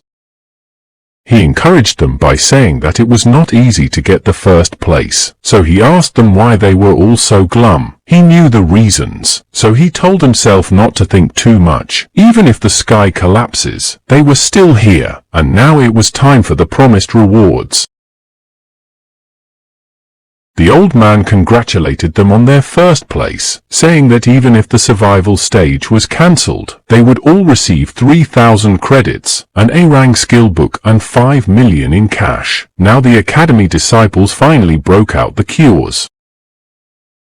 The principal turned to Yun Chen. He said that he had previously promised to give him a rare equipment. He added that this was a weapon he had treasured for years and its name was the name of the gleaming dagger. A beautiful silver cold weapon appeared in the old man's hands, and he handed it over to the young lad. Yun's mood was visibly lifted. He said that it was indeed a rare quality weapon. The glittering dagger weapon has a strength of 30, a build of 10, and the weapon's effect, the glittering dagger within a radius of 100 meters can glitter endlessly, using up the starlight stored in the dagger itself. In the hand of the first-ranked freshman of the province, there was a beautiful exquisite dagger. Yun looked at it and asked if it was really rare. What kind of quality was it? He had never heard of it before. Dini said that it referred to something unique made of a special material, saying that such items usually had a special attribute or skill, generally a rare quality.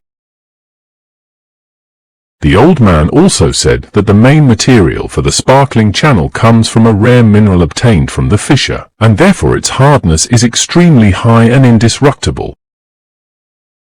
And its sharpness is comparable to a diamond-quality dagger, but he said that the uniqueness lies in the sparkle. The darkness can't harm it, and the headmaster said that he hoped this dagger would help Yun in the fissure and not let him down in battle.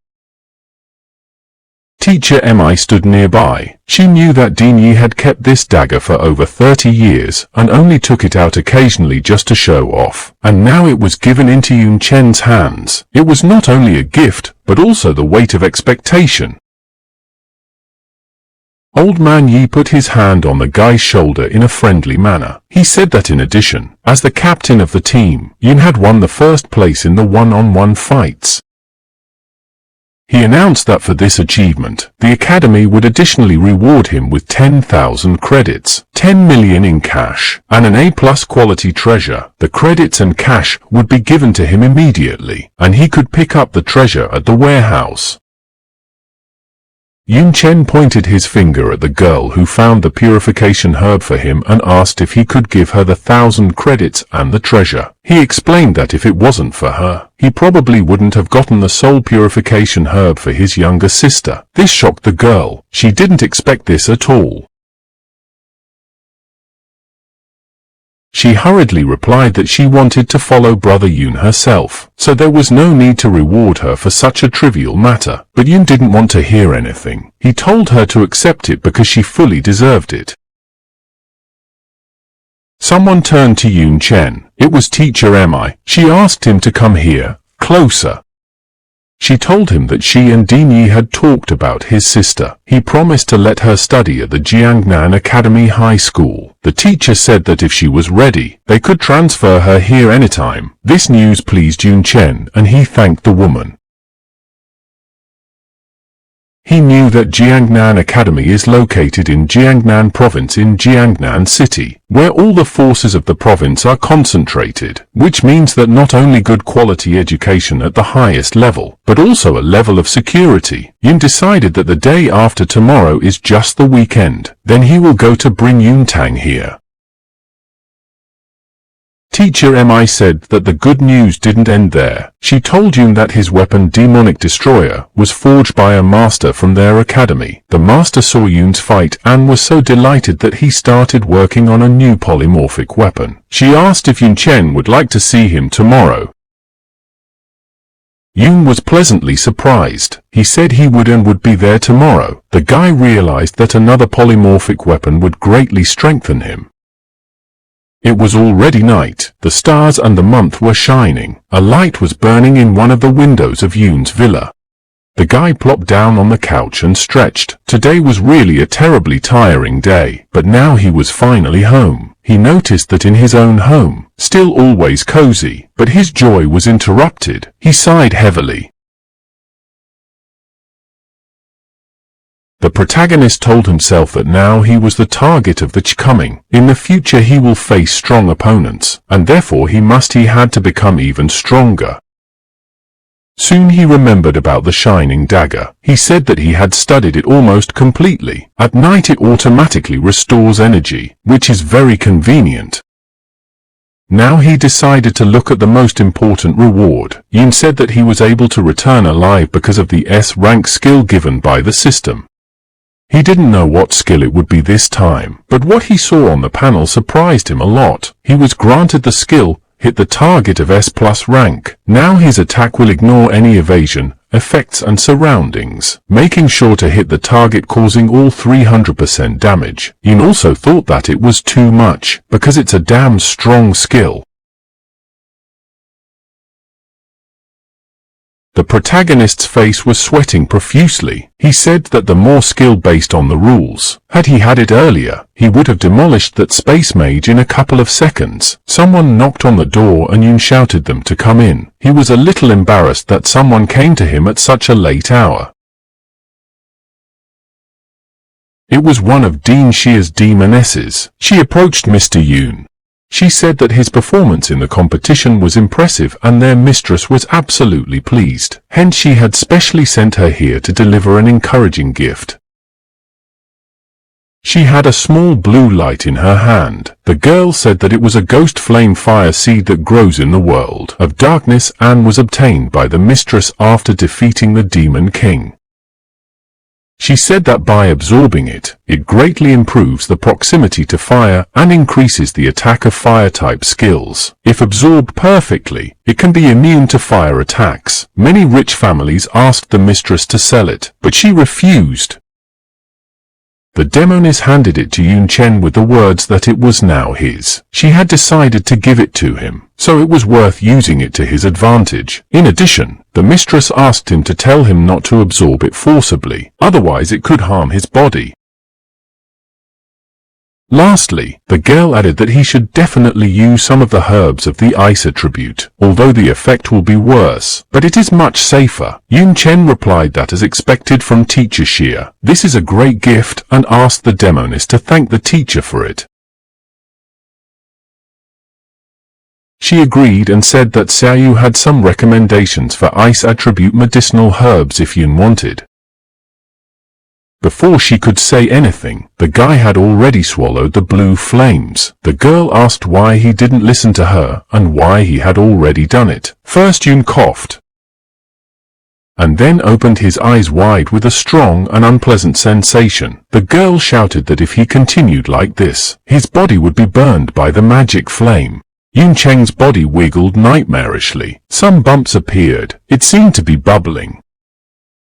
The demoness shouted for him not to hesitate and spit it back out. His body began to burn with blue fire. Then the girl realized that it was too late and that the magical flames had penetrated the body. She was terrified. She did not know what to do. Yun Chen activated super self-healing. The flames finally calmed down. Yun shrank back in pain and said that the burning sensation in his body, it was horrible. The demoness didn't understand how he stopped it on his own, but asked if everything was fine. Yun said yes, and the absorption was successful. He told her to take a look and then told her that Ghost Flame is not a normal skill like Fireball. It comes more as a natural skill. In his hand was a blue fireball. Yun also said that once mastered, it itself replaces the fire of his skills with Ghost Flame. He now had a S-rank Ghost Flame skill, a magical flame from the world of darkness, capable of burning through the soul itself. Yun said that it was a great substitute for his original flame, which helps to increase his combat power. In addition, he had his own ability to take any form. The guy clearly demonstrated it by constructing a spiral of flames. The girl was shocked that he really absorbed the ghost flame without any consequences, and he looks good. Demoness congratulated Mr. Yun and said that it was late, and therefore Xiaoyu will deviate. Before leaving, she wished him good night. Her shock, she explained to herself that it was expected from the favorite disciple of the mistress. It was already morning and the number 2 blacksmith shop of Jiangnan Academy could be seen ahead. Yun Chen together with teacher Wei were already inside. The woman said that this is the creator of polymorphic weapons. The blacksmith Mu Jiaoshu is also the owner of the forge. Yun was fascinated by how many weapons there were. A Vietnamese leg came out of the shadows. It was a full smiling man with a bare belly. He was laughing loudly. Mu Jiaoshu was happy to finally see Yun Chen here. He said he had seen his fights of the past few days and was proud that he had defeated him with weapons forged by his own hands. He shook the guy's hand and lamented that for many years he had forged polymorphic weapons, but his colleagues constantly ridiculed them. Still, who can use both sword and staff at the same time? But now there was someone who uses them to the maximum. Mu Jiaoshu shouted that it would not be an exaggeration to say that Yun is a master in this field. But he said that despite all this, he noticed that Yun Chen didn't have enough of the same type of weapons. The man pointed his hands at his huge collection of polymorphic weapons and said that this was his whole life and years of hard work. He also said that Yun could choose anything as an additional weapon. The guy looked admiringly at all the items and thought that these were all polymorphic weapons and a lot of them looked good. There was the cloud-breaking demon. It can switch between flying sickle and ring form. The shadow-slashing demon has 3 forms of switching, namely katana, shotgun and staff. And in addition to them there is the broken dream demon. This polymorphic weapon can switch into long spear and shotgun forms. Yun realized that given his current disadvantages, the best choice would be. He thought some more. Yun Chen looked at the black gilded massive gun. This gun called Demonic Horror. It is of golden quality. It has a strength of 20+. It can change form between sniper and rifle and tonfa. In sniper rifle form, the long-range damage and armor penetration is increased by 35%. In tonfa form its strength is 20+ and its physique is 40+. However, there are some restrictions. In terms of race it is human and level it is level 19. In terms of class it is sniper, fighter and martial artist. Mu Jiangxia asked if you could wield a rifle as well. He added that there were few snipers who were masters of his craft. Yun Chen replied that this was true and asked the man to take it out, because he would like to take a closer look at the rifle. Yun thought about the fact that the demonic destroyer's first two forms are oriented to close combat, while magic, although it works at a distance, but it is more oriented to the middle distance. What he lacks most is a long distance, but it is not an option to buy a new weapon every time. The man said that demonic horror is one of his favorite jobs, because with it you can not only cover super long range, but also fight off enemies in close combat. He flicked the gun, and it split into two parts. Mu said that as Yun already knew the biggest weakness of snipers was close combat. But with tonfa for fighters and martial artists, one could compensate for this weakness. Yun Chen replied that it would be nice to have more than two forms. Since the sniper rifle could turn into tonfa, could they be turned into something else? The man rejoiced that it was a great idea and not too difficult to execute.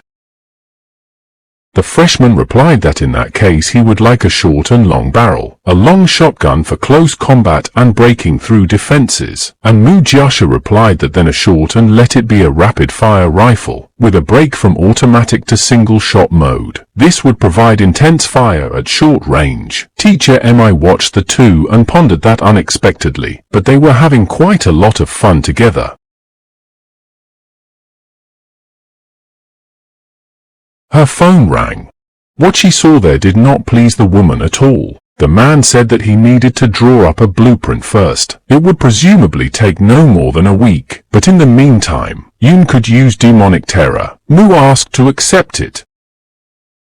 Yun Chen agreed and asked about the price. Mu Jiaxia interrupted him and said that they would discuss the price after the work was completed, while they had time and there was no hurry. He also pleased Yun that he would also give him a 30% discount. Yun Chen thanked the man and decided that when he brought Yun Tang here, she would be able to use the saved credits. In fact, the guy was worried that he had not seen his sister for a long time and hoped that she was doing well there. Suddenly, Teacher Mi came up to Yun and said that she had some bad news. She said that now in several places in the country discovered cracks. Monsters infected with darkness began to invade. It is assumed that this is all the work of the parish, but what is worse, that the attack cities are located on the outskirts of the province and they will not be able to defend themselves. But the most horrifying were the last words. She said that Yun Chen's hometown was just one of them. Not surprisingly, these words frightened the protagonist, because there is his little sister Yun Tan. Many people and Din Yi were already in the teleportation hall. The old man shouted that all the teachers would support the city according to the plan. He told them to hurry up to prevent the monsters from flooding the city. Teacher Mi and Yun Chen were also in the room. Noticing them, old man Yi called out to both of them. He blazed with anger, saying that Yun Chen was just a student. The teachers would sort it out themselves, asking what he was doing here. Without waiting for an answer, he ordered the guy to return to his class. However, Yun apologized and with a serious attitude told Din Yi that he could not fulfill his request. The guy said that if he could not protect his family, what was the point of becoming stronger? Yun Chen was extremely dear to Yun Tan. Besides, she was the only one he had left. Teacher Mi explained that Chen's hometown was also attacked and his sister was still there. She asked the dean to leave everything to her. She promised that she would personally ensure the safety of the arrival back. In the end, old man Yi entered the plight of a classless freshman and gave permission to teleport back to the city. however also told Yun that he had one single request for him. He asked the guy to take care of himself. As soon as the headmaster finished speaking, Yun Chen thanked him and rushed to the teleportation site together with teacher Mi. Two people appeared at the garrison defense line of Dongyun City. There were also military personnel standing there. These two arrivals were teacher Mi and Yun Chen. The woman immediately turned to one of the uniformed men. She called him Fang Zhoming and asked him how the situation was. The man hurriedly replied that a wave of beasts had attacked the city gate. Their soldiers were fighting them off with all their might. He also said that since Dongyun City hadn't seen any signs of monster swarms in the past 20 years, most of the soldiers were only level 20, maybe 30, and the strongest of them had only reached rank 2, making it very difficult to resist. Fang Zhoming said that she, as a third-rank warrior, will help them a lot, for which he expresses his great gratitude to her for her assistance. This soldier is the garrison commander. Fang Zhoming is a 35th level second-rank fighter.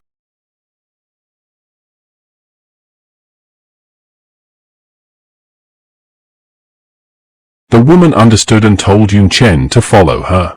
However, when she turned around and noticed that he was not where he was supposed to be, she was horrified and asked where he had gone, and the soldiers said that the man behind her had suddenly burst into flames and disappeared. Teacher Mi flashed toward the gate, shouting that Yun Chen was a young impatient loon.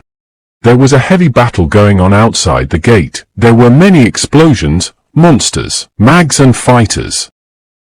People were shouting for the monsters to die. Some were shouting for them not to let them go any further, that the lives of the townspeople now lay on their shoulders. But the monsters were also killing their opponents one by one, stabbing their paws right into the heart of the poor soldiers. One of the soldiers stood with his shield right in front of the horrible monster. He thought it was because they were simply unprepared. He thought that in such a development, it would be better if he was sent to the front.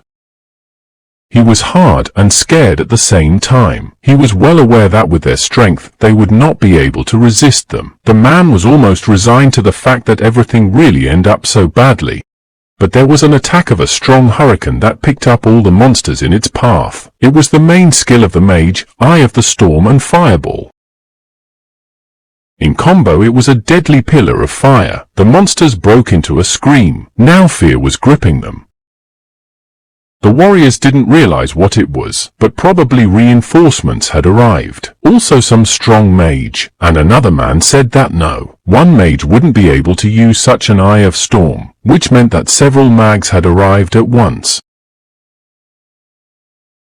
Yun Chen descended to the ground on his mighty golden griffin. The guy looked around and said that from the looks of it, this wave of beasts had been stopped. People were both scared and happy to see him and the griffin here. Some were scared of the griffin at first, and some were happy to say that it was also an unusual griffin, because it was too powerful and big to be ordinary. Yun finally jumped off his divine beast and said that the student of Jiangnan Academy, Yun Chen, had arrived to help, and the remaining reinforcements were still on their way. And Yun thought that fortunately after the contract with the beast, it could be summoned anywhere, at any time. It greatly reduced the arrival time. The soldiers were amazed that Yun Chen himself had arrived. One of them said that he thought he had heard the name before. Another asked the others if he was the champion of their province, and another said that seeing it once was much cooler than hearing it 100 times, also saying that compared to Yun, they were all just weaklings. This made the guy very embarrassed and uncomfortable. He said that he was done flattering, asked how the situation was, added that the cracks must have been opened by the people from the parish, asked if they had discovered them. The soldiers didn't expect to hear that. One of them replied that they hadn't, and so far they had only encountered a horde of monsters. However, despite the fact that they had defended the gates as best they could, a few of the horde had managed to get into the city. But still, there were units stationed in the city too. They should be able to handle it.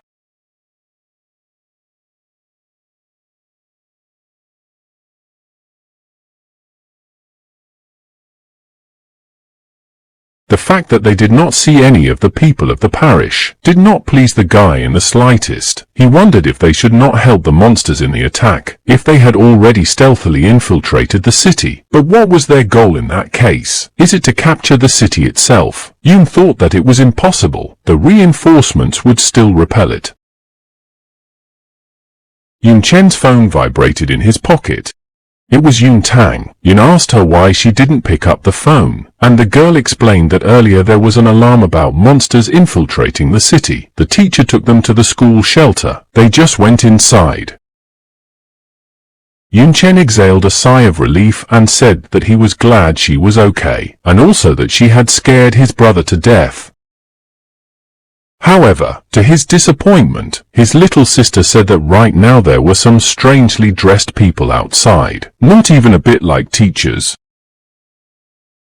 They don't know who they are, and Yun rushed into town and told her not to open the door to them under any circumstances, saying that he would come soon. Up ahead was Dongyun City's number 3 middle school. Someone was approaching. One of the people called out to the other. They were 4 people, one of them a girl dressed in black robes. The man in the back asked, "Does this look like a shelter?" He said it looks more like a big box, and the other said it's just a shelter for schools. Its purpose is not to protect against them, but against earthquakes. This guy also said that they should talk less and keep their target in mind, saying that Yun Chen was hiding in Jiangnan Academy and they would be extremely difficult to attack. However, it's different with his precious little sister. It's quite easy to catch her in such a remote city. One of them laughed evilly and said that as long as they had his sister, they could easily control him and would be rewarded with the essence of the god of war, while another asked who asked this freshman to eat the essence of the demon king. He had incurred the wrath of their masters. One of the 4 said that was the end of it, and now let them watch him tear down this pile of junk. He slammed his huge sword hard into the ground, cutting it open, the shockwave hitting the iron doors of the shelter hard. First there was a cloud of smoke and then the doors collapsed. The students inside were scared, some saying they wanted to go home. When the dust cleared a little, the figure in black stood in front of them. The guy who destroyed the door went inside and said that surprisingly the mission was pretty simple. He said he felt the essence of the god of war would be in his hands. He towered over the children but was really only looking for one girl among them. At first the guy asked to let him think, then he seemed to have found his target.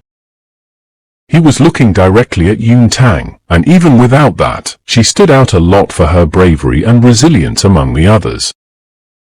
Someone in green shoes stepped forward.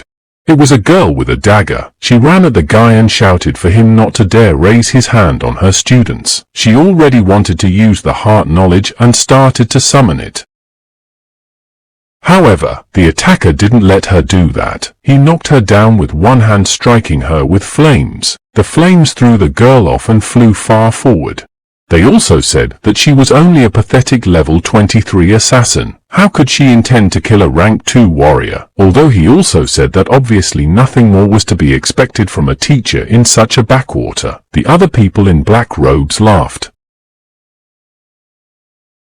And then the same guy said that it was already enough games, and it was time to act. The other guy said that they should catch Yun Tang and teleport out of here. Then success was definitely in their hands. The man with the huge sword looked directly at the girl and laughed. He asked the little girl if she had heard everything. He said that if she didn't want to get hurt, she should just listen to her uncle. He promised that uncle would be gentle with her.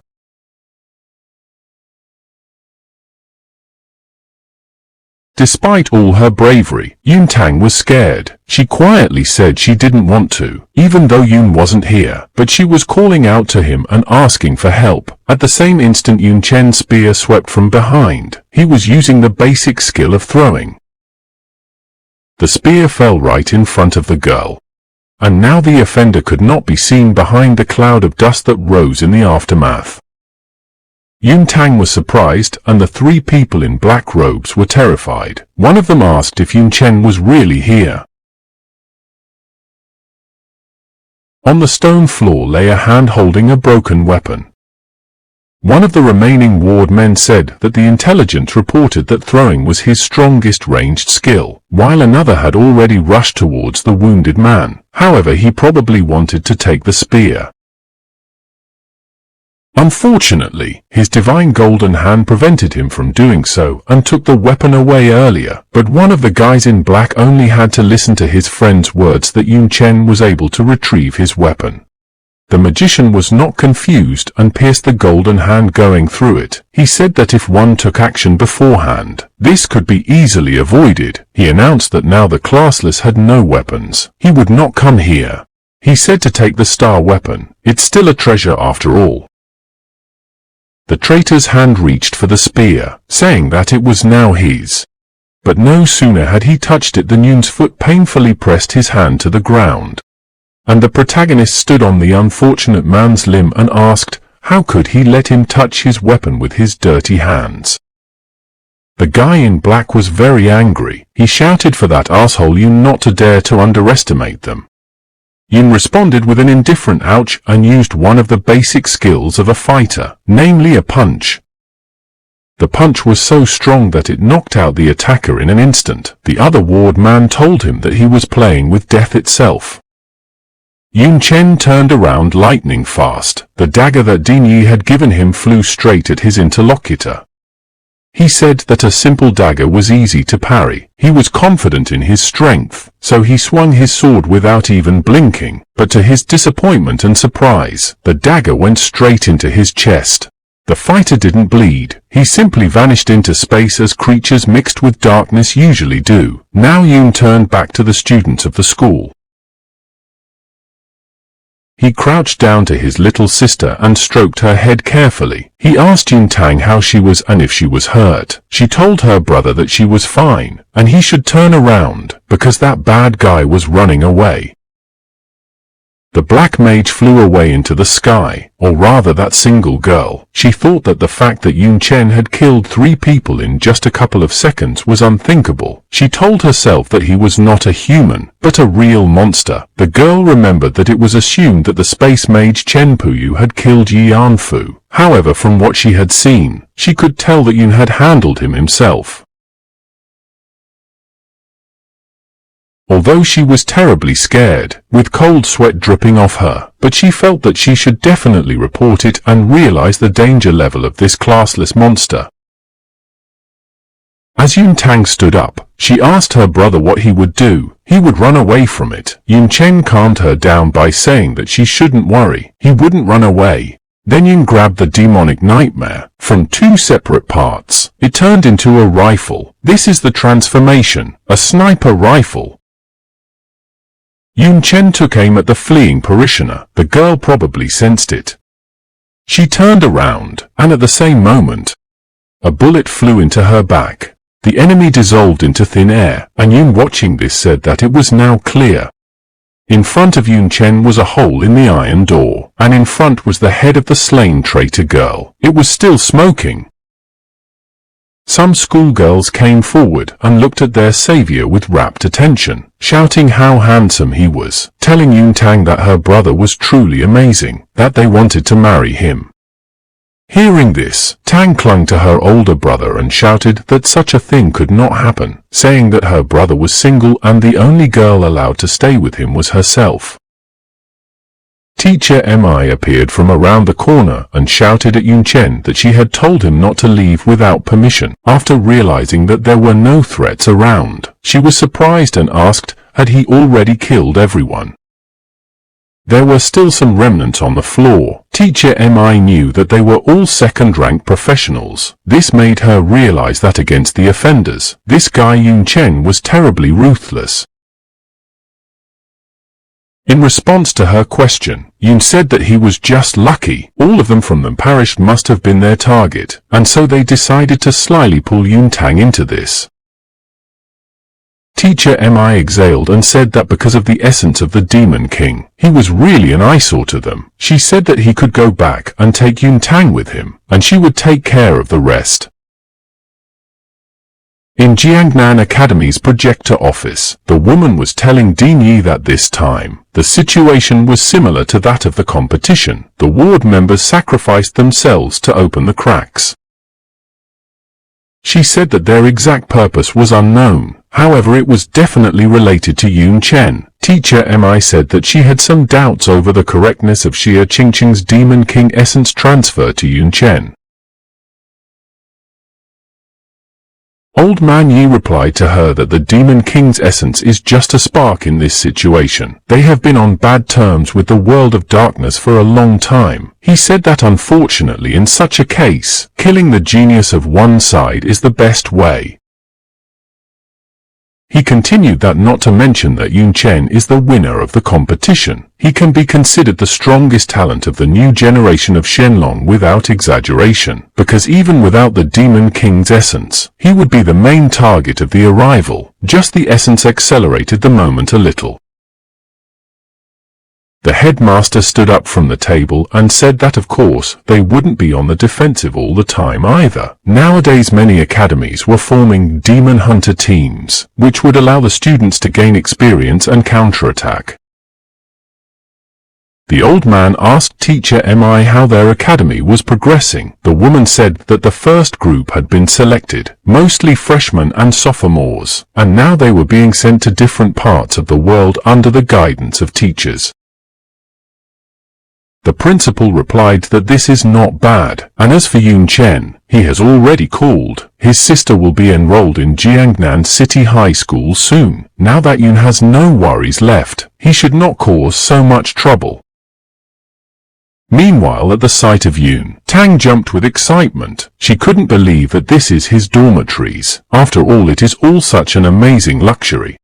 She said that he had such a cute little animal that she was even jealous. Yun Tang squeezed the poor plant so hard that it started screaming. Yun Chen told his little sister to be careful. After all, she is still a demonic thorn flower. But Yun himself was not thinking about it as much as he was thinking that Teacher Mi would help him translate Yun Tan. However, it would be better if Yun Tan herself was worthy of Jiangnan Academy. The guy turned to his sister and told her that it was time for her to awaken her talent as well. The girl sighed languidly and said that it was. They were just taking a 2-day course to do so, but the monster invasion had stopped it. Yun Chen tossed her a blue bottle with liquid inside with the words that since that was the case, let her catch the enlightenment potion and use it right now.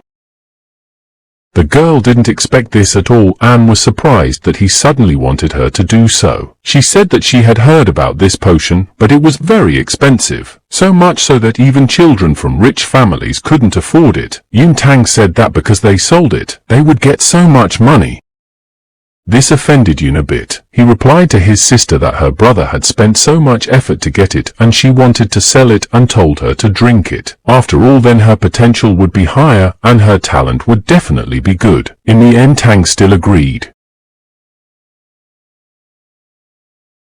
She started to drink it, although she was a little scared. When she finished, she cheerfully said that she drank every last drop, and the taste of the drink is not bad, slightly sweet.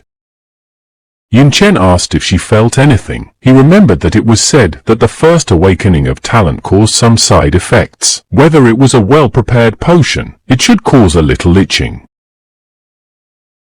Yun Tang replied that something strange was going on. She said that she couldn't describe it, but she had definitely drunk it all and that he could check. The girl rushed towards him and shouted that there was definitely not a drop left. How quickly everything happened surprised Yun. He even thought that her little sister had a talent for speeding up. But then he refuted his own guesses, because even if it was a 10-fold acceleration with level 5, it wouldn't work. Besides, it wasn't a spatial skill and he couldn't feel any magic. But despite all this, she had covered a distance of 2 or even 3 meters at a time. So if this speed is not a spatial skill, then Yun put his hand on his sister's shoulder and asked her if she felt anything strange while walking towards him. She said that no, everything was fine, and on the contrary, his brother was behaving strangely. He was looking at the place where she was standing for so long. The protagonist became cheerful and told her that she was right because he didn't see her move, only how she appeared. He explained that this moment was just accelerated because she had a talent related to time. Yun Chen was surprised. She didn't even realize what he meant at first. The guy grabbed his phone, saying that this was an even rarer talent than Space Magic, and if Space Mage was a strategic level class, then Time Mage was a nuclear level class. He decided that he should report everything to Teacher Mi first. Now Yun Tang, Teacher Mi, Dean Yi and Yun Chen were in the Jiangnan Academy's awakening room. Yun addressed the dean saying that she was just a middle school student and therefore he shouldn't have come. The old man shouted asking what this Yun even knew, shouting that a time mage was the rarity of them all, that in the entire history of Jiangnan Academy, they had never once had a time mage. Suddenly they both turned around astonished. Dean Yi was extremely shocked. For the talent Awakening Stone revealed a time flow talent. A time flow talent of S quality. Its effect is to speed up or slow down time for a chosen target. Old Man E was happy that she is really a time magician. No middle school teacher has the right to teach her, so she will cross the middle school and her teacher will be one of the deans. He shouted to Teacher Mi not to dare to tell anyone about this, that it is top secret. The woman was already running somewhere with all her legs, but she heard his words and said that she understood. The principal turned to Yun Chen, saying that he had done a great job, repeated that it was a class of time. He was very happy about it. He said that he would go contact the Ministry of Defense. Dean Yi teleported out of the room. There was silence in the awakening room. Only the brother and sister were there. Yun approached Yun Tang. She asked what it all meant, and her brother told her not to tell anyone what had happened. He realized that if this information leaked out, the parish would definitely send people to get rid of her, although now she was somewhat safe. However, sitting still was not his style, so instead of waiting for them to come, he would go to them first. In the Jiangnan Academy dungeon hall, there weren't many people besides Yun. He approached the administrator and said that freshman Yun Chen came to get permission. The dungeon level range was 2130, and the difficulty was a nightmare. Also said that the number of dungeons, all available. Someone sighed unhappily and said that the parish was eating them up from the inside, opening cracks everywhere. One guy, probably a student of Jiangnan Academy, said that because of these frequent clashes, too many people were dying. Another said that it was true. Fourth-year students of the military department were being sent to war zones immediately. He said that the battles were so fierce that there were so many casualties that they had to send underclassmen.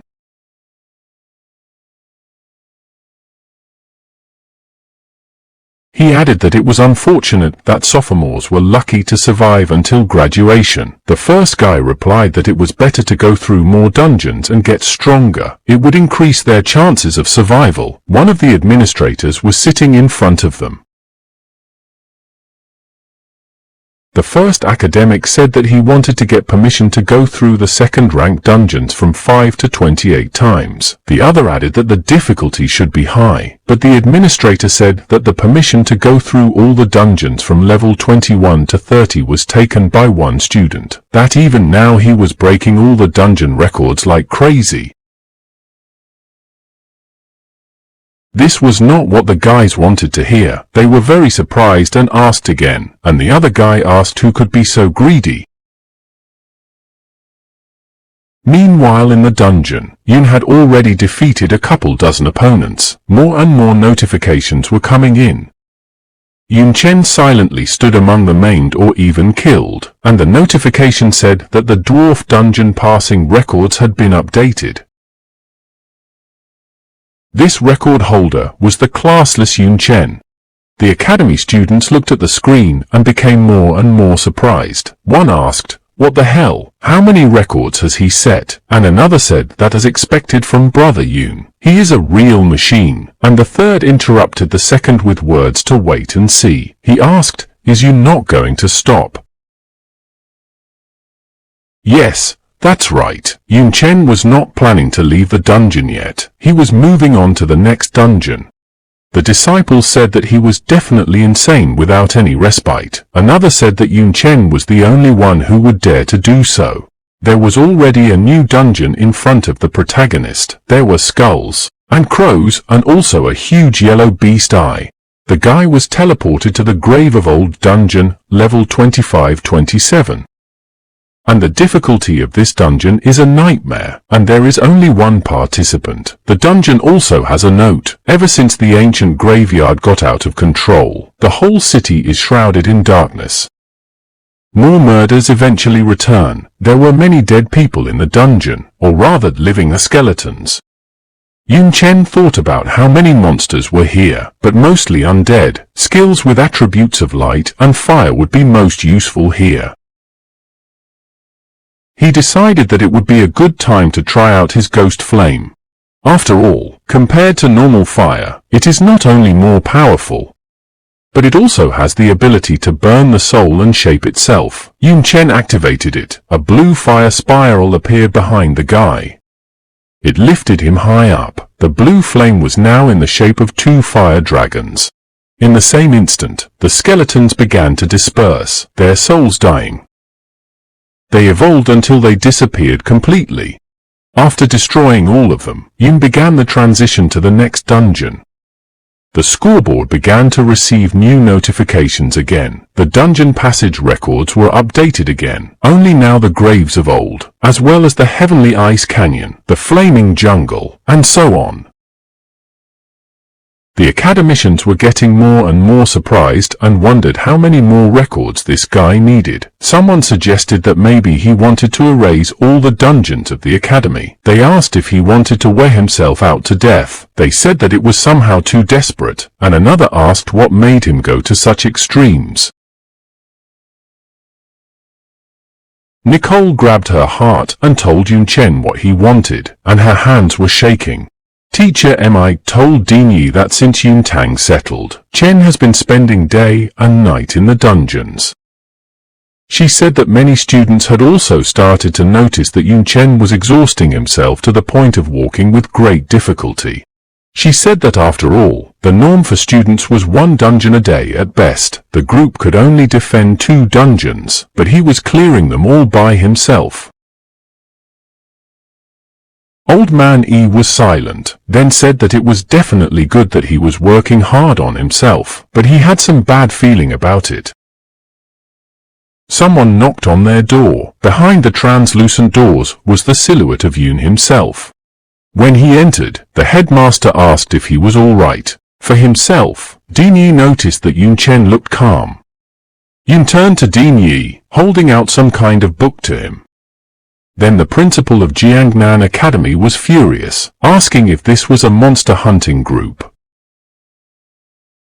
He scolded Yun, shouting that he was crazy, that although freshmen could participate, but in Yun's case it was different. He would not even participate in the 2nd year, but even if he got his permission, Dean Xie would still refuse. Yun Chen smiled and said that Teacher Xie had already approved his permission. This surprised Old Man Yi. In the paper Yun Chen held out to him was a letter from Dean Xie, saying that regarding her disciple, she would allow him everything and take care of him. Let Yun join Katie's team. Dean Yi thought this was crazy, thought that both teacher and student, both are crazy. Yun Chen told the old man not to worry, said he could take a look at his characteristics. Dinyi agreed and replied that he would take a look now. He used the evaluation. There were Yun's basic characteristics, his name and race, his primary and secondary weapons, but much more interesting were his basic attributes without taking into account the equipment bonus. His strength and physique, agility and stamina, everything was at levels from 269 to 300. The guy also had many useful skills and high-ranking talents. There were also special skills such as divine lightning and using spells without a staff. The old man realized that just considering his talents, Yun could be considered special among the rest. The value of attributes was overwhelming. Hidden classes and concentrating on one attribute. They were not even close. In the end, the principal just had to say that since he was so sure he could go, Yun thanked the dean. When the guy left, Teacher Mi told the old man that he thought his decision was extremely inappropriate, because as he knew, the parish had started to actively follow Yun Chen. He replied that it was true and Yun Chen understood that, so he was taking the initiative, and Xia Qingcheng wanted him to join Katie's team. He reasoned that it must be that Dean Xia had taken action. There was a group of people in Sun City. They were all very different. Some had interesting ears. Some had interesting clothes. The man in the kimono said it was too much, asking who else was going to join them. He said that he was still a student at the academy, and also classless. Another said that despite all this guy seemed really strong. He had won a national competition after all. And the man in the kimono asked what of it. He was still just a chicken who didn't know what to do. The third guy in the mask said who cares about that? Their team gets extra credit for killing ward members or demons. So who cares about the guy from a rich family who came here through connections? The kimono man shouted again that this was too much, called the new member a damn rich man. The girl with unusual ears listened to them and thought that the team spirit was about to go into the forest, asking herself what Dean Xia wanted to do by making such a decision. She thought that Yun Chen's strength would really not be enough. However, they already had enough credits, so they should not take any unnecessary risks. She also remembered the rumors that were going around in Dongyun City. She hoped that the guy would keep his cool. A foot appeared above the water. It was Yun Chen. He told Miss Kathy that he had arrived. Miss Kathy announced that the last member of the 7th squad had arrived. Yun Chen, he was part of the team from now on. The man in the kimono whispered to the other that there was a bag of credits, but he purposely did it so that everyone could hear. He also told his buddy not to talk too much, because the children of rich parents would be offended by such things. He said that if he didn't want trouble, he should keep quiet. Yun received a new system notification. It was a new task. The task said that he must take first place in the number of contributions to the team, and the reward for the achievement will be the Stone of Destruction of Borders, the Cross of Rebirth. Fortunately, there is no punishment for failure. Yun Chen suggested that perhaps because of the simplicity of the task, there are no rewards like S-rank skill. He already has the Cross of Rebirth, hence the second one he can give to Yun Tang. The boundary-breaking stone is also a great item. It can break the quality limit of the equipment, thus improving it. Miss Katie shouted that they are in place, can start their first joint operation. She said that supposedly, the parish knows about the Demon Hunter squad, and their special team should eliminate the newcomers. The girl said that over the past few days, in cooperation with the demons, they have wreaked havoc in remote small towns using extremely brutal methods. They do not spare anyone, even innocent children. Said that according to the information provided by the local garrison, a group of strange people are in a warehouse near the river pier. According to the investigation, these people came from far away and most likely their parish.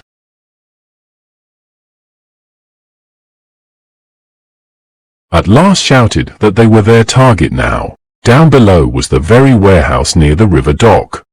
Squad 7 stood on the cliff looking down on it. Miss Katie used her natural perception.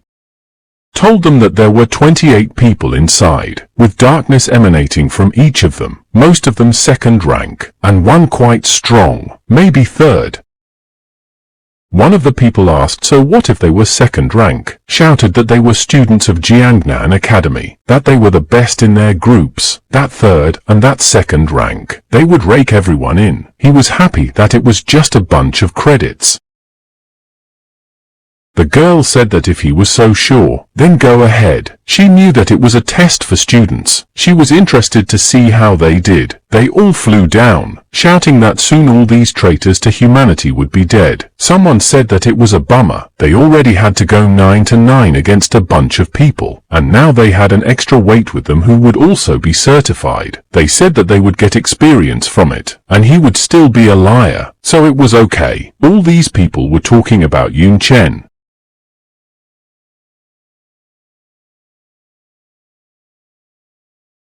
One of the group hit the roof of the building hard with his axe to break through it. The roof easily broke through. The people in black robes were even a little surprised by the invasion. The Jiangnan academicians flew on top of them. Yun Chen was a little behind. They wasted no time and started attacking the people who came. Some used sword burst, some used sun strike, some used breath of light, as well as fist of strength and so on. One of the men in black robes informed the bishop that people had suddenly rushed in from outside. The total number of enemies was still unknown, asking if it would be better for them to retreat. The bishop was completely calm. He replied that he could clearly sense them, told them that there were only 9 attackers and most of them were only second rank, told them to kill them all. The men in robes were blazing. One laughed and said that he thought there was a whole army, but it was just a handful of brats, but they had taken them by surprise, so they would make the young men suffer a little. This infuriated the squad members. One was shouting how dare he, the other was already flying at him and asking if he didn't value his life. The two were already very close to the enemy. One of them used a flash of purple heat and the other a ground-splitting strike. But the enemy blocked their attacks, turning the places they intended to hit into ice.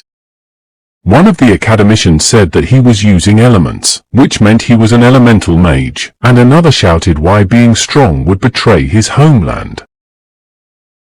The one replied that it was simple and asked what an ordinary man would do in front of a supreme being, told the attacks to prepare for death. The axe man shouted to retreat, but his weapon is frozen because of the ice and he can't reach it, and the other said his hands are stuck in his ice element. The first one asked what they will do. Yun Chen's bullet cut the air with lightning speed. It flew straight into the elemental mage's back. This was a sniper's basic skill, fuel shot. When the attacking academicians realized that it was a freshman and he was already standing on the dais behind all the people who came, they were shocked and shouted that Yun Chen had felled the elemental mage with one shot. One of them said that his shots ignored the elemental body and asked, how does it work? Yun said to himself that the skills with the mandatory hit worked effectively. He used one of the basic skills of a sniper, fast reloading, also said that they ignored any physical defense. Said that there were many more targets, and therefore it was possible to practice. Some people in black robes were hiding in large boxes. Some had 1, some had 2. Yun launched 3 projectiles at once, using the basic sniper skill of penetrating bullets, as well as frost bullet and fuel shot. The bullets easily penetrated the walls of the boxes, but the sound was quite loud. Those who came in didn't even realize where they were being shot from when they were hit in the heart. One of them cried out through the pain and shouted that he was in a blind spot. How could he be hit? The people from Katie's squad were terrified, because out of 4 shots, Yun didn't miss a single shot, said that they had a divine sniper on their team. Another asked, isn't this a classless freshman? This shocked him even more. Bishop was furious. He shouted to his men to deal with the sniper first, telling them that the sniper was easy to defeat in close combat. Everyone immediately rushed over to Yun Chen, shouting that he was a sneaky bastard, that with their bloody shots, they would kill him. The people from the squad also rushed forward, shouting that they wanted to deal with Yun Chen, that they would help him, because a freshman couldn't handle the ward members alone.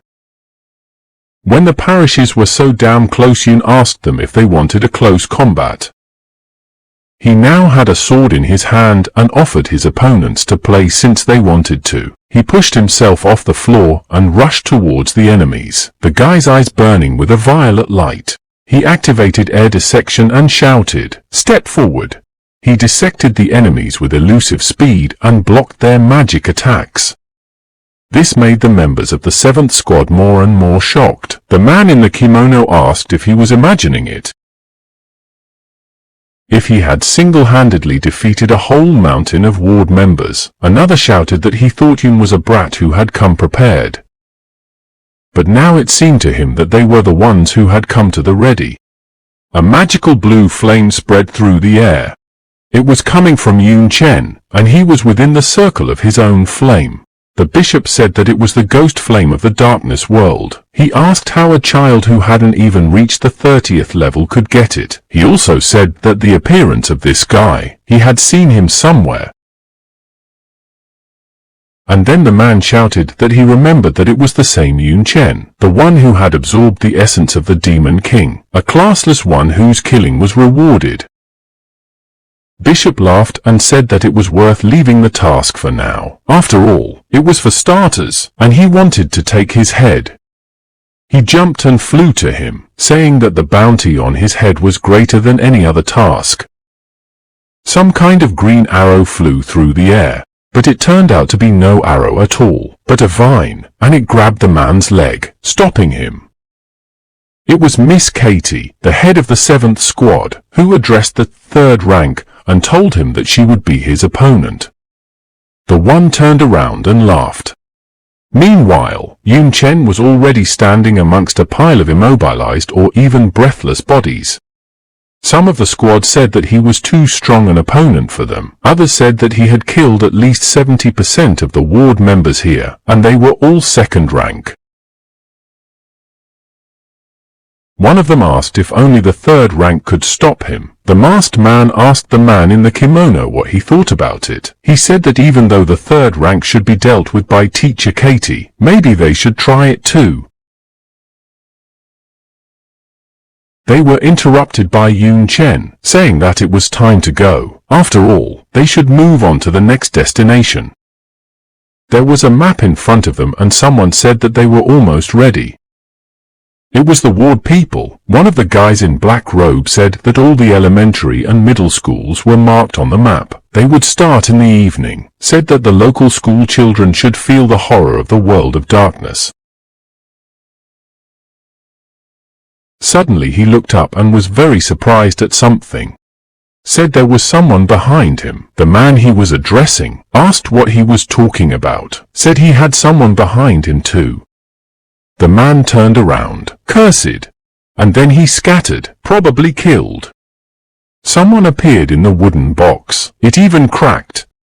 It was the members of the 7th monster killing squad and ward members. The man in the kimono told Brother Yun that they had come to help. He also added that he was rushing too fast that they couldn't keep up with him. He was about to say that he would buff him, but then he stopped.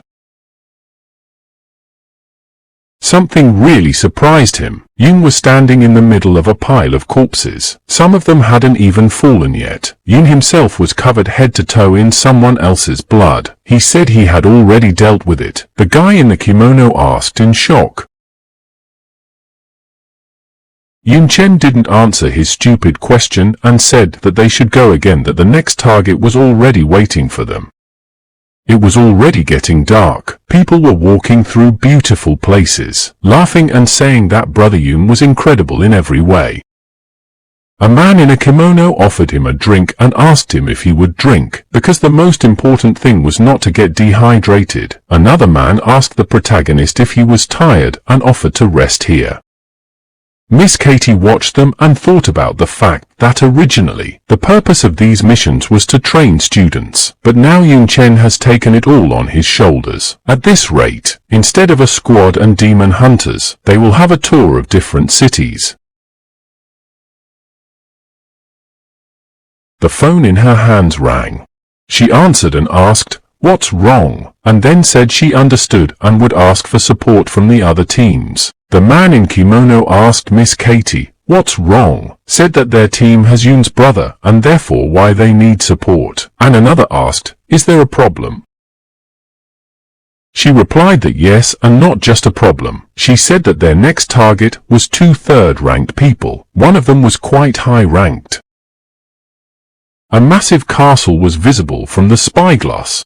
Also a full man. He laughed and said that on behalf of the local garrison, he thanked them for their help. This man is the corps commander. His name is Tai Ge. Yun Chen was looking through the telescope. He said that even at this distance, one could feel the energy of darkness. He said that it was strange. The local garrison had just discovered this anomaly. He asked Tai Ge. He replied that it had actually been known about it for a long time, but this building belonged to a very rich man. No one dared to even investigate. He said that if it wasn't for the recent activity of the parish and the order from above, they wouldn't have dared to do anything about it.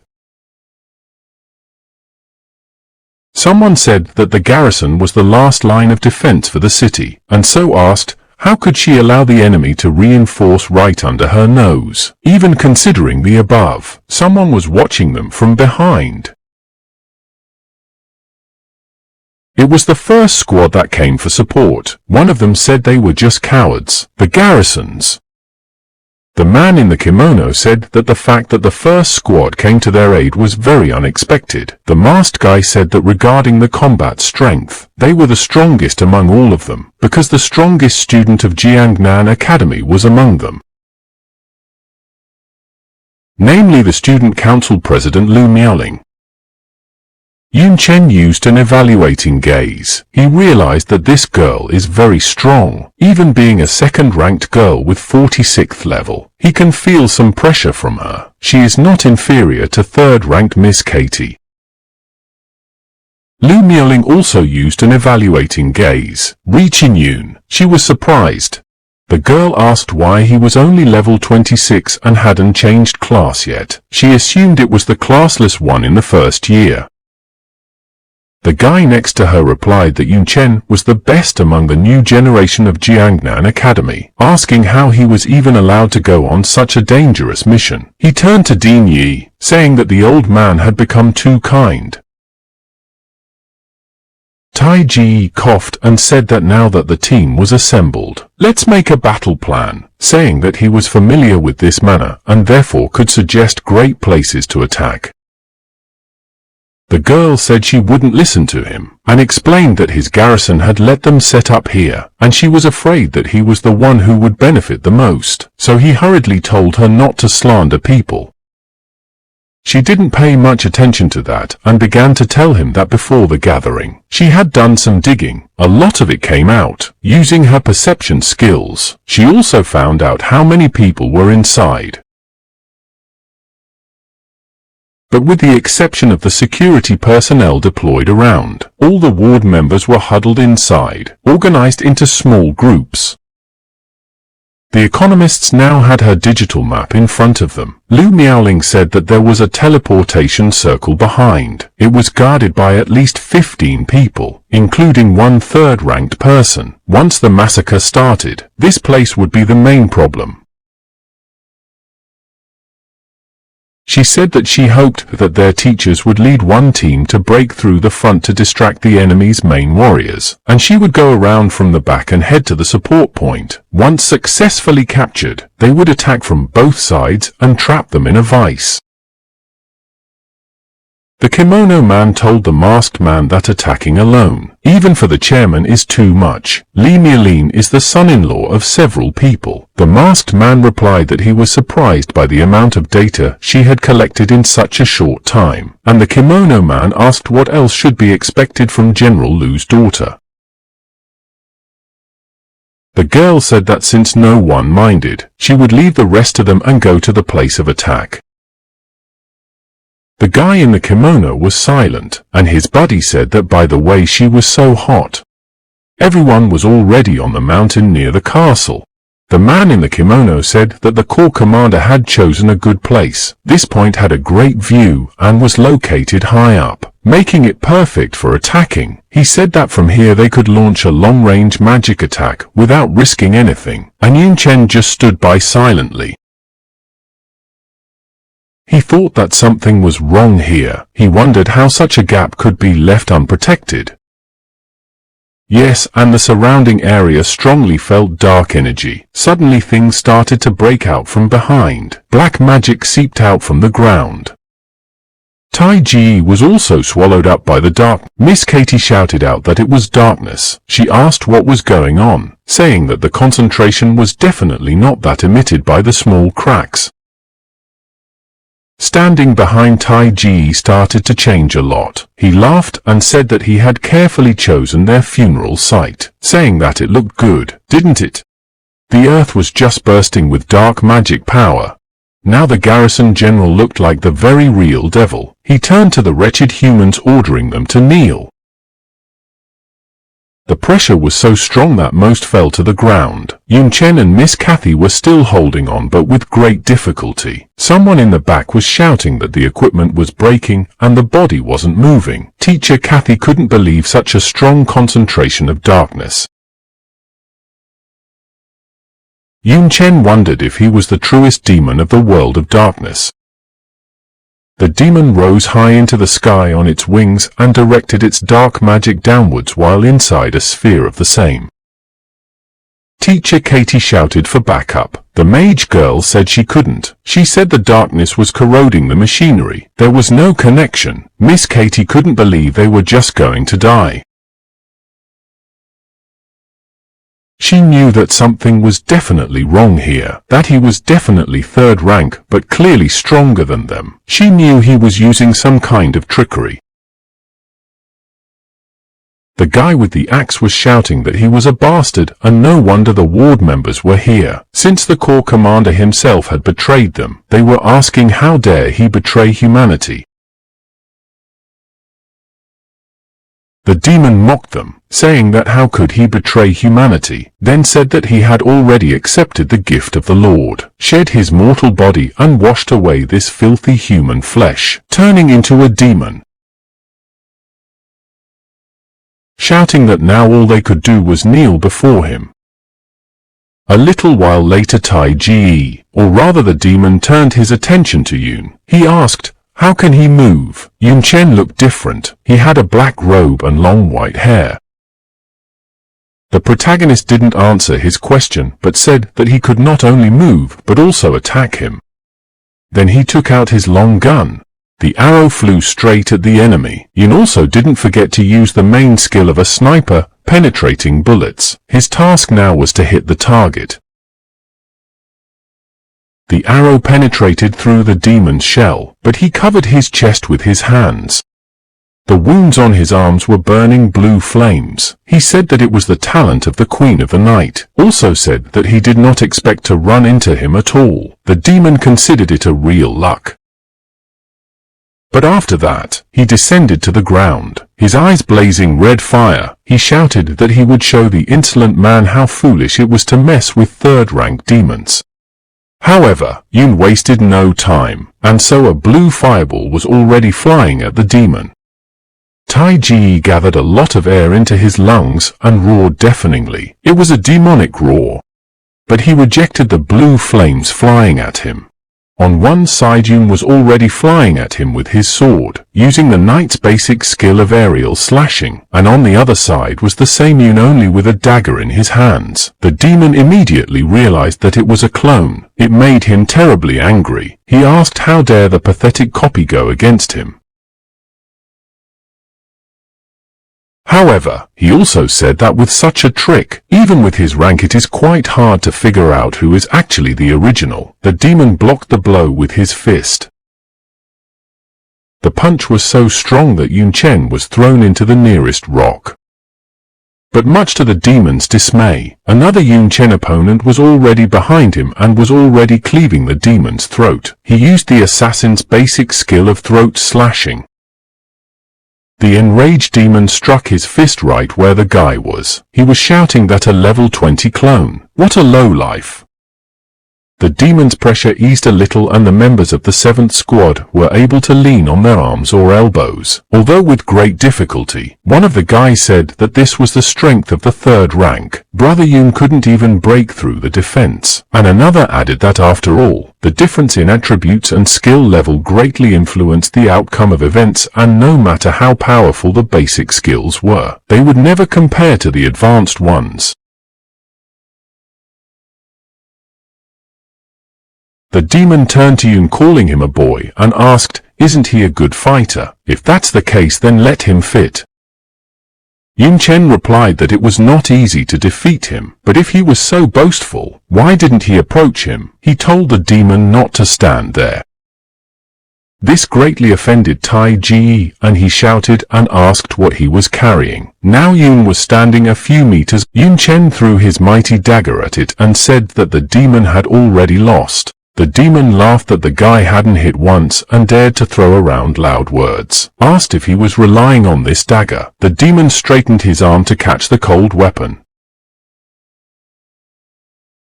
But no such luck. The dagger had changed the angle of direction and was now quite close to the monster's black eye.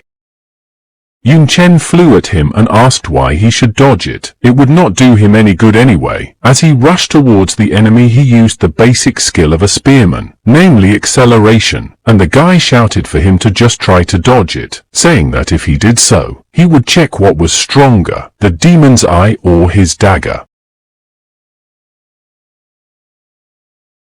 The demon tried to run away from the weapon, hoping that sooner or later it would fall, but contrary to his hopes, the dagger was still chasing him.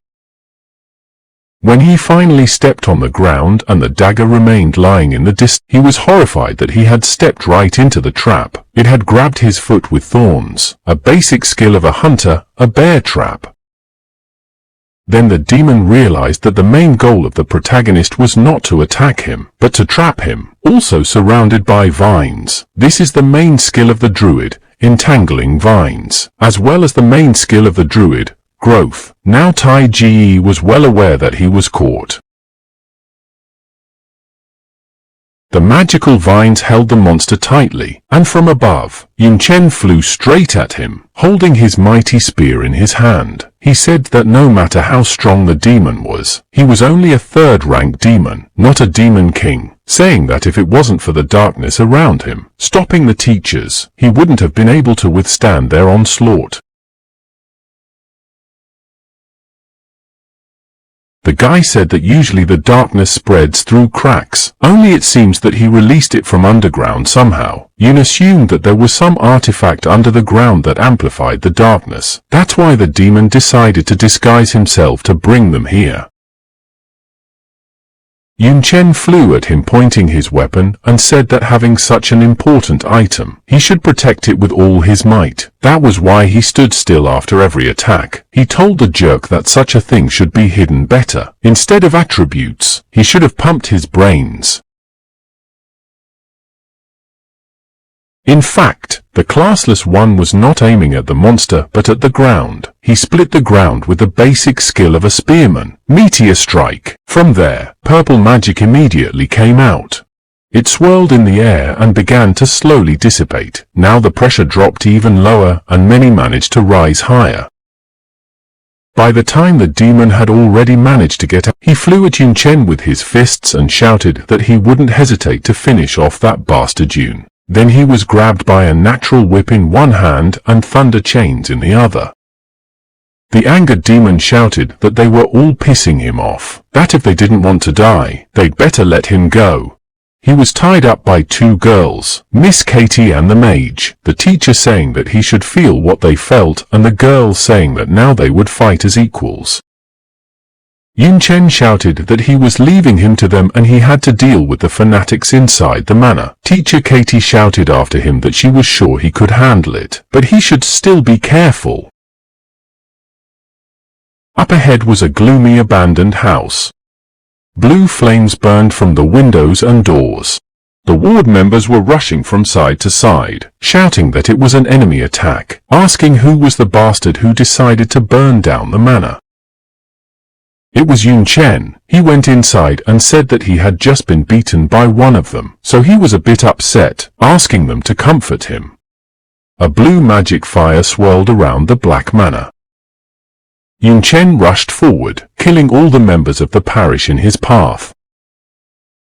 The people of the parish were in panic. They shouted that he was too strong and resisting was useless, asking what he was doing and what about the support. Where was the support from the rear? One man in a black robe said that at this rate, even with support from the rear, nothing would change, said they had no choice. He yelled to the believers that it was better to sacrifice their lives to their Lord instead of having someone kill them. He shouted and asked the Lord to avenge them. All the other people in black robes also raised their hands up and shouted for the Lord to avenge them all. They were all blazing with red light, but it wasn't fire. Yun Chen realized that they had decided to sacrifice themselves. He thought they were crazy, but knew that they had to be stopped before their souls could give themselves to the Lord. People were dying one by one, their souls rising into the air, straight to the Demon King. Yun Chen then said to himself that there was no way he could do it in time, because they were dying too fast, and with so many victims, it would not be the last demon to appear. He said that despite this, sacrifice was only a skill. Now he just stood flat and said that as long as it remains a skill, it can be interrupted. The guy used the monk's main skill, blood rage, and the knight's main skill, perseverance, the archer's main skill, fighting spirit, for the berserker, berserk, paladin, holy glory, shadow flow spike, killing method, magic swordsman, magic flow. From above, almost on the ceiling in front of Yun, there was a portal to the demon world. Its truest black magic was a sacrifice gate. The gate started to unfold and crack loudly. A large hand came out from there and with long black claws, it rushed straight at Yun Chen. But the protagonist told her not to even think about it and pointed his spear at her, preparing the main skill of a spearman, the jab. He stabbed his cold weapon directly into the palm of her hand, accompanying the strike with a blue light. Yun Chen was pleased that it worked and he walks back. He said that right, even demons from the world of darkness through the cracks. It's not easy to get into their world. Inspired, the protagonist decided to attack the palm once more. After that, he changed his weapon to a storm axe and swung it, shouting that this was the final blow. Yun Chen swung the axe hard and shouted for it to get the hell out. The hand hurriedly removed itself back to it. The portal closed. Yun Chen exhaled a sigh of relief and said that fortunately, it had stopped him. However, he also added that the darkness from his body was thick. The guy was afraid that he might be above the 3rd rank. He realized that he would have gotten into trouble if he came out of there. Suddenly his eyes widened greatly. Someone in front of him said that so the situation was really not in his favor. It was the very owner of the hand that appeared from the gate. However, now in front of him was not just a hand, but a real demon from hell, and the demon asked the human child if he was right.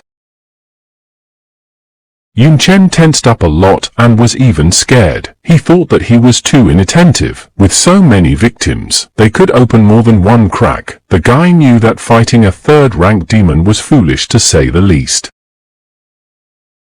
In this world, the level not only determines a large number of attribute points and skills, but also gives the opportunity to change class. With each change of class increases the number of attribute points and skills. In addition, there is an opportunity to learn more powerful skills. Usually a person at the 10th level can change class for the first time. This is the so-called 1st rank. The 2nd rank is the 30th level. The 3rd is the 60th level and the 4th is the 90th level. They are also called the 2nd, 3rd and 4th changes. The more changes, the greater the increase in strength. Yun Chen knew that in their world, third-ranked people had a high social status, and their strength was not even worth talking about. He realized that he was now facing a third-ranked demon that was stronger than people at his own rank. But he couldn't escape. He would be in this state for another 13 seconds. He had to do something urgently. The demon who came out laughed and asked how he dared to still hold a weapon. Maybe it was the talent of the Queen of the Night gave him so much confidence. After that, the demon rushed towards the guy on his mighty wings, saying that he probably didn't know that his head was very valuable. He only needed to hand it over to one of the demon kings. Yun Chen used divine lightning and it whirled towards the enemy. Now, he flew at the demon from behind, using the knight's main skill, aerial dissection. Unfortunately, he couldn't even hit him. The demon turned around and hit the guy, shouting that weak people like him couldn't even damage him a hair. The blow was so strong that Yun Chen was thrown into the wall. Despite being quite a distance away, there was a dent on the wall and a bunch of cracks around it. Yun spit out some blood. He was thinking about the fact that this jerk was pushing his attributes without any defense, when the guy opened his eyes. He noticed that the demon was flying towards him and was already very close. Yun thought to himself that he was too damn fast and it was too late for the divine lightning. The demon crashed into the wall and there was a huge explosion. Yun Chen changed his weapon to a demonic terror in the form of a tonfa. He was now an invincible S+ rank demon. Divine light was emitted from it. The demon was extremely amazed that he had survived, and he didn't count on immunity to attacks. Yun Chen took out his dagger and furiously shouted that now the offense and defense sides would switch places. He pointed his dagger directly at the demon. He no longer looked so cheerful and confident. However, he was terribly angry that the classless one was trying to poke his eye out. The demon shouted that Yun was a despicable person. He dented him into the wall with tremendous force, stomping the poor guy's feet and shouting for him to die sooner, repeating it time after time. Yun Chen realized that Invincible's time was coming to an end, but his preparations were also over. He opened his eyes, and the powerful demon was violently thrown into the opposite wall. The demon staggered back and asked, "What the hell?" The freshman stood up and said that as he had said before, now they had switched places, said that it looked like he had not only damaged the demon's hair, he was holding the artifact from the additional task in the competition. And Yun Chen asked his opponent if he could stop him now. There was a lot of smoke and dust around. The stone floor was completely destroyed. It was now like rocks. The demon and Yun Chen stood opposite each other. The demon asked what was going on. Then Yun Chen attacked him. Yun held the artifact in front of him and said that now they could finally talk as equals, saying that since the parish these are their tame dogs, so the master should know where their kennel is. The protagonist thought that in terms of combat power, the parish is actually inferior to Xuanchuan, but the most unpleasant thing is that they are hiding in the darkness. If they find their lair, humanity would shoot them all off the face of the earth. For some reason, the enemy's words made the demon very angry. He threw himself at him and asked if he wanted to beat the information out of him. He shouted that he would never let this happen and that although they looked like dogs, they were still dogs, but these dogs were also working for them. Yun Chen indifferently asked if this was actually the case. He broke his puppet's arm. Accordingly, the demon's arm also fell off. He screamed in pain, blood flying around him. The mighty demon fell to the floor, dropping to his knees and hissed for the classless freshman to die. Yun Chen, looking at him, asked, trying to resist, said that most likely, he just did not understand his situation. The guy took out a straw voodoo doll. Now blood was gushing from all areas of the demon, but he was still holding on and screaming loudly in killing pain, telling the boy that he could kill him, but the demon kings would never let him go. He said that Yun Chen had a choice to either join them or die.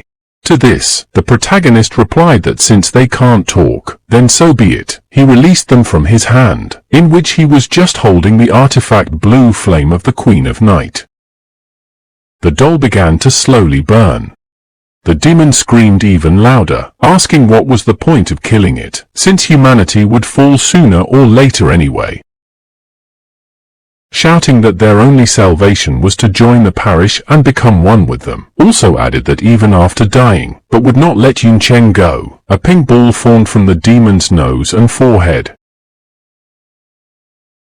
It flew straight at the freshman. It flew straight into his neck. It was so fast that Yun Chen didn't even realize what had happened, but the demon kept shouting that Yun wouldn't escape. He repeated this until his soul was finally burned in blue fire. Yun Chen rubbed the area on his neck where the magic ball had just arrived and told himself to be more careful from now on. He was surprised that in such a state, the demon was able to do something. He thought it was truly amazing, said that his neck was sore. It did not seem to be an attacking skill. He decided that he would ask Teacher Xie what it was as soon as he returned to the academy. He thought about the fact that the gap between him and the third rank was still large, and if it wasn't for the damn straw man, if he had used all his strength, he wouldn't have been able to do so much damage. He said that with his best weapon, he could only cut off a piece of his hair. He realized that the reason for this problem was not only because the difference in points and attributes was great, but also because of the skill level. Class advanced skills, whether active or passive, were not comparable to the basic skills of the classes. Explained that, for example, his skill spends 1 unit of mana in exchange for 1 unit of damage. An advanced class skill under the same conditions will cause 100 units of damage. The same applies to defensive skills. The difference in multipliers is visible to the eye. For this reason, the classless and no future. Yun Chen plopped down on the rocks beside him, thinking that even if his talent improved the skill rank, at best it would be equal to a second-rank warrior skill, and if he wanted to resist third ranks, the amount of attributes would not be enough. He decided that he needed to get more powerful skills. Yun was breathing heavily. After all, the demon had grounded him heavily when suddenly, from behind, red magic flew straight at him. It swept right next to the guy, and created a huge explosion as it crashed into the floor somewhere. It was divine lightning. Yun Chen did not expect this at all right now. When he turned around, Yun saw that very same demon Tai Ji in the passage. He called out to Yun Chen and said that he had to go through a lot of suffering because of him. Now it was time for revenge. Yun Chen asked him what was going on here and where the teachers were. The demon replied that they were still alive, however they were not in the best condition compared to him. All the members of the 7th squad, including Miss Katie, were badly beaten up. Their clothes were tattered. Teacher Katie regretted that they had missed that bastard. The mage girl said that so many years of teaching had affected their skills, and their level of combat power had dropped significantly. The students intervened in the teacher's conversation, saying that nevertheless, even with all this, it was only because of them that they were still not dead. But Yun Chen's situation was not enviable. The demon had definitely gone after him. The man in the kimono told him to wait and asked him if they had enough. The masked guy also suspected something. He said that there was another girl with them, but he couldn't see her anywhere. Miss Katie perked up. She seemed to realize who it was. Yun Chen realized that the situation was dire. He still hadn't recovered from the last battle. The duration of the buffs had run out. Now he was only wearing debuffs. In fact, it was difficult for him to even stand. But he realized that he had the cross of rebirth anyway, so he was not afraid of death. Yun decided to at least tear off a piece of the demon while he was still able to stand. This demon also started calling the classless boy. He asked how he still dares to hold a weapon. Does he really think he still has a chance of winning? Ordered Yun Chen to kneel down and obey him. Then he will so be spared his life. Taiji wished that Yun Chen would defect to them, because then the Lord would reward him generously. Yun Chen roared at the demon and said sure, right now, and surrender. They were already very close and the demon said that in that case, Yun would have to die. Someone's silhouette pushed off from the dais and flew down. The unknown man's foot struck his opponent right in the neck, and with such force that the massive demon flew off into the rocks. Yun Chen was shocked to say the least. He asked the girl who she was. She turned to Mr. Yun and said that he was the only disciple of the mistress, so she decided to warn him in advance. It turned out to be one of Dean Xia's demonesses. She regained her usual appearance and said that the mistress didn't want to put him in danger. The demoness stood in front and Yun Chen was still staring at her shockedly. But he soon calmed down and said that it was now clear why Teacher Xia recommended that he join Miss Katie's team. It was all because of Xiaoyu. The girl turned around and replied that actually her original purpose was to study something at the request of her mistress, but her succubus nature is a bit of a hindrance, so she went to join the team. She said that it just so happened that Mr. Yun decided to join the demon hunter teams. The best choice was her team. The demon finally stood up from under the rubble and coughed up a pile of dust. He asked why, though he had started to speak calmly at first, but now he was just frantically shouting. He asked, as a noble succubus, why would she give her name and stand to one side? The succubus girl laughed and replied that it was because her body and mind, everything she had already belonged to the mistress. She also said that he was an enemy of the mistress and was harming her lover. Her eyes lit up with love. She rose on her wings and shouted for him to give his life to pay for the sin he had committed. The demon Taiji was very frightened, and cursed and rapped. Xiaoyu launched her chains at him, shouting for him not to even try. The chains she used were the tool of the demon king himself, the void shackles. They easily caught the demon. The fact that it was the tool of the demon king amazed Taiji. He asked why the great demon king was obeying humans. The girl asked what kind of stupid questions were hers. She replied that of course she was also defeated, otherwise how would the king become a servant? And she clenched her fist. Along with her fist the chains on her opponent clenched. He asked her to wait. He was in terrible pain. Eventually, the chains let go of him and the demon spat right on the ground with his face. Yun Chen was watching the fight and said that he couldn't believe that Teacher Xia had defeated her. Xi replied that at first it was really like that, but as she got closer to the mistress, she accidentally fell in love with Dean Xia. The girl was very embarrassed to tell about it. Yun Chen smiled in response and decided for himself that it was better not to ask further. The succubus grabbed the guy's hand and said that although she did not know what technique Mr. Yun used, but to defeat a demon of the third rank in his condition is impressive. She shouted that she was almost possessed by him. Now he was also embarrassed. He said that she loves one, but is possessed by another. The girl explained that this is the nature of succubi. On top were the bodies of the slain enemies in special black spheres. Xiu said that their corpses were very valuable, so she kept them. They were already leaving. The girl said that it just so happened that this manor had one of these things. She thought it was convenient and said that they would use it for Mr. Yun. Yun Chen didn't expect that these corpses could be used and asked about it and inquired about the method. The girl looked love-obsessed again. She replied that this method was a donation and it was quite obvious.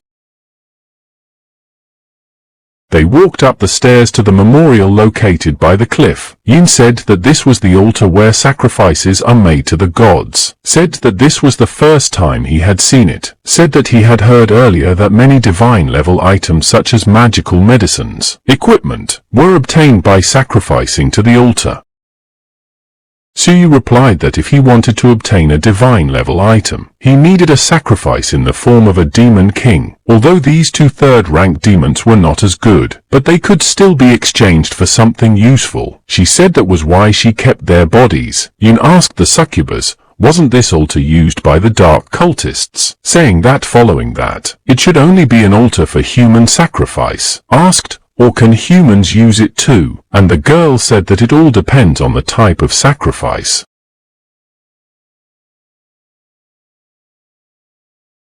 She said that there is no difference in the altars, because it is just a means of communication with the gods. If the victim is a human, then the contact is established with the god of the world of darkness, and if it is a demon, then the contact is with the god of the human world. So you said that Mr. Yun just need to stand in front of the altar and pray to the gods. She said that the god will definitely answer. Yun Chen pondered over the fact that he needed powerful skills suitable for classless to fight rank 3 demons. He decided that since they were gods, it shouldn't be much of a problem for them. He stood at the altar, raised his hands up and shouted out what he was sacrificing. The corpses of the slain demons began to scatter and their spirit flew into the sky. Something was also happening to Yun Chen. He opened his eyes. He was given an A-rank skill fusion. Now his basic skills can freely fuse during use, which will cause them to change in various ways. However, they spend more mana. Also, the skills after fusion can be weaker than the original. If the attributes and form of the skills do not match, the skill fusion will be considered successful and the effect of the skill will be reduced.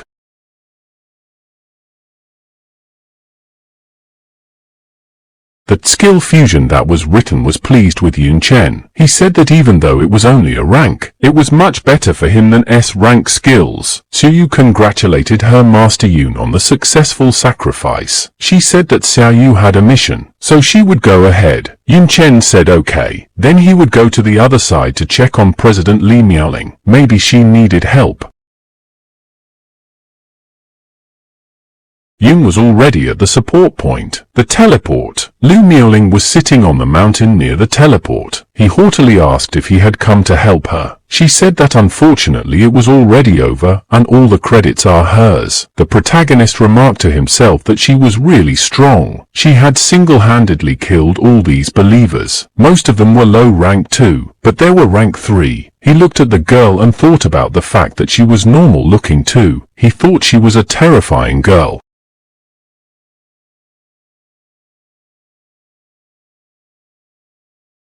Xiaoyu was in the dean's office of the armory department. She was addressing the mistress. She said that Xiaoyu's train was worth it. She had successfully protected Mr. Yun. The girl said that after Mr. Yun's sacrifice, his strength should increase greatly. She held out the documents to Dean Xia and said that there was also bad news. There were people who had turned into demons in the parish. She said that Xiaoyu had also gotten some information about the manor. Teacher Xia took the papers. She reread the papers and said that so this is what their purpose is, asking how dare they. Yun Chen was already at the Jiangnan Academy's blacksmith shop. The blacksmith addressed the guy, apologized and said that because of the heated situation, he had been sent to the middle of nowhere to support and reinforce the rear guard, saying that he had been delayed a bit and had just returned. Yun Chen said that the front line was not a simple place. It was understandable. Asked what about the blueprint, and Jieshu gave a thumbs up and said that it was already ready. Everything met his requirements. Yun held out the demonic horror to him and told him to take it. The guy hoped it would be better, said there was one more thing. He had a new request. He would like it to be diamond quality.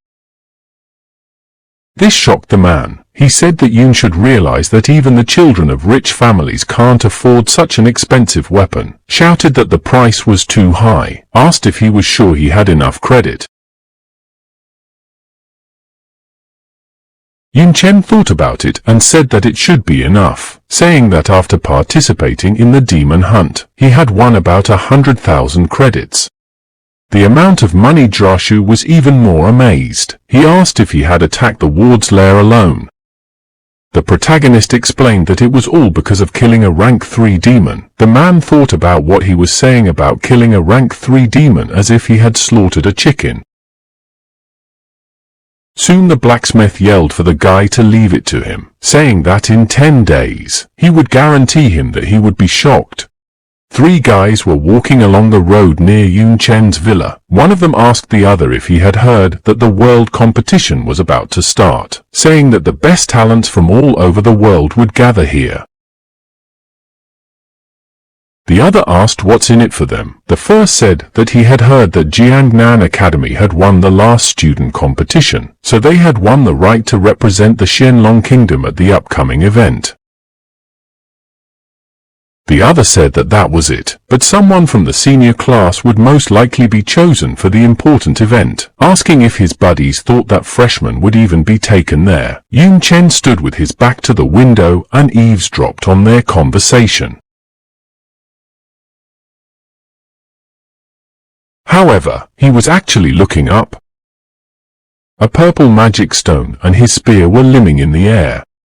The stone was buzzing and making strange sounds. Finally, the spear was in the hands of the party.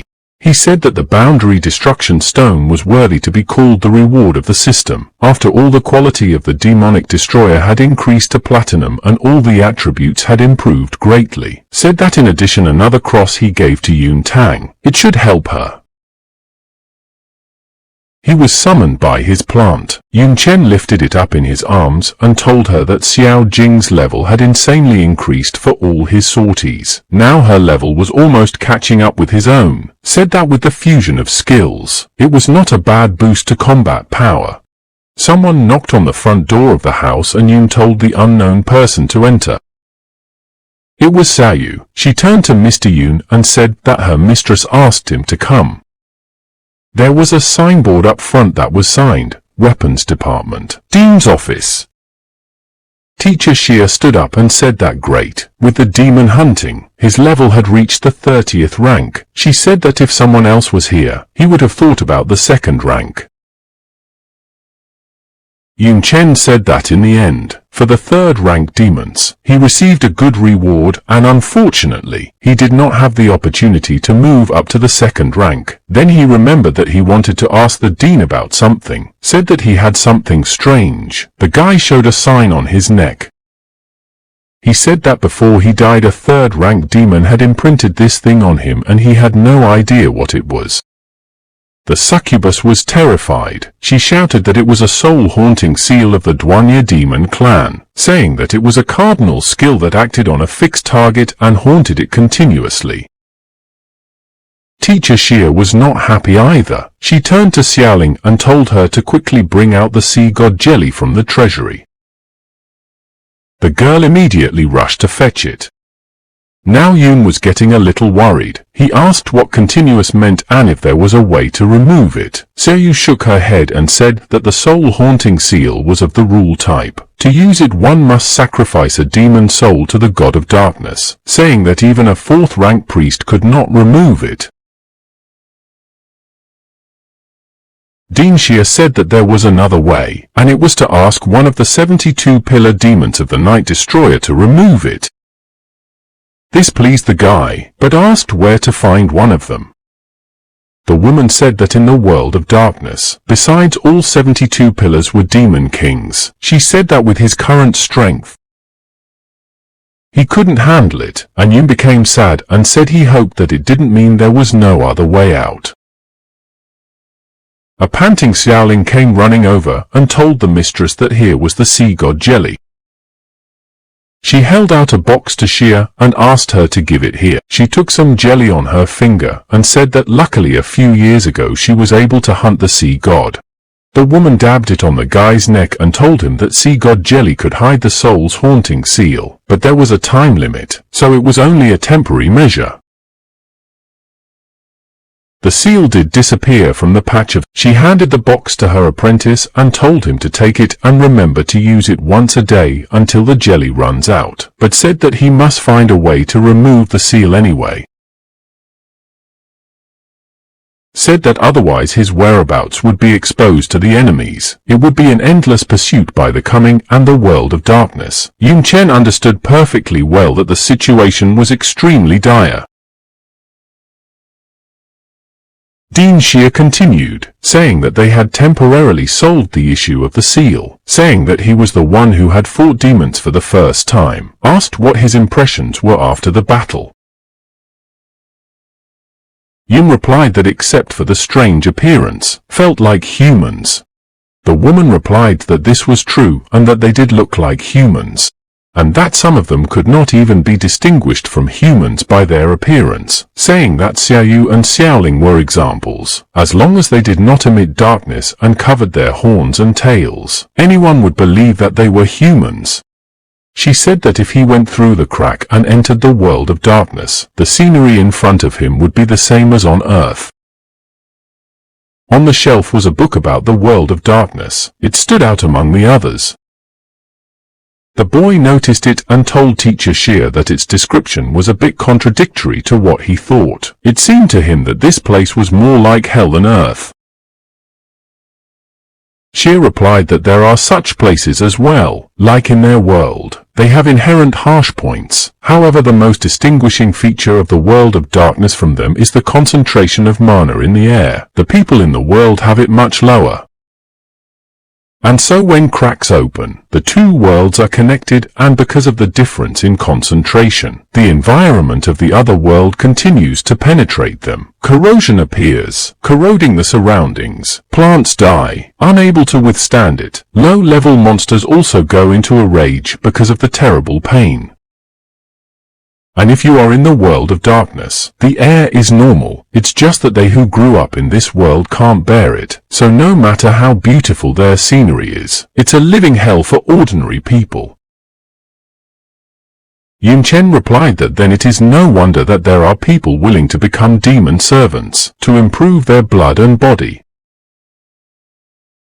He said that it was even possible to improve the soul, taking a new stage of evolution. It turns out the world of darkness is really a world on a level above them. The guy admitted that judging from this the demons also suffer because of this on the human side. Dean Xia replied that this is the case, but over the years they are slowly adapting to the environment, which can be seen in the increasing pace of the war. Said that Yun is far from talking about it. There are more important things that need his attention right now. Said that he should know that Xiaoyu didn't just go to protect him.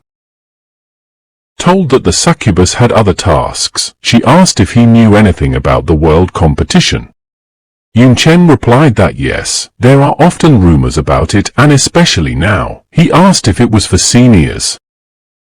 The woman said that it was because the seniors are usually stronger than the juniors. According to Soyu's information, the next target is the world competition. She said that if she went there personally, she would definitely scare away the ward members.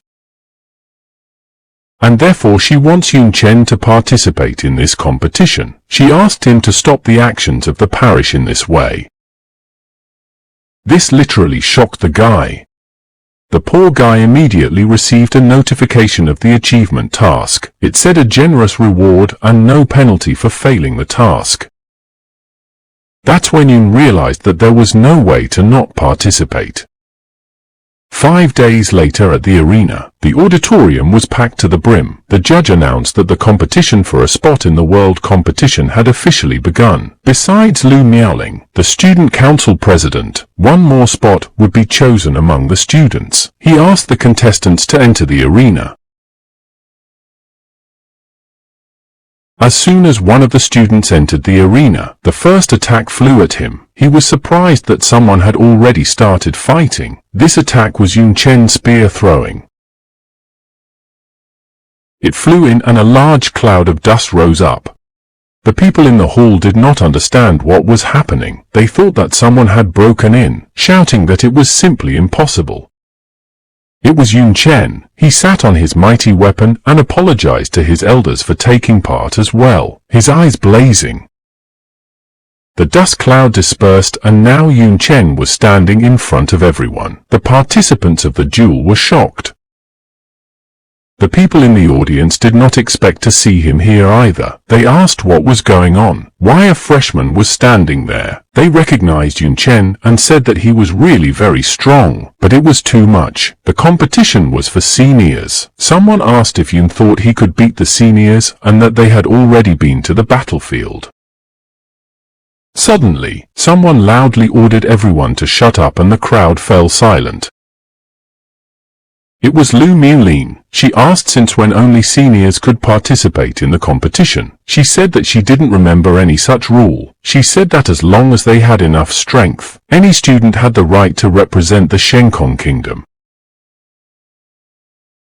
The other seniors who were preparing for the upcoming fights were furious. They were angry that the student council president was taking their side. One said that Yun Chen was looking down on all of them. Another said that the seats were already small and they had few credits, so why let a freshman in? A third commented that it was too much. Lu Miulin was not happy about their claims. She said that he just came to participate. She was surprised that they did not even have the confidence to defeat the freshman. Then everyone went down to the field of pain, explaining that they would not achieve anything by talking. One of the guys turned to Yun Chen, telling him not to think that if he won the freshman competition, everything would be easy for him. The girl said that it was time for him to learn the power of the elders.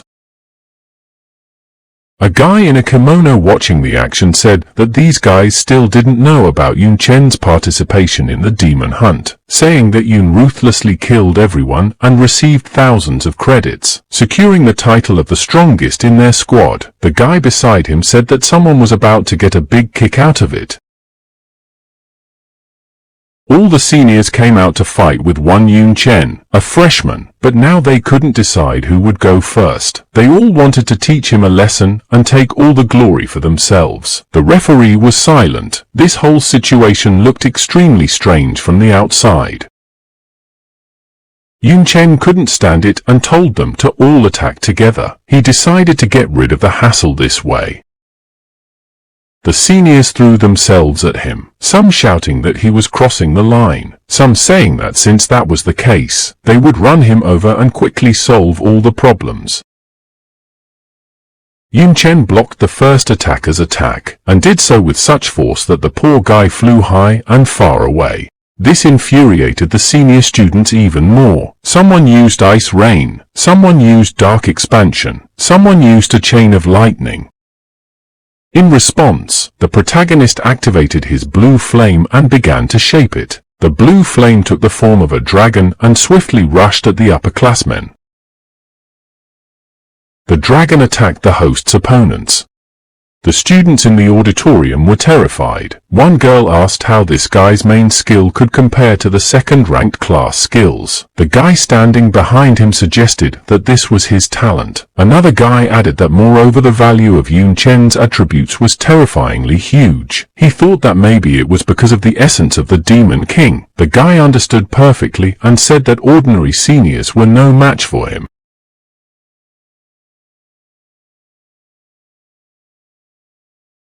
But luckily the student council was on their way. The senior student mage went upstairs and lined in the air.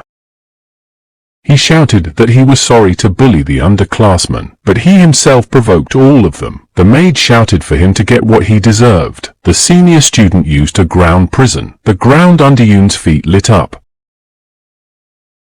A little while later, a magic cage formed around Yun Chen. The guy was a little bit not expecting such a thing. The protagonist didn't lose his common sense and decided to use one of the knight's main skills, namely air dissection. After that, Yun said that this was the skills of a second-rank daoist. He said that it was really not bad, because if he was a past daoist, it would be hard for him to deal with this barrier. After all, Jiangnan is a kind of cage for tigers and dragons. However, unfortunately for the senior students, Yun Chen is not standing still either. The students without wasting time decided to attack the guy, shouting that he was trapped, that the Sky Master's ground prison was a skill that even a space mage wouldn't be able to get out of. They wanted to get rid of Yun Chen as soon as possible. Meanwhile in the ground prison, something was happening. Yun was using skill fusion. It is one of the basic skill of a summoner is contracted summoning. Also the basic skill of a druid is growth. But he actually used contracted summoning to his demonic thorn flower. Now in front of them was a beautiful green-haired girl. She looked like his little demonic flower, only now she was more human. Her level was 30. quality was platinum, and her skills were whip, seeding, thorn capture, thorn prison and thorn assault. This time, the people in the auditorium were even more amazed. They asked, "What the hell is this?" Someone shouted that the basic summoner skill couldn't summon a platinum quality monster. Someone else told him to take another look, because it seems to him that she had only gotten a temporary upgrade. People shouted that they had never heard of such a skill before. The girl was overjoyed. She was slurring and speaking illiterately about getting bigger. It was actually normal. After all, she hadn't learned to speak well yet. Yun Chen, standing behind her, told her not to rejoice so much. First, stop the enemies and free him. The flower girl spread her arms, getting into a fighting stance, and used the sewing skill. When one of the sprouts flew into the high school student's hand, he was very surprised that it didn't hurt at all. But what horrified and shocked him even more was the words of his buddy that many plants are like monsters. They are able to wrap around their victims. The guy couldn't and didn't want to believe it. He thought it was simply impossible. Water swirled in the air. It was the maid's basic skill of water curtain and the witch's basic skill of wind. Yun Chen had already been released. He said that waiting for the seeds to germinate was too long, so he would help them a little, and the guy used the fusion skill. Yun shouted a word, rain, and it poured directly on the opponents. Demonic flowers immediately started sprouting on the limbs or body parts of the seniors. Those were terrified. They tried to throw these creatures off themselves. A guy with a mask over one eye yelled at his flower to get off him. His plant was on his leg. The other was less lucky. The plant had sprouted on his head and the creature was covering his eyes. He asked her not to do that. Chaos reigned. The older students were running and screaming, trying to extract the plant from themselves.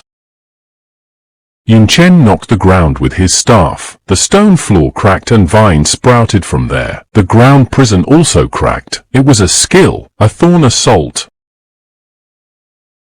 Yun Chen said that since the ground was a prison, it would only be enough to damage the base and the prison would just scatter naturally. Daos, who was still fluttering, said that this was a very interesting boy, promising that he would do his best to deal with him. Someone unknown shouted shame on him, saying that it was understandable that ordinary upperclassmen were attacking freshmen, but that the student council was on top of it. No. The unknown person came closer and closer and said that they should have normal one-on-one fights, and this was just a circus. This unknown person was the vice president of the student council, A.O. Chang. His level was 42 and his class was a second-ranked corpse hunter. He was a member of the Black Fickle class. The high school students were shocked and happy at the same time. One guy shouted that the vice president had made his move and he didn't want to participate. Another guy said that even though he was a rank 2 demon, he had already fought rank 3 demons, so if he interfered in the fight, there was nothing for them to do. He told his buddy that they should wash their hands of him. The vice president turned to Lu Miaoling, saying that she seemed to have a very good opinion of this classless freshman. He offered her a bet. If he won, he would get the right to date her. Lu Miaoling agreed, but reminded him that it was only on the condition that he won. A.O. Chang laughed and asked if classless had heard that. He shouted to Yun Chen that he was very motivated and full of energy, told him to be careful. Yun turned to his demon flower. Xiao Jing said this guy is pretty strong and she shouldn't stay here. He asked her to go back to a safe place and Xiao Jing agreed. A.O. Chang said that it was a wise choice, because with her, Yun's magic power would go to waste, and then shouted that since everyone was ready, it was time to start the battle. Yun Chen replied that this was great and he just had something he wanted to try. Everything was covered in dust and smoke. The referee stood on a small dais between the competitors. Yun Chen and A.O. Chang said that this fight determines the places in the world competition, asked if their side had any claims about it. Ao Chang replied that of course not, saying that if it's not even right for him, it's worth keeping quiet about the others. The referee replied that fine, and then they would begin. He raised his hand up as a sign to start the fight. Ao Chang looked pleased and cocky, saying that for the sake of a date with the president, he wouldn't show a drop of mercy. He swung his weapon. A multitude of souls flew out from there. They all the souls were rushing and shouting that they hated everything, asking who would pay for their deaths, saying that they were betrayed and they deserved to live. Yun Chen knew that this was a debuff skill, and therefore the value of his attributes had drastically decreased. But fortunately it's black magic and it's not that hard to deal with. He pulled out his spear. It glowed with a bright light and souls surrounded the guy. Yun Chen used the priest's basic skill of purification. The souls and black magic began to develop, because the wall previously surrounding the protagonist was rapidly dissolving. You could see a human figure behind him jumped up. In a blink of an eye, Ao Chang with a terribly smug face flew at Yun from above. Yun Chen knew that he would be here and drew his sword. Said Chang used the ghosts as a veil and went for a surprise attack, but to his regret he was already prepared for it. Yun Chen did not understand what was happening, because Ao Chang had already exhausted his strength, and his weapon is like a piece of wood and it is not sharp and heavy. Even if Chang hit it, the attack will not cause significant damage. The guy wondered why he would go into close combat. Ao Chang noticed that Yun Chen was thinking hard and analyzing. He told him to fight. There was no room for thinking, and he started to attack. His weapon flew straight at the elbow of the protagonist. Yun shuddered because of the nightmarish pain he felt. It hurt so much that the guy released his spear, and it fell to the ground. Ao Chang was already quite far away. He shouted that he was going to do it again. Yun Chen didn't move. He said that he couldn't use his right hand as if it wasn't even there. But there was no sign of damage either. He asked his opponent what it was. The vice president replied that it's because of his special weapon, so special that it's what defines his class. He said it's a stepping stone to unlocking the one and only black impermanence class. He said that after the integration of the game into reality, there were many changes. Conflicts with reality and the game. Conflicts with sacrificing to the gods. For many such reasons unique classes were born. A unique class is literally a class that only one person gets. It may not be the strongest class, but it is definitely the most special. To get it you have to follow not only strict conditions, but also a lot of luck.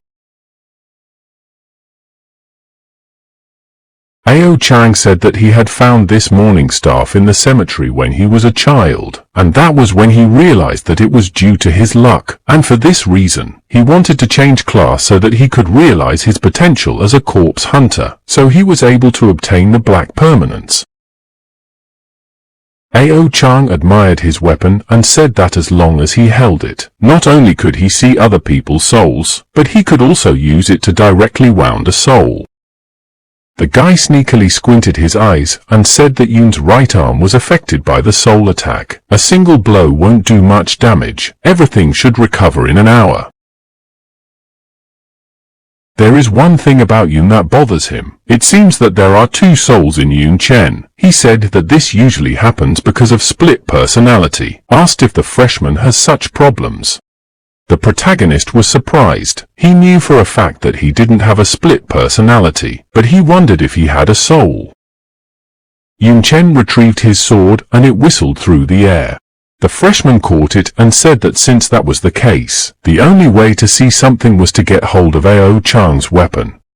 Ao Chang was shocked and he interjected. The vice president was just furious. He shouted and called his opponent a bastard, said he was dead from now on, asked if the guy didn't realize that his weapon was all for him, shouted that even his parents didn't touch him and he wanted to take it away.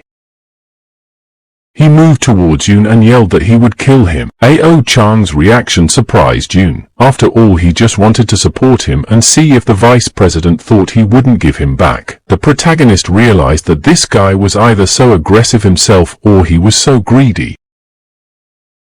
Ao Chang ordered his corpses to catch the freshmen. A black puddle formed on the floor. From this puddle, hands came out and pulled Yun into their embrace with all their might. The classless sword glowed yellow. Yun Chen ducked and stabbed his cold weapon into the ground while using the exorcist's main skill, namely banishing evil spirits. The magic beneath him dissipated.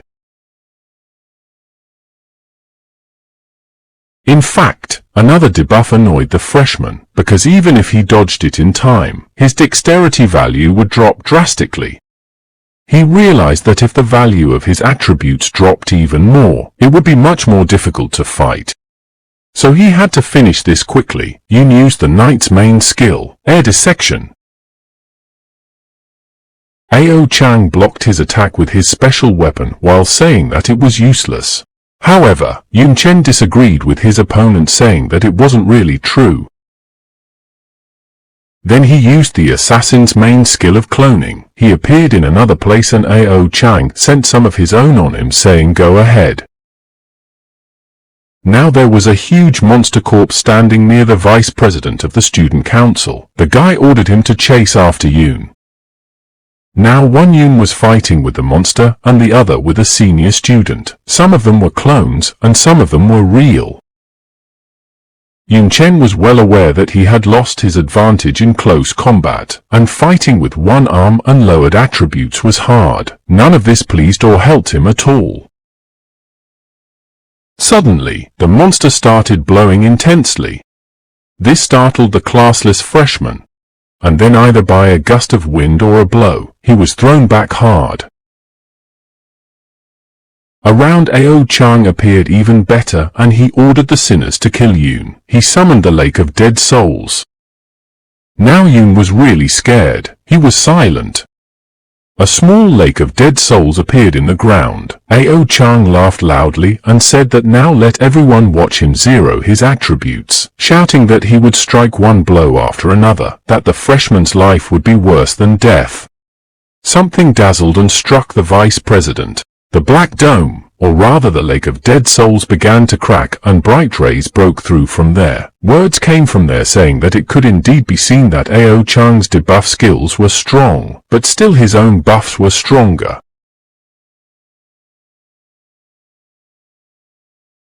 Yun Chen activated the fusion of all the basic skills and condition enhancement. The classless freshman now looked completely different. He had long golden hair, nim and a white armor-like garment. Ao Chang was shocked. He couldn't say anything and only mooed. In front of him towered the divine Yun Chen with an angel behind him.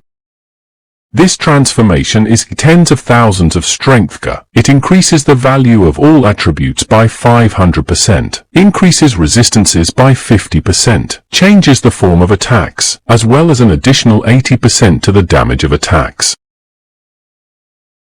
However, the duration is only 45 seconds, and after the skill ends, the effects of the buff subside, putting you in a weakened state with a 99% decrease in the value of all attributes. The people in the auditorium were once again amazed. They asked what this skill was. Someone shouted that not only had he seen it, he had never even heard of anything like it. They shouted that such an exaggerated boost was quite comparable to advanced skills. He asked, "Doesn't a classless guy only use basic skills?" Yun Chen looked at his hand and said to himself that the power inside was pouring out in streams. Such an advanced skill can only be possessed by a rank 3 strongman, but unfortunately the consumption is also staggering. Most of his mana points disappeared in an instant. Ao Chang finally came to his senses and shouted that it was useless, that no matter how strong the boost was, it would still take everything away, shouting that it was just a waste of time. To this, Yun once again replied that it wasn't exactly like that. He quickly bounced off and said that with his current agility, he would have no trouble dodging his attacks. Yun was already behind the vice president's back. He was using the basic swordsman skill of sword nudging. Ao Chang turned around and summoned the possessed demonic armor, and the magic raced straight towards the freshman. Yun Chen tried to cut the weapon with a swing of his sword. But no such luck. His divine magic hand slammed into the monster that was protecting Ao Chang, holding him in. The latter laughed and said that regardless of the value of attributes, Yun was only a weakling using only basic skills. Yun Chen said that since that was the case, he would have to use something else. The guy's magic started to swirl around Ao Chang. The poor senior was screaming in pain. Yun Chen actually used a fusion of skills, namely Knight, Air Dissection and Swordsman, Cognition. Ao Chang noticed that the Air Dissection was slowly starting to damage his special weapon. Yun swung his sword once more, and then the student council vice president's weapon broke into 2 pieces. But Ao Chang was also hit by it. A bunch of internal mass flew out. Yun Chen didn't want to stop there and once again summoned the skill fusion. He summoned a Dao, crushing kick and a fighter punch. The divine hand hit the guy hard in the very center of his abdomen. The attack was so strong that the shockwave swept through the surroundings, carrying Ao Chang. When the dust cleared a bit, his silhouette on one of the rocks was revealed.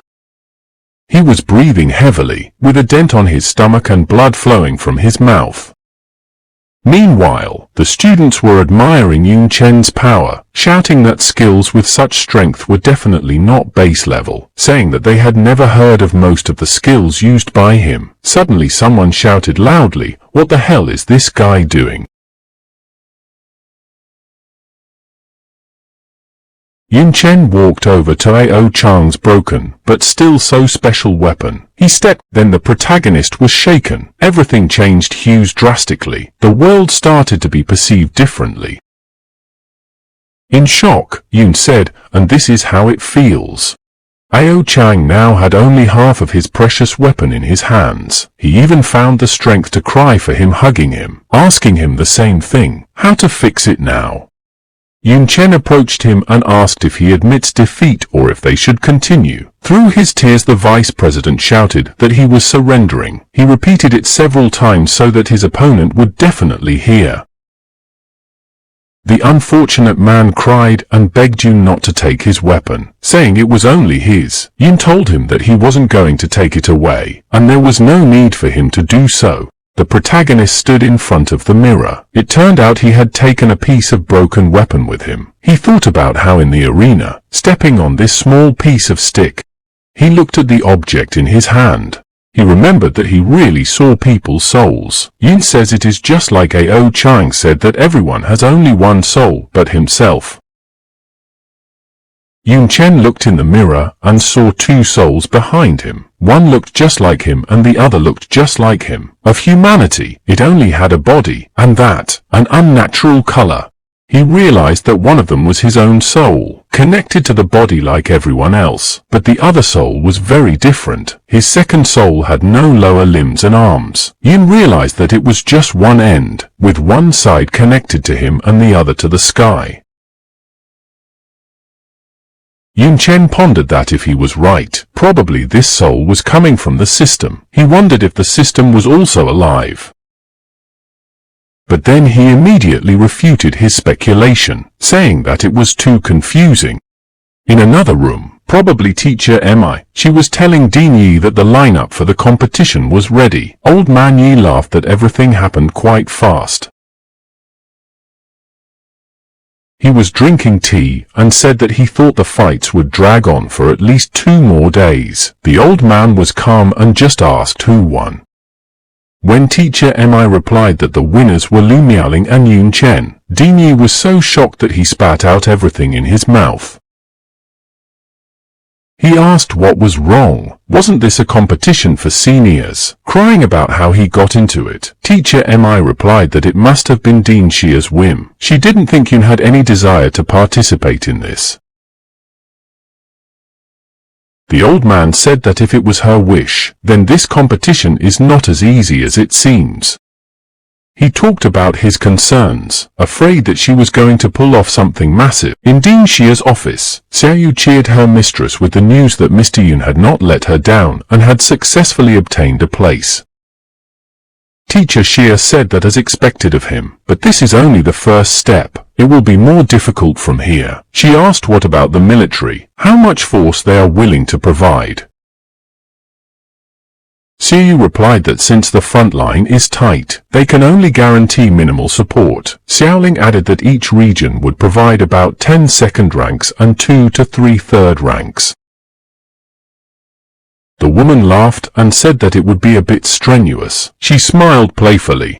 In the following days, Yun Chen attended all the class courses as usual, while completing daily tasks and increasing the attribute values as well as the mastery of a particular class. At the same time, more than 500 countries around the world were choosing their participants in a fierce internal competition. One after another traveled to the venue of the competition, the Holy Empire. And of course not all of those who arrived were expecting to win. Some of them were wearing black robes in small groups. A few such people were sitting on the steps at the entrance of somewhere. One of the people stood up and told the others to do the same, telling them it was time to make the world feel. When everyone stood up, some smiling and some not, the first one said it was time for them to feel the fear of darkness.